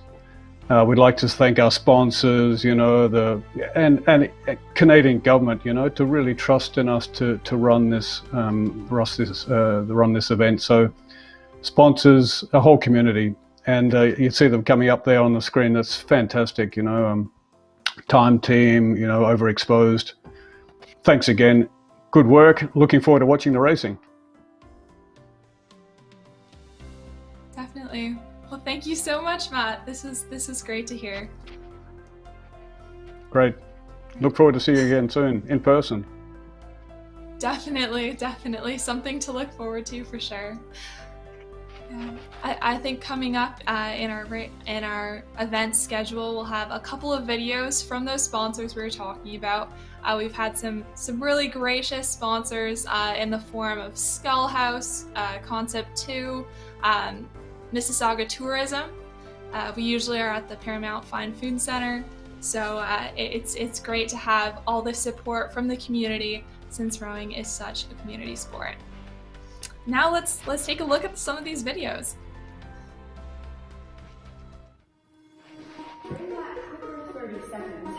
How efficient we can be during the stroke. Okay, so we're light loose through the upper body. That doesn't mean that we're letting go of our connection or letting go of our power. Take your time on that recovery. 2 more. 1, 2. Light.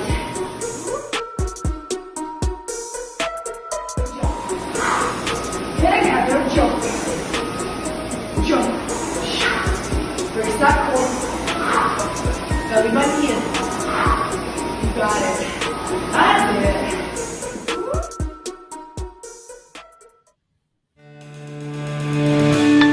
it. TIME-TEAM Regatta Systems, the timing partner of many events worldwide.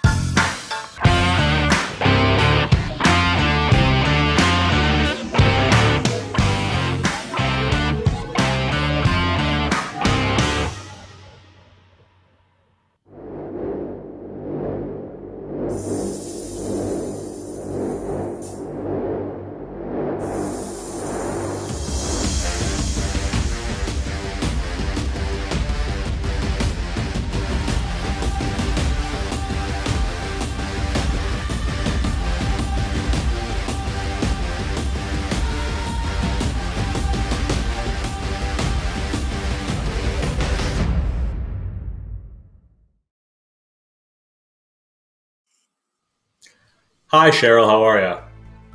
I'm great, Kieran. How are you? I'm very well, thanks. You join us here at the Canadian Indoor Rowing Championships, which is America's qualifier for the World Rowing Indoor Championships taking place in 2 weeks. I think we're going to take a look at some social media, Cheryl, with the hashtag CDNindoorrowing.org. Our first post is from Kilmac Simon Rowing Club. Well done to David Duggan and Eddie Lyle, who competed in the Canadian Indoor Rowing Championships. And then we got a nice little graph, like it looks like a power curve graph from the TIME-TEAM Regatta team. So that's pretty cool. Cheryl? That's very cool. Next up, we have Doug Rourke, race ready for the U19 lightweight men. And yeah, no, that's not the cat, he says, pulling the erg, but it's they're getting set up. Looks like we may even have a webcam for this upcoming race. Doug is in Muskoka, or no, sorry, Midland, the Georgian Bay Rowing Club. We have a Badgers rower here. Race day, let's get it, of a young lady in what looks like to be a Brock changing room. Yeah, I mean, I think it's pretty funny that the gentleman, Doug Rourke, had a medal on his erg. That's pretty good. That's good. It looks like a paperweight. I don't have too many spares to use as paperweights, so that's good for him. And behind the scenes at CIRC, we have one of our officials. Looks like Smitty, Andrew Smith. He looks like he's working real hard. He's got 3 screens going there, and he's got the beautiful angel above his head. Hey, good on you, Smitty. Another gentleman here, another couple of screens on the go. It looks like that other gentleman should be careful about overloading his one power socket. But yeah, certainly it's a full blast job by all of us. Definitely back of house is really being kept busy this afternoon, this past weekend. Okay, and we're into the race. Right, okay, so this is the senior open light men under 23, and senior men under 23. So a fair spread of athletes here, ages varying from, it looks like it'll be kind of 19 through to 50, I thought I saw.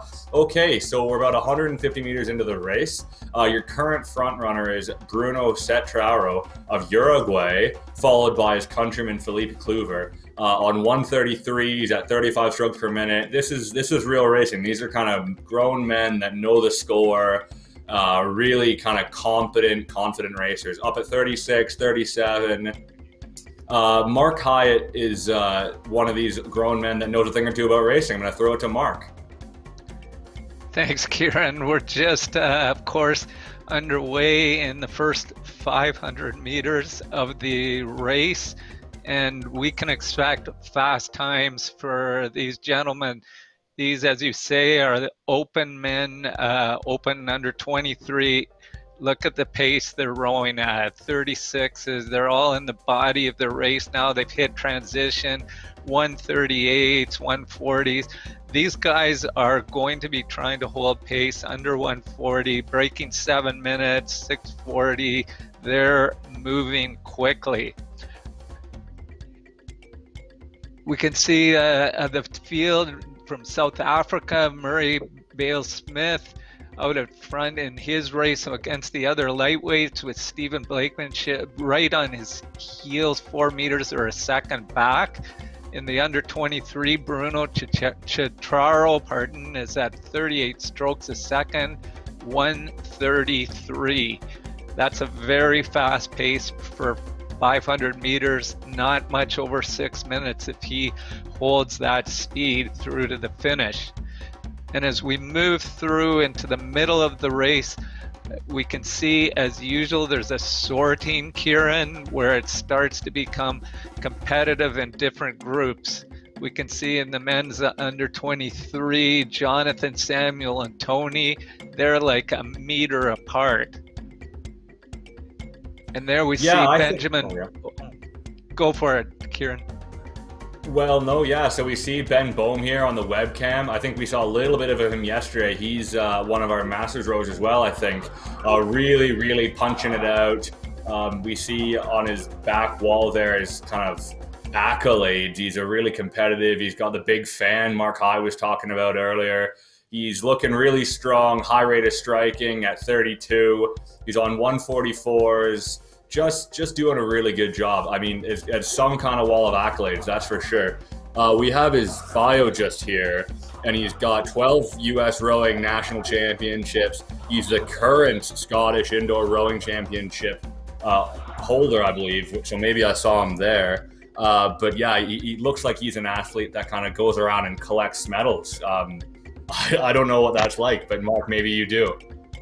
He as well. Kieran is an MIT grad, apparently. He's an engineer, and we have a number of engineers on the team, on the organizing committee. So shout out to them, and a lot of engineers in indoor rowing and flatwater rowing.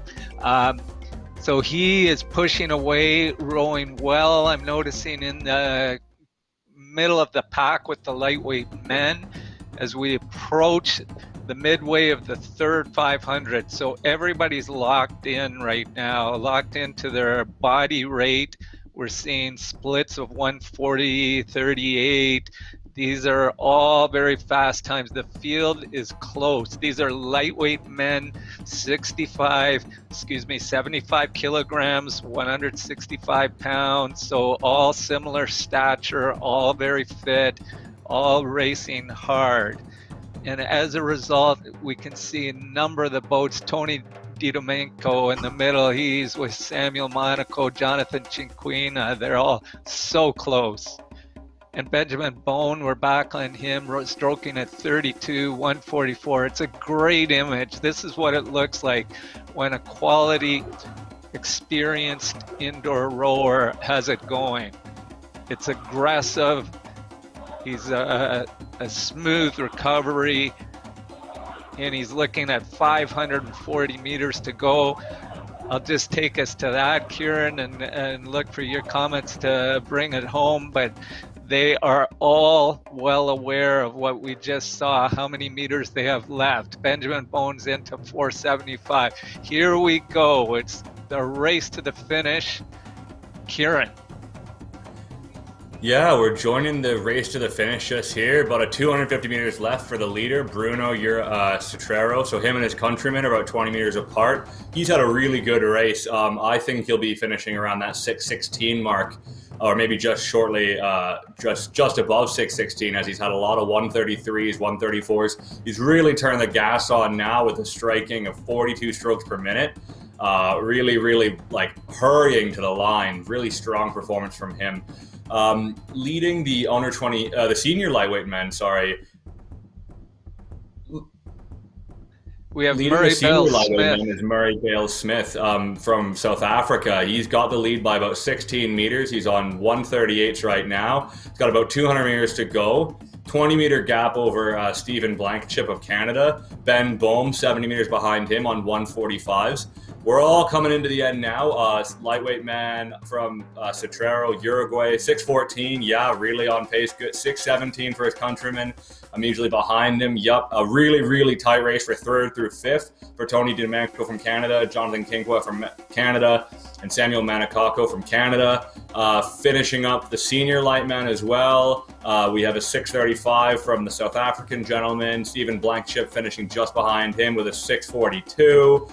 Just great times all across. These are all lightweight men. Mark mentioned had to weigh in at 75 kilos this morning. We got into a little bit of yesterday with Derek O'Farrell, but the way you come down to weight can kind of play an impact on how you race on the day. We're now seeing an image of Benjamin Bohm stretching after he's done his maximal effort, 2-kilometer indoor piece. We've lost him just there, but he was looking really good, trying to just get in a recovery position. So we're waiting on Ruben Latigo to finish up here on rate 38, spinning it up, getting that flywheel nice and light. Really becomes a bit more, you just have to be a bit brave in the last few hundred meters. He's doing a really good job of bringing it home. We have Michael Peely, who had a 6:58, finished first in his category, but really tight all the way through. With Murray Bale Smith was your leader from South Africa. The current qualifier best time was a 6:22, I think, out of the Asian qualifier. So not a qualifying record, but Canadian CIRC, America's qualifier record just now. Really good race from all participants. Mark, can I send it back to you for a wrap up? Absolutely, Kieran, and certainly it was a very good race. I always like it when we see a group of competitors who have the eye on the finish line and they have company, because they all are experiencing the same thing. It's the final push. They've done what they can. Now it's just many people have put it different ways. It's wind it up, put the pedal to the metal, just empty the tank, really. And those guys did, and there was a group in the middle that were all within 3 seconds of each other. That finishing time, we were looking at sub 140 splits for those who are used to the indoor rower. That's a very big effort. We're talking 375 watts for the cyclists and power meter enthusiasts out there. Very strong race, which is what we expected, Kieran. Yeah, it's pretty exciting. So because all these athletes have to weigh in, there's a little bit of discrepancy in size sometimes. Some people are taller, some people are a bit wider and thicker. They're strength-based versus lever-based. But I mean, at the end of the day, everyone has to step on the scale and everyone has to be the same weight. So there's a bit of parity between athletes. So you do get those notoriously tight margins, whether that's under 23. There's a little bit of junior lightweight racing as well we saw earlier. And then as the margins get smaller and smaller, obviously the competition goes up and up. So you get these athletes that are used to being in tight for the whole length of the race, right? And I said it before, but being on the right side of tight is that skill, right? Where when you're nipped up against somebody else, you got to find one more extra gear, one more extra gear, one more extra gear. So it's tough racing, but even better than that is it's tremendous being an audience member. Okay, I think we're here with Ben Bohm. Hello. Absolutely. It was interesting as well, the international context. We had two Uruguayan competitors who finished 1 and 2 in the under 23 light men there. Hi, Benjamin, are you able to hear us?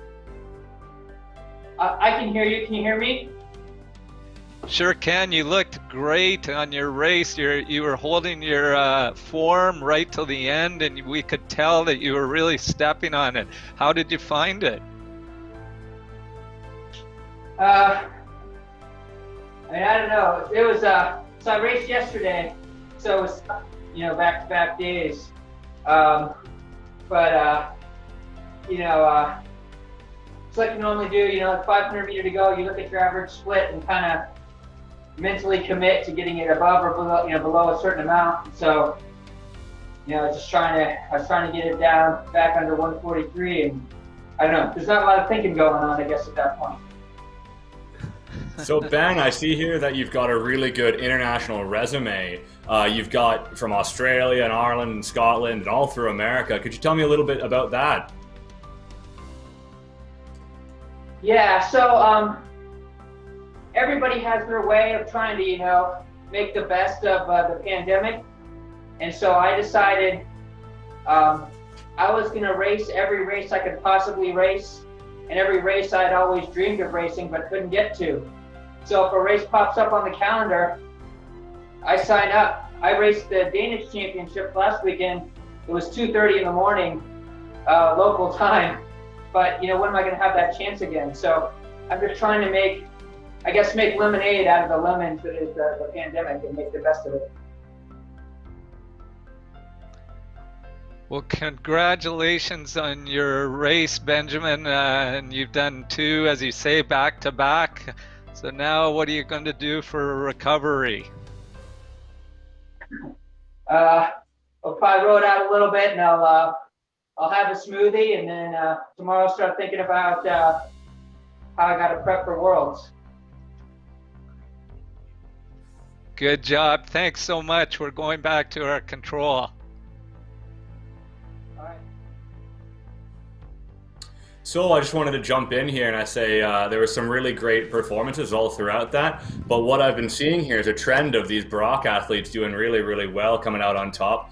That's a Pete Summerwell program, but it's run with lots of volunteers. Mark, I know you're one of those volunteers as well. It's they're bringing in the best, man. Hey, Kieran, if we do so say ourselves. Yeah, that was a fabulous race, wasn't it? And one thing I would observe, it was a good example of many that we get here, these open categories where you have trained athletes and the race along with others who are fairly new to the sport, and they're going through the same experience, and they are basically within a minute of one another, and they're all able to take that back to their cross training to help them with their training and their other sports. The interest grows. It's just great, the diversity of backgrounds in these events, isn't it, Kieran? Absolutely. And speaking of St. Catharines, let's take a look at our merch, Regatta Sport.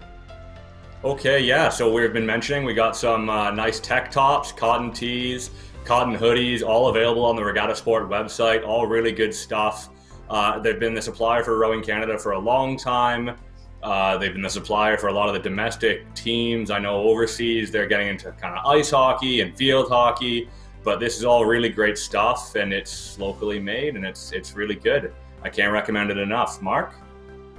Yeah, Regatta Sport's been a real Canadian success story. Once again, I mentioned earlier, Chris Cookson, he's the leader of that company. He was part of the origin of it, and they've just exploded from local markets to international, but they have a great lineup of product, and that website's where you can access it.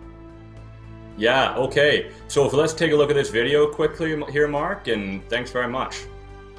Thanks, Kieran. Mississauga welcomes the World Rowing Indoor Championships.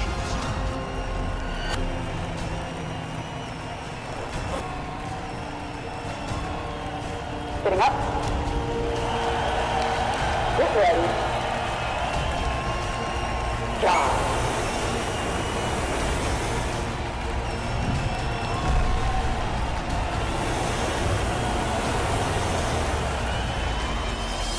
Seated in 2023.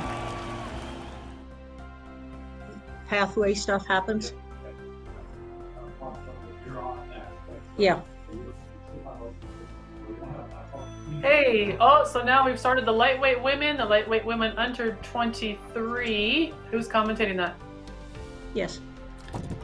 I got you covered here, Cheryl. This is a great race unfolding. This is the under 23 lightweight women and senior lightweight women. So no age restrictions on that. And we have just cleared that opening sprint of the race, and the rowers are starting to settle in. We're starting to see a trend in their speeds. We've got some stroke rates. Typically, in the beginning here, able to be a little more conservative and leave room to use the rate toward the end of the piece. We've got 30, 32. They're in the low 150s. A great place to be settling in and finding your rhythm. We can see in the yellow boats, that is the open women's lightweight. So again, open refers to the age. There are no age restrictions in this group. And Manuela Pham from Canada is just a scant 4 meters ahead of Jasmine Carter, also from Canada, and bringing up in third place, Kate Brooke from Great Britain. It is a very, very close race, and we have a wonderful webcam on Emma Van Dyke, under 23. You can see her here. She is just pushing away you push with the legs. You can see that she's working hard. She's, battling that internal battle with yourself to push. You've trained, you've expected it, but when push comes to push, that's when it's really time to go after it. She's doing a great job. You can see the effort that she's putting in getting that acceleration on the handle. That's what this sport is all about, acceleration. And she's doing that each and every stroke. And we can see how the field again is sorting itself out. Look at the race in the red boats. That is the light women under 23. Fantastic. Those top 3 are within 2 meters. There's Emma Van Dyke, who we saw on our webcam, and there's dead even. This would be nearly a dead heat. We've got Emma. We can see just on the corner of her screen, she's got someone cheering her on, maybe letting her know how she's doing. Really fantastic really fantastic. Just moving that handle. She's using the large muscle groups in the legs to get things going. And it is a very, very tight race there in that U23. We've got the top three are rating 31, 32, up to 34. We've got a little bit, Emma is got a little bit to go to make up, and she is really, really flying.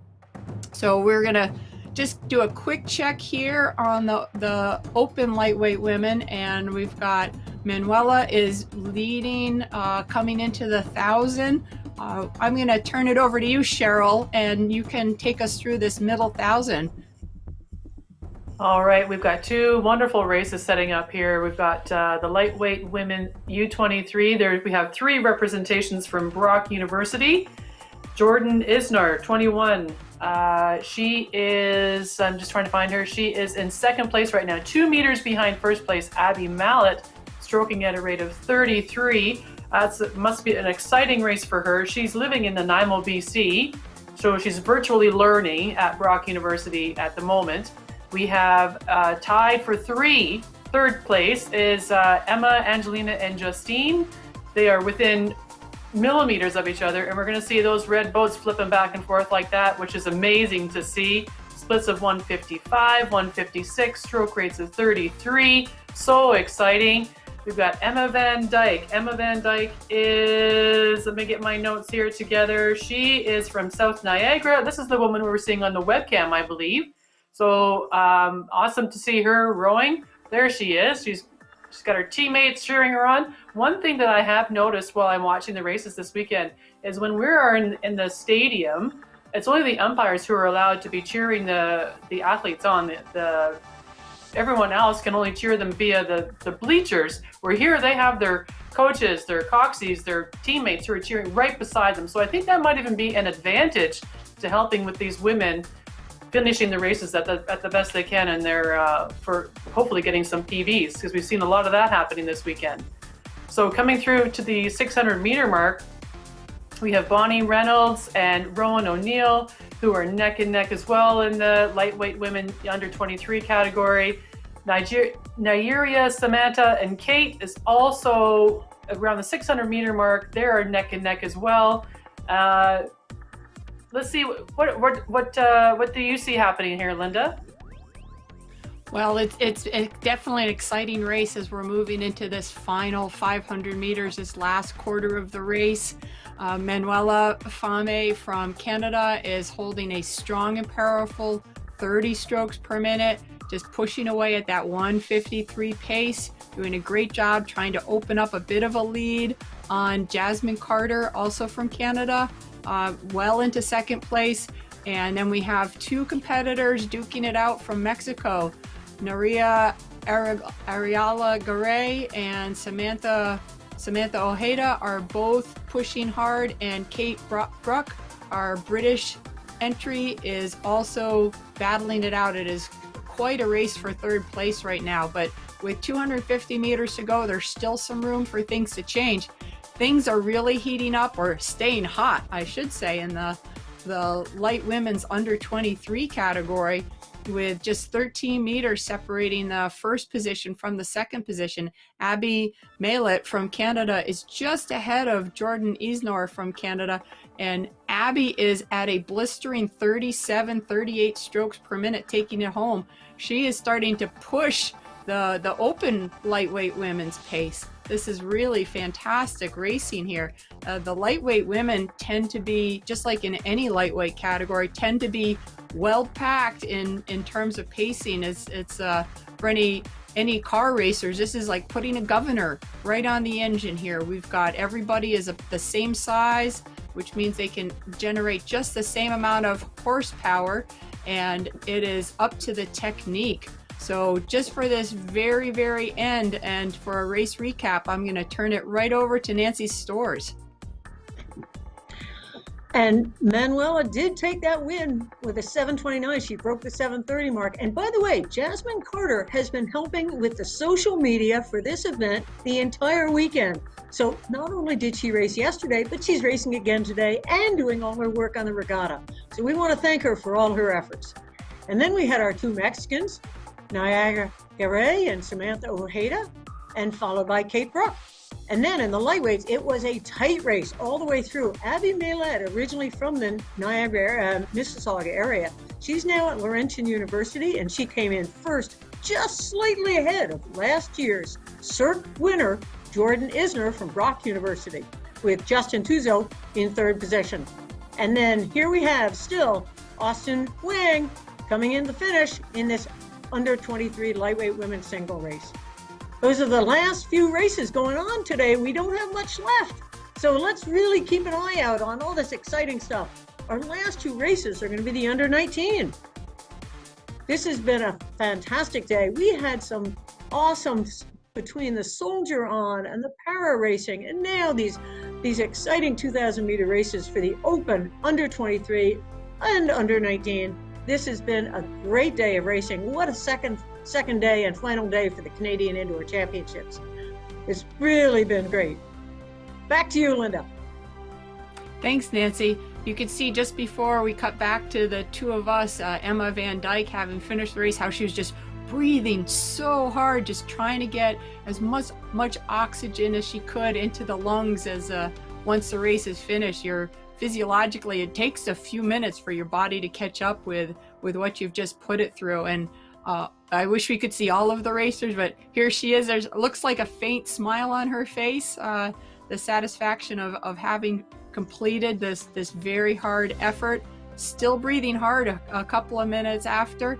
Nice to see that she's still sitting upright on the indoor rower. It's always a little disappointing to see someone kind of fish flop off of the machine at the end of a piece. So kudos to Emma for staying upright at the end of such a strong pull. Over to you, Nancy. Wow. By the way, if you have not been following the social media today, you have missed a lot of great messages. We have had so many posts. And here's one. Good enough is good enough. A new PR. We've had a lot of PRs today, I think, from many of these rowers coming out. Beautiful day for some more indoor racing. Look at that bluebird sky right there. Someone's hoping for a new PB, a new personal best. That's a lot prettier sky. Well, I don't know. I've got snow falling here in New Hampshire today, so this is great to see. These athletes doing a terrific job. And here we go. Oh, look at this. There's our loyal and our tried and true Nancy Storrs herself sitting at Control Central. Look at that, Nancy. You are in the 21st century. I see a tablet, I see a phone. You're plugged into so many connections. Really, really well done, Nancy. It's been a lot of fun catching up. Nancy and I go way back in the coaching relationship. She's coaching competitors that I raced on, both on the water and on the indoor rower. Well done, Nancy. Thanks for the shout out, Linda. You are not only a world champion, but you are an amazing coach as well. So it's been fantastic to have you as a part of the team. Thank you. And I think we have a promo video coming up for the World Rowing Indoor Championships. We do indeed. Here we go.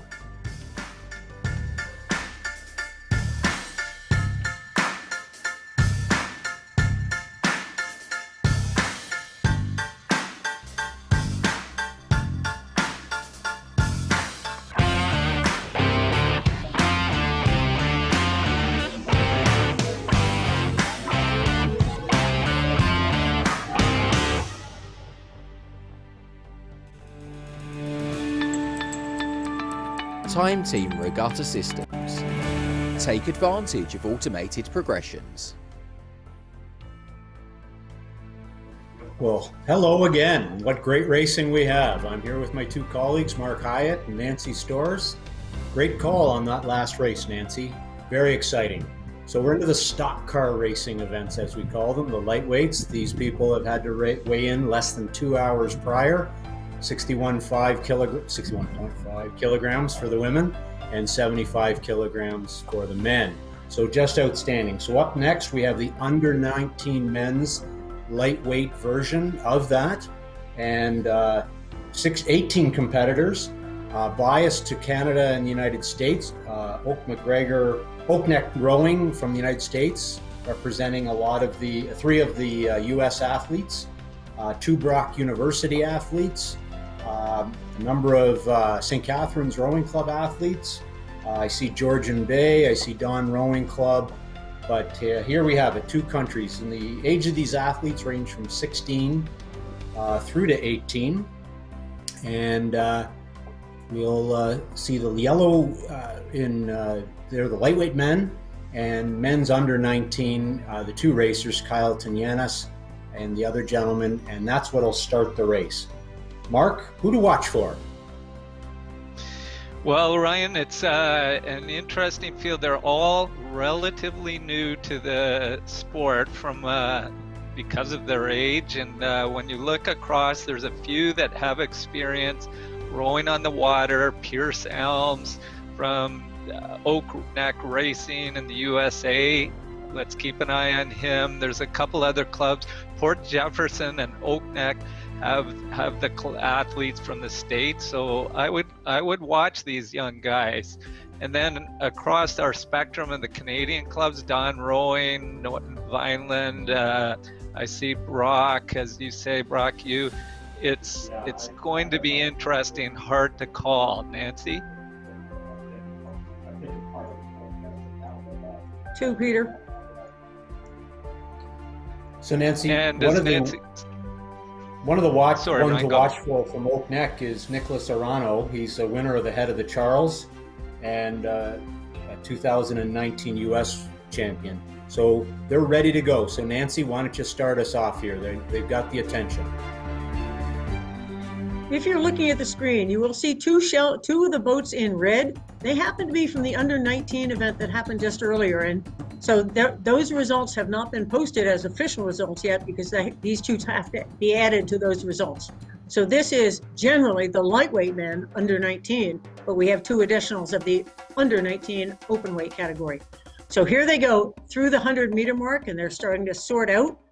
And we're going to really see who can start to find that pace. Again, under 19 tends to have a little more excitement, a little more aggressiveness at the beginning, and we'll see who is going to pace themselves really well in this race. Again, it's mainly Canadians and Americans if you look carefully, and I think that's partially those who have missed the high school season, and they're really looking forward to the future of racing, hopefully this spring and definitely this summer. We've got a number of rowers from all over North America in this race, just US and Canada. And right now, Brandon Fernandez has moved into a slight lead, but he is still sitting at a 139, and we'll see who can start to pace themselves through the body. Lachlan Paragord, Preston Darling, Owen's brother, did very well earlier, Maddox Harrison, James Work from up in the Midland area. We have a good field here. They're starting to spread out now as they come through the 400-meter mark, and we're really going to see who can come through this. Again, we had a few U.S. rowers who have great pedigree. I'm waiting to see what they can do now in the second half of this race. And over to you, Mark. So we pick it up, Nancy, going into the second 5, and look how it's starting to spread. Brandon has asserted his stamp on the race. He's rowing, holding on to 140 splits. He will finish with a sub 630 perhaps. He's really moving. Look at the groups who are racing in the middle.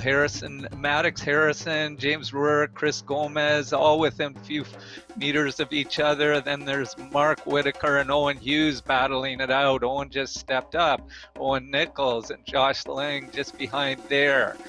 As mentioned earlier, these are young kids really getting their first racing experience, and they will learn from this.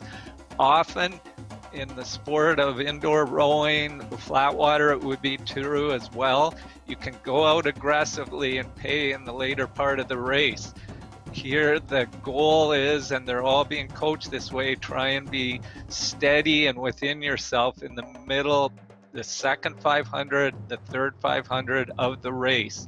And for the most part, it looks like they have all established a steady pace. I'm seeing Brandon. He's just rowing strong, and it looks like he wants to hold on to that low 140 split.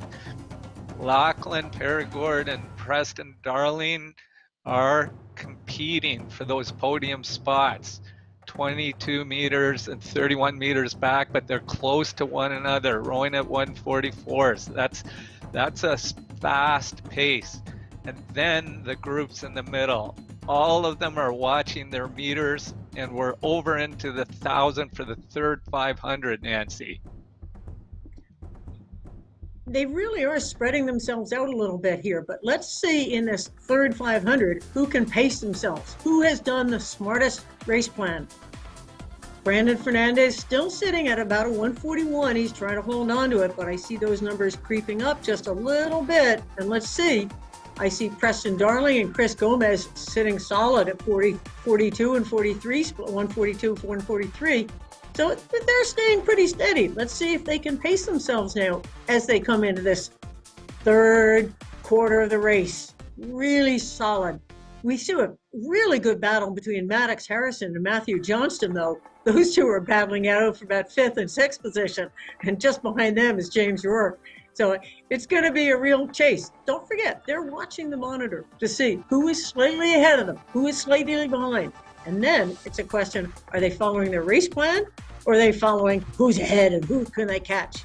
Because that is a different type of plan. You tend to go out a little harder than you want to, and sometimes you don't have that final sprint that we see on some of these rowers. I mean, we've seen a couple of finishes change just in the last 10 strokes because they have fantastic finishes. And there are those who train to negative split, meaning they do better in the second half of the race than the first half. And then there are those who tend to go out hard, hoping that they can hang on for dear life at the end. So here they go towards the last 500. Brandon's still in the lead, and he's in fact stretching it out a little bit. He's up to 39 meters ahead. And over to you, Mark. And here we go. The young fellas are bringing home the Canadian Indoor Rowing Championships for us. They're the final race of the day, and they are sprinting now. Brandon Fernandez, 35 strokes a minute, under 140. Watch those splits on the right. On the right, you can see who's pushing.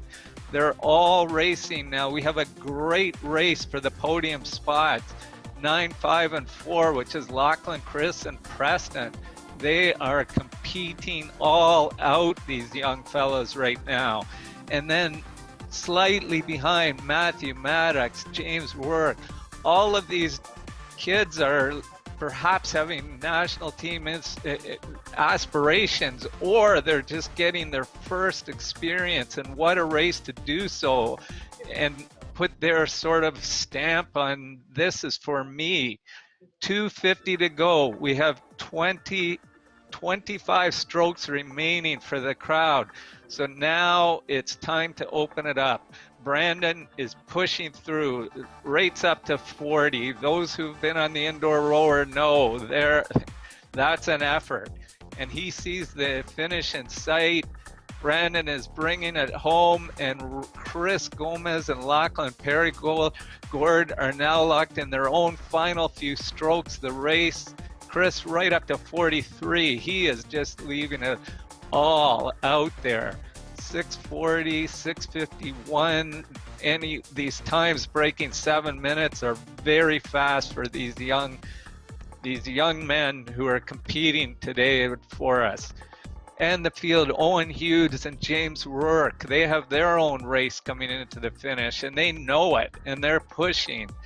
And next up, Mark Whitaker, Nicholas Cronus, sprinting to the line, 30 strokes, 139s. Just the way they bring down at the end, it's so fun to watch.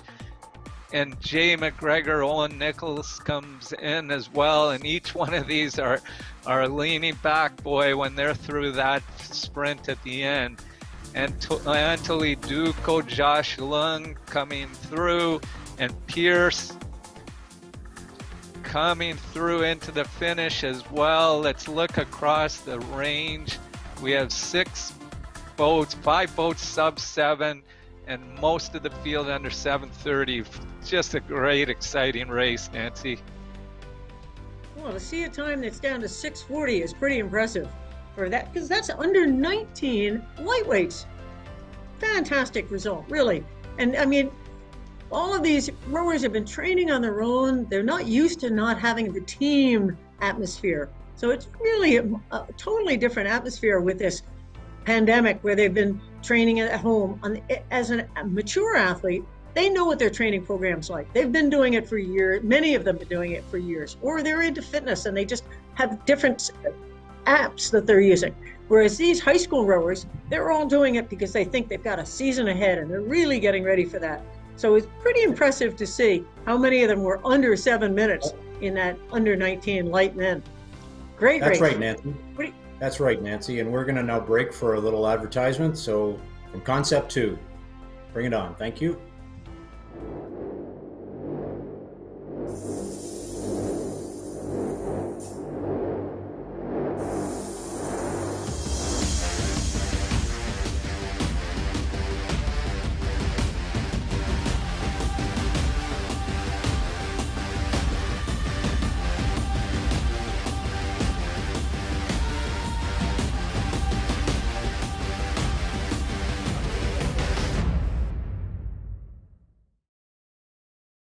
Hello, it's Ryan, and welcome back to the Canadian Indoor Rowing Championships. We just saw the under 19 men, and we have one final race for the under 19 lightweight women.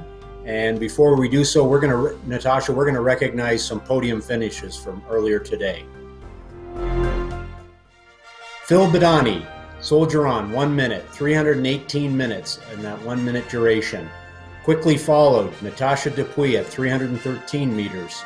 And Nadia Duranlau, 313 meters. So 5 meters just separating that 1 minute on those 3 podium finishes. Congratulations, Phil, Natasha, Nadia. Now we have our open men's lightweight 2,000 meter. So the winner is Murray Bale-Smith from South Africa with gold at a time of 6:35 flat. Then we have Stephen Blankenship from Canada in silver with a time of 6:42.3. Then Benjamin Boehm in bronze from the US with a time of 6:52.1. Under 23 men's lightweight, 2,000 meters. 2 Uruguayans, Bruno Cetraro at 6:14.5, and Philippe Kluver, both from Montevideo, Uruguay. Third on the podium in bronze medal position, Tony Di Domenico from Brock University, coached by Peter Somerville, 6:37.4. Well done. Open women's lightweight 2,000 meter, gold Manuela Pham, 7:29.9 from Canada. Jasmine Carter, silver from Canada, 7:35.9. And Nayara Garay from Mexico is in bronze with a 7:41.9. Under 23 women's lightweight 2,000 meters, Abby Millette, 7:34 from Laurentian. In second, Jordan Isnor, 7:36 from Brock University. And third, with a Canadian sweep, Justine Touzeau from McGill University, 7:41. Congratulations, ladies. Well, Natasha, welcome back. So we have one more race to go, the Stock Car Under 19 ladies event, so lightweight event. So what are you looking forward to, or who's to watch in this race, Natasha? I think in this race we're going to see these women being very evenly matched. They're all weighed in at 61.5 kilograms. So as Kieran was saying earlier, they all have the same mass, even if they might be different shapes and sizes. So that means that we should be seeing times that are very close together. So that's exciting to see. We definitely have a variety in this race, mainly from Canada and the US. But we have Jillian Van Dyke, who won gold at a Row Ontario Championship, so she has a lot of on-water experience. Then we see some novices who have some just indoor rower experience and probably picked it up in the last year. So I think we'll see a variety of athletes in this upcoming race, the last race of this incredible weekend.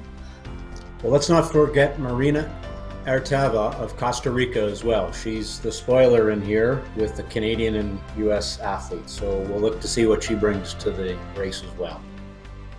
Definitely. And she raced yesterday, so it'll be exciting to see her again. Good. So here we have in Spanish, so I guess it's all yours, Natasha. Looks like we have two racers. Can't quite see who they are, but it's great that we have this international presence. These might be number 1 and number 2 from Uruguay in race 16, our lightweight race. Congratulations, gentlemen.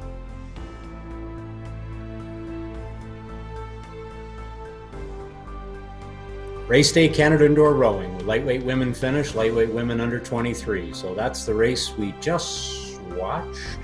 And we've well called by Mark Hyatt and Nancy Storrs. So there we go. So now we're going to get ready for the final race with Olivia Latour is certainly someone to watch here. She's from London, Ontario. And we see them queued up here. 6 athletes. Their flywheels are still moving. But we have 7 under 19, and for comparison, the 2 women under 19. And we'll turn it back to you, Linda Murray and Natasha, to call the race. Linda? Thank you. I think you're absolutely right. Watching Olivia Latour, she's got some great indoor racing experience at the Ontario Championships in 2020. And for Costa Rica, Mariana Arteva, definitely who knows, this could, as you say, the spoiler. This is a wide range of ages. We have a young competitor. Sophia DeMartin is 13 years old. So this is a very, very widespread, DiMartino. Sophia is only 13. Now you can see, if you're watching this at home, we've got 3 pace boats going along with us. You can see at the bottom of the screen, P1, P2, P3. We've got pace boats for these athletes because they are part of this race, just to see how we get to see how they're stacking up. But as we're coming into the first stretch here, coming almost to the first minute of the race is when the athletes start to just ease up a little bit on the gas after really flooring it to come off of the starting line. And you can see Jillian Van Dyke, who again raced yesterday. She's at 32 strokes per minute, starting to really lengthen out, find her stride here. 153, 154 splits. You know, we're looking for some very fast times, probably over 7 minutes, of course, is what we're going to see here. But the field is just stretching out a little bit, but very close still, very, very close. In the yellow boats, we have the lightweight under 19. So these are primarily high school age scholastic rowers. And then in the 2 green boats at the bottom of the screen are their heavyweight counterparts. They're open weight. They don't have any weight restrictions. It's really non-restricted or unrestricted category for the U19. And we've got 30 strokes a minute and 28 strokes a minute. Stella Fraser and Sarah Allen, both from Canada, are competing against a separate flight. Again, with indoor rowing, very easy to compare times. We're not worried about weather, wind, any sort of external factors like that. It's really just you and the machine, which makes it fantastic. Now, quick glance up at the top of the screen on the lightweight under 19s. It is a tight race. Isabella Durchek has moved ahead of Jillian Van Dyke. Look at that stroke rate. Isabella is at 33 strokes per minute, really pushing hard. She's been staying on that 154 pace since lengthening out after the start. And she is getting the better of Jillian Van Dyke right now, who is rowing at a 28-29. Great pace, nice and steady, but closer to 2-minute splits per 500 meters. Again, that's how we measure in indoor rowing, is our pace per 500 meters. And that's what you'll see on the far right-hand side of the screen. And many of the athletes are at that 158, 159, 2-minute mark. And as a young athlete in the lightweight category, everyone is really trying to keep it under 2 minutes for sure. And some of the faster athletes are going for even more than that, but still very close, 13, 14 meters back coming into the halfway point. There's still plenty of time for these athletes to have pace smartly and save a lot for the end. Natasha, I will turn it over to you to take us through the 1,000-meter mark. What a great race. Oh, definitely. I agree, Linda. And you can see these boats kind of pairing off. We have Maya Foster-Thompson and Olivia Rice. Within about 10 meters of each other. Then we have Olivia Latour and Marianne Artava, and they're within 10 meters of each other. So very close races. They can definitely see where their competitors are. I'd like to bring our viewers' attention to just the right side of the screen where you see the stroke rates.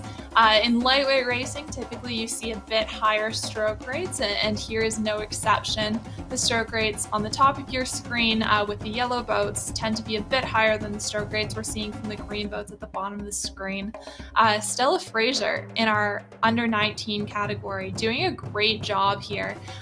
She's up against the 3 pace boats, which are the top 3 in that category, but she's staying within 80 meters of them, so really doing a great job. And were she in the race earlier, you would see her really with the pack. Again, great job by Sarah Alum. She is keeping a nice, consistent 2:24 split. It's just about keeping that consistency and doing best you can. So great applause to her as we go through the 750, just staying strong through that third 500 meters we talk about. So up at the top, we have Isabella Durchek, still in first, still keeping, as you said, Linda, that 154, 153 pace. She is looking very strong. About 20 meters back is Zoe Durchek. Not sure if it's a sister or cousin, but they definitely have some competition going on. So I wouldn't count Zoe out of it just yet. She's 20 meters back, but she's staying strong at that 156 split. So it looks like it's going to be a great race as we head into this final 500 meters. Then in third, we have Christina T. Harris. She is holding a nice consistent 159, staying under that 2-minute split. As Linda mentioned, that 2-minute split is really a benchmark. That is 8 minutes, and a lot of lightweight rowers are trying to go under 8 minutes. So if she is able to stay under that 2-minute mark, that will be a fantastic accomplishment for her. And then look at Isadora Ferguson and Jamie Ridey. They are within a couple meters of each other here in 5th and 6th position. So they're really pushing each other to the end. You can see they're both around a 2:01 split. So it'll be interesting to see how they tackle this last about 300 meters in their race and see if they can really bring it up and bring it home.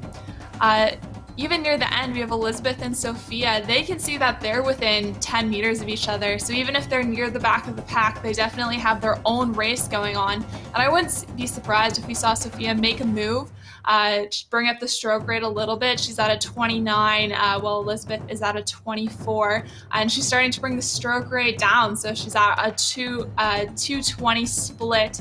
So we might see her make a pass for this last sprint. Our leader has now passed the 250 mark, Isabella Durchek. She's keeping a very strong pace, going up to a 36-37 stroke rate. Matching her down at the bottom, Stella Fraser. She is keeping a 32 stroke rate, 154 split, just 120 meters off her leader, but still very much with these lightweight athletes. But as it goes to the line, it looks like Isabella Durchek is just doing her final 5 strokes, really getting across the line. This is such an exciting race. Good job to all these athletes. These are great times that we're going to see here. 7:34.2 for lightweight under 19. Linda, can you talk these last few athletes across the line? Sure, they're doing a great job. And high school rowers, lightweight women in the 730 to 740 range is really exceptional. They are doing quite well. to have right now. We've got so many racers have finished. 4 racers under 8 minutes, broke that 8-minute barrier, and just the next few are in that 2 to 2 minutes. I find that 8 minutes is, for these athletes, is a little bit like the 4-minute mile. Once they can break through that 8-minute barrier, it's all bets are off. So we're seeing a lot of these athletes right on the cusp of that. You know, Olivia Latour did a great job, and from Costa Rica, Mariana Artavia, fabulous. And we still have some very good racing going on. A few more athletes. Olivia Rice-Hui is in the final stretches. She has maybe 4 more strokes. And then Sofia Di Martino, again, our youngest competitor, as far as I can tell. She is 13 years old, racing neck and neck with Elizabeth Spolatoro. This is fantastic. They can see how each one is doing on her own monitor, and it really is motivating and gives them a good chance to push. You can see they're working on the stroke rate, as is Sarah Alam at the bottom in the other category, in the women's open weight U19. This has just been a terrific race, and Sarah's taking her last few strokes. What a terrific way with these up and coming rowers to finish off such a fabulous weekend of racing.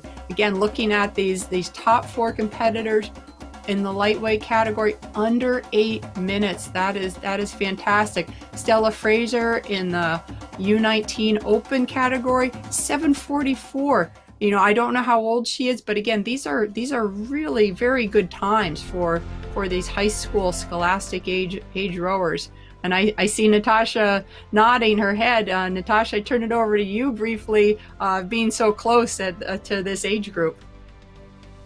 Definitely. No, I remember trying to break that 7:30 mark and all those types of landmarks. And you really know what the athletes are going through when they feel that sense of accomplishment. They know they've hit a personal best. But I have to commend these lightweight rowers. They made this race look easy, and it was anything but we saw very consistent stroke rates. We saw great sprinting. What did you think about this, Ryan? Natasha, it was a wonderful racing. Congratulations to the 2 young ladies from St. Mary's in Hamilton, Ontario. Natasha, you have an interview next, and we're going to bring it live to you now. So let's cue it. Perfect. Hello, thank you so much for joining me. Can you hear me? Hi.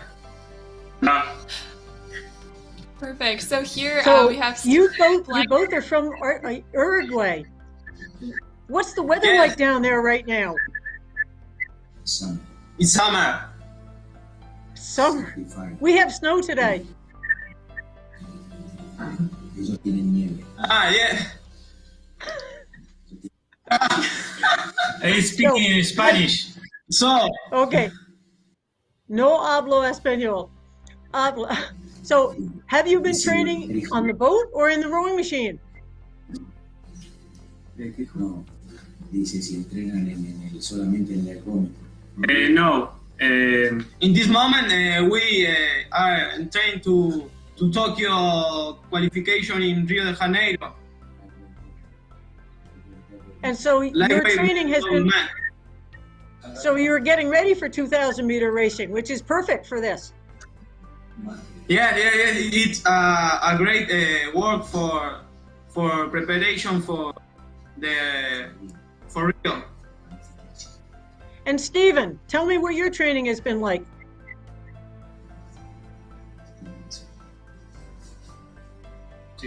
We can't hear you, Stephen. Nope. You may need a microphone. I'm not sure.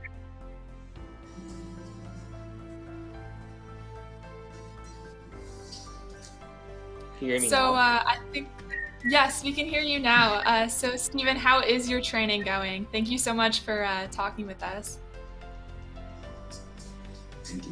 Thank you very much.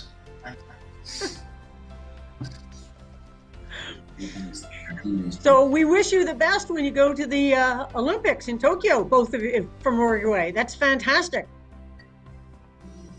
Yes, it's a dream for we, and I trained all day for this dream. And do you row on the rowing machine a lot?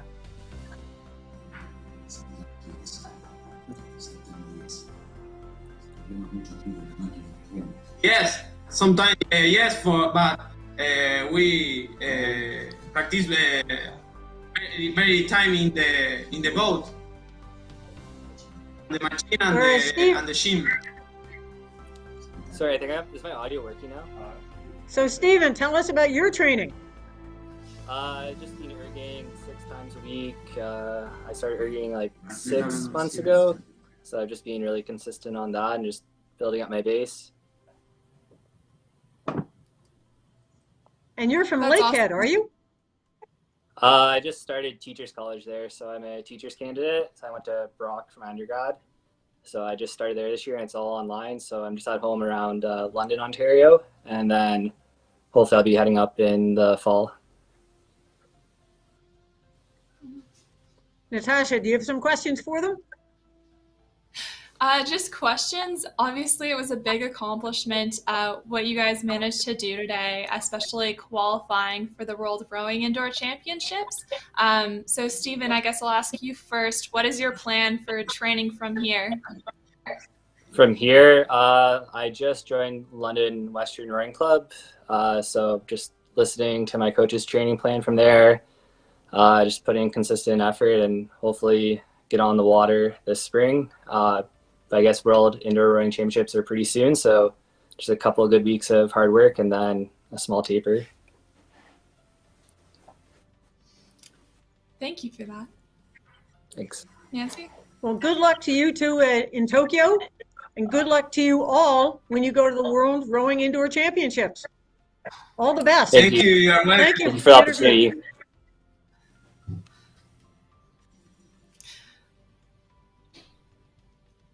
And I think we have one more interview today. That was our last race we had just a moment ago. So we're getting ready for the end, but we will have some results, but we have one more interview, I believe, from one of our open lightweight women as soon as we get connected with her.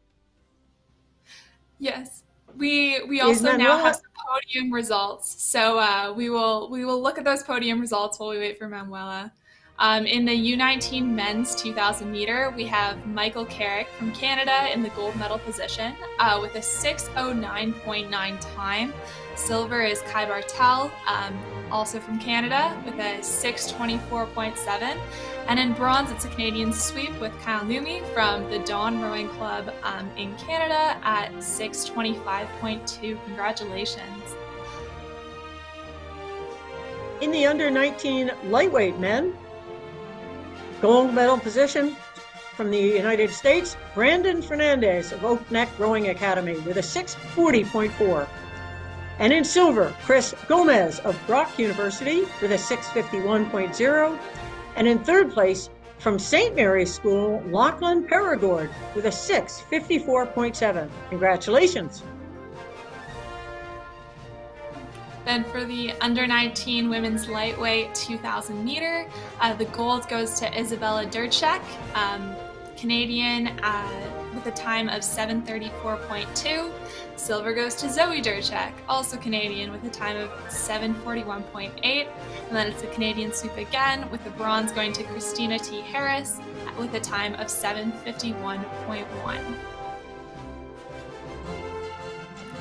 In the under 17 women, the gold medal goes to Catherine Barry from the United States, Oak Neck Rowing Academy with a 7:23.9. In silver, from the United States, Sophia Ulinsky from Port Jefferson Rowing Club, 7:31.2.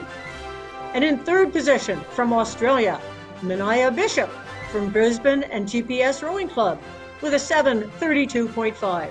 Congratulations.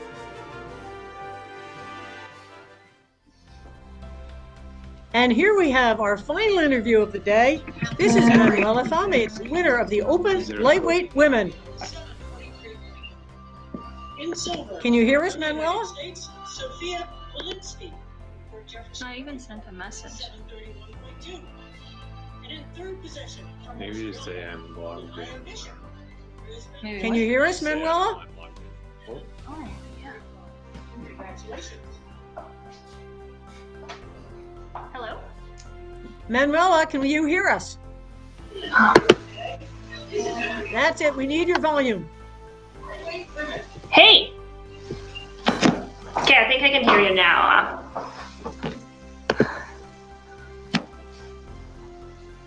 I'll ask the first question. How was your race? Felt really good. Started off really strong. The pace was really good on target. The first K was really good, and then just started slowing down a bit. Just started getting more tired, but overall I'm so happy. And then what do you look for on your monitor when you're in these types of races? Obviously you can see who's ahead of you, who's behind you. No one was ahead of you in this race, but how does that motivate you, and what are you looking for? So I was looking for the first person and the person right in front of me, and then I couldn't see anyone, and I could just see myself and couldn't see the time. And so at one point I got a bit confused, what's going on here? I just kept pushing and yeah, just waiting to finish. Usually I tend to count down. I go by 100 meters, and that just helps me to stay focused. Where are you, Manuela? In Calgary. Ah, you listed unaffiliated, so we're not sure where you're located. And here we have snow, so I'm hoping you have better weather right now. What are your So we're sitting in -26. It's like a pretty cold weekend, not going anywhere. So it's perfect to have a 2K race. You know, it's beautiful out, it's snowy, but nice to be inside. And what are your plans for the spring? Plans for the spring? Keep rowing as much as I can. I wanted to thank my coach Dave for getting me ready for this race, and thanks to CIRC for hosting this virtually and just giving us a goal and something to work towards and keep training for. But yeah, just my next steps are just keep rowing and see how far I can go.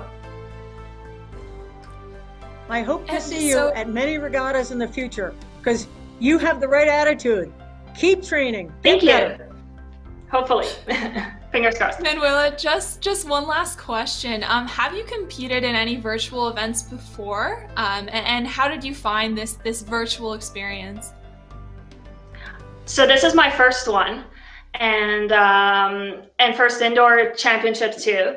I thought you guys did an amazing job. It was just so clear, just the instructions, the emails, getting us set up and going, and a really big thank you, especially so Calgary, we have a few restrictions going on right now. Gyms are closed, so if it wasn't for that virtual race, I don't know what I would have been doing. So it's just a great motivator, and I hope to do more in the future. So yeah, thank you. That was just excellent. Really well organized. And thank you so much, Manuela, for competing. We really love seeing you. So best of luck in future races. Right now, we're just going to go back to our entire commentator team. We've obviously had an incredible weekend. Shale, do you want to start us off with some comments on what we've experienced in this great virtual event? Thank you, Natasha. Yeah, I know it was a lot of fun. It was excellent to get to meet new people, my new commentators. I've made some new friends, and I think everyone else racing virtually has also made some new friends. But the highlights for me this weekend was yesterday's races. Concept2 is still working on those world record holders that possibly have happened, you know, in the 62-year-old men and the 89-year-old women. So hopefully those are world records. So we'll just wait on the results for those. And as well, I was really pumped about watching the U19 or no, the U17 women in their 500-meter sprints. The young woman from Zimbabwe, 14 years old, 6'4". She has already all these accomplishments. 12 or 5 under 12 accomplishments, and the woman from Denmark, her accomplishments being on the junior Danish team. I mean, and wonderful athletes. I mean, it's awesome. I just had a great weekend, a fantastic weekend. I don't know what I'm gonna do now. I don't think I'm gonna have any more emails or anything. I'm gonna be lost with all my spare time. What did you think of the races this weekend, Mark? Cheryl, like yourself, it was just a great experience. A few highlights for me. I loved the webcams. Every time we had an athlete interact with us, I was impressed just by the general enthusiasm, the fun that they exuded. I thought diversity was just a theme that was so clear. All these individuals who had different backgrounds in sport across rugby, basketball, CrossFit, powerlifters, cyclists, marathoners, track, you name it.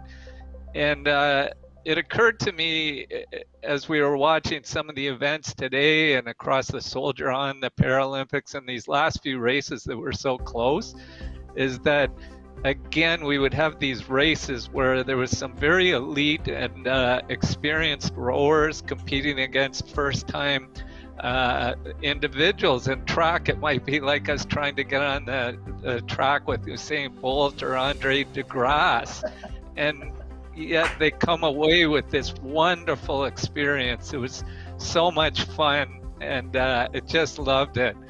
Over to you, Linda. Thanks, Mark. I found so much wonderful about the racing this weekend, and probably the biggest thing was me getting to join this Canadian team, which has just been so much fun.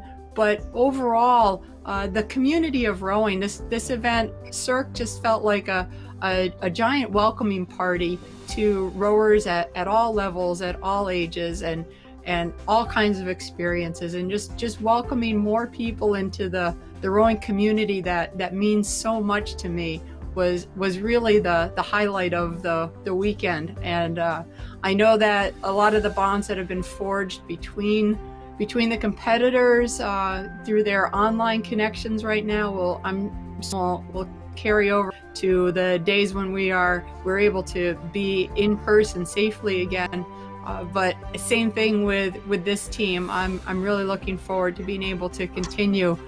Some of the results were just fabulous. I can't wait to see how this moves forward. Natasha, what are your thoughts? I love the competition of this weekend.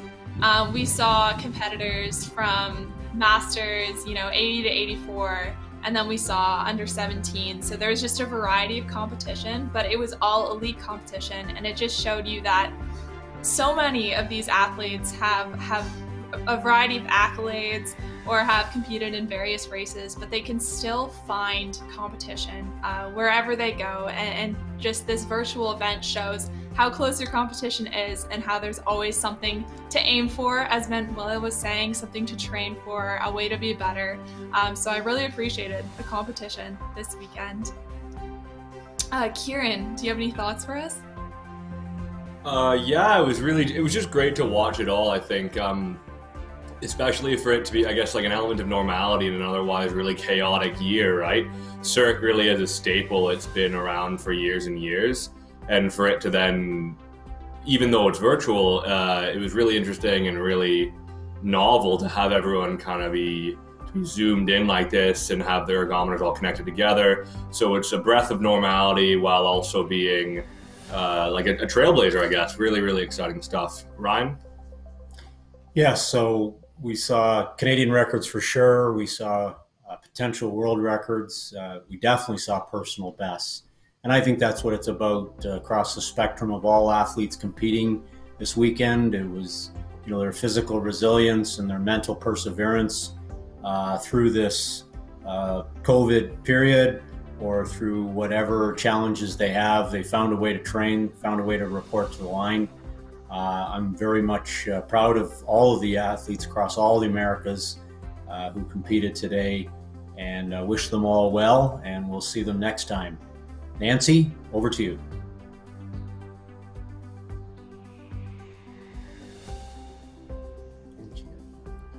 who are competing in qualification events who did not achieve their qualification through the Continental Qualification Pathway will have the opportunity to recycle their score and use this attempt to qualify through the Open Qualification Pathway for the World Rowing Indoor Championships.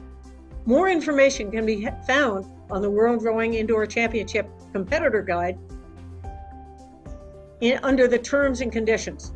After rowing at the Americas Qualifier, competitors will receive an email directed directly from World Rowing with special instructions and their code to recycle the score. Please look out for this email from World Rowing on February 8. They could go to your spam folder, so make sure you check there as well. Competitors will have until the day later to use their unique code and recycle their score into the Open Qualification Pathway. Please make sure that anyone who is close to qualifying checks that information. Now, for my post-regatta comments, I would just like to say I thought how fantastic our Canadian club performances were. We had so many different clubs involved, whether it was Dawn Rowing Club or Ottawa or Brock University or Vic City. We had so many different clubs that performed well. And I was just pleased for the future of Canadian rowing, not just the under 17 showing the future of rowing in Canada, but showing overall the development and the rowing. And I hope we've recruited some new indoor rowers to our circle of friends. Back to you, Cheryl. All right, thank you for all your awesome comments, folks. We're going to bring in Susan Kitchen. I think she played a little wee role in helping do this regatta. Susan, can we hear from you? Susan. Oh, we're just looking at the picture. That's a wrap. CRC or CIRC 2021 and America's Qualifier in the history book. Thanks, everyone. Awesome. All right, a big group hug. Group hug, everyone. Okay, group care. hug. Come on, get us in Take there. care. Hopefully 2023 World Rowing Indoor Champs. Thank you. Be there, be Thank you square, to the folks. viewers. Props, Thank you to the competitors. viewers. Thanks for everything. Awesome. Great job. Thanks, Time Team. Thanks, UK. Thanks, Jack and Russell. See you in Mississauga in Great 2023. Exactly. Woohoo! Props.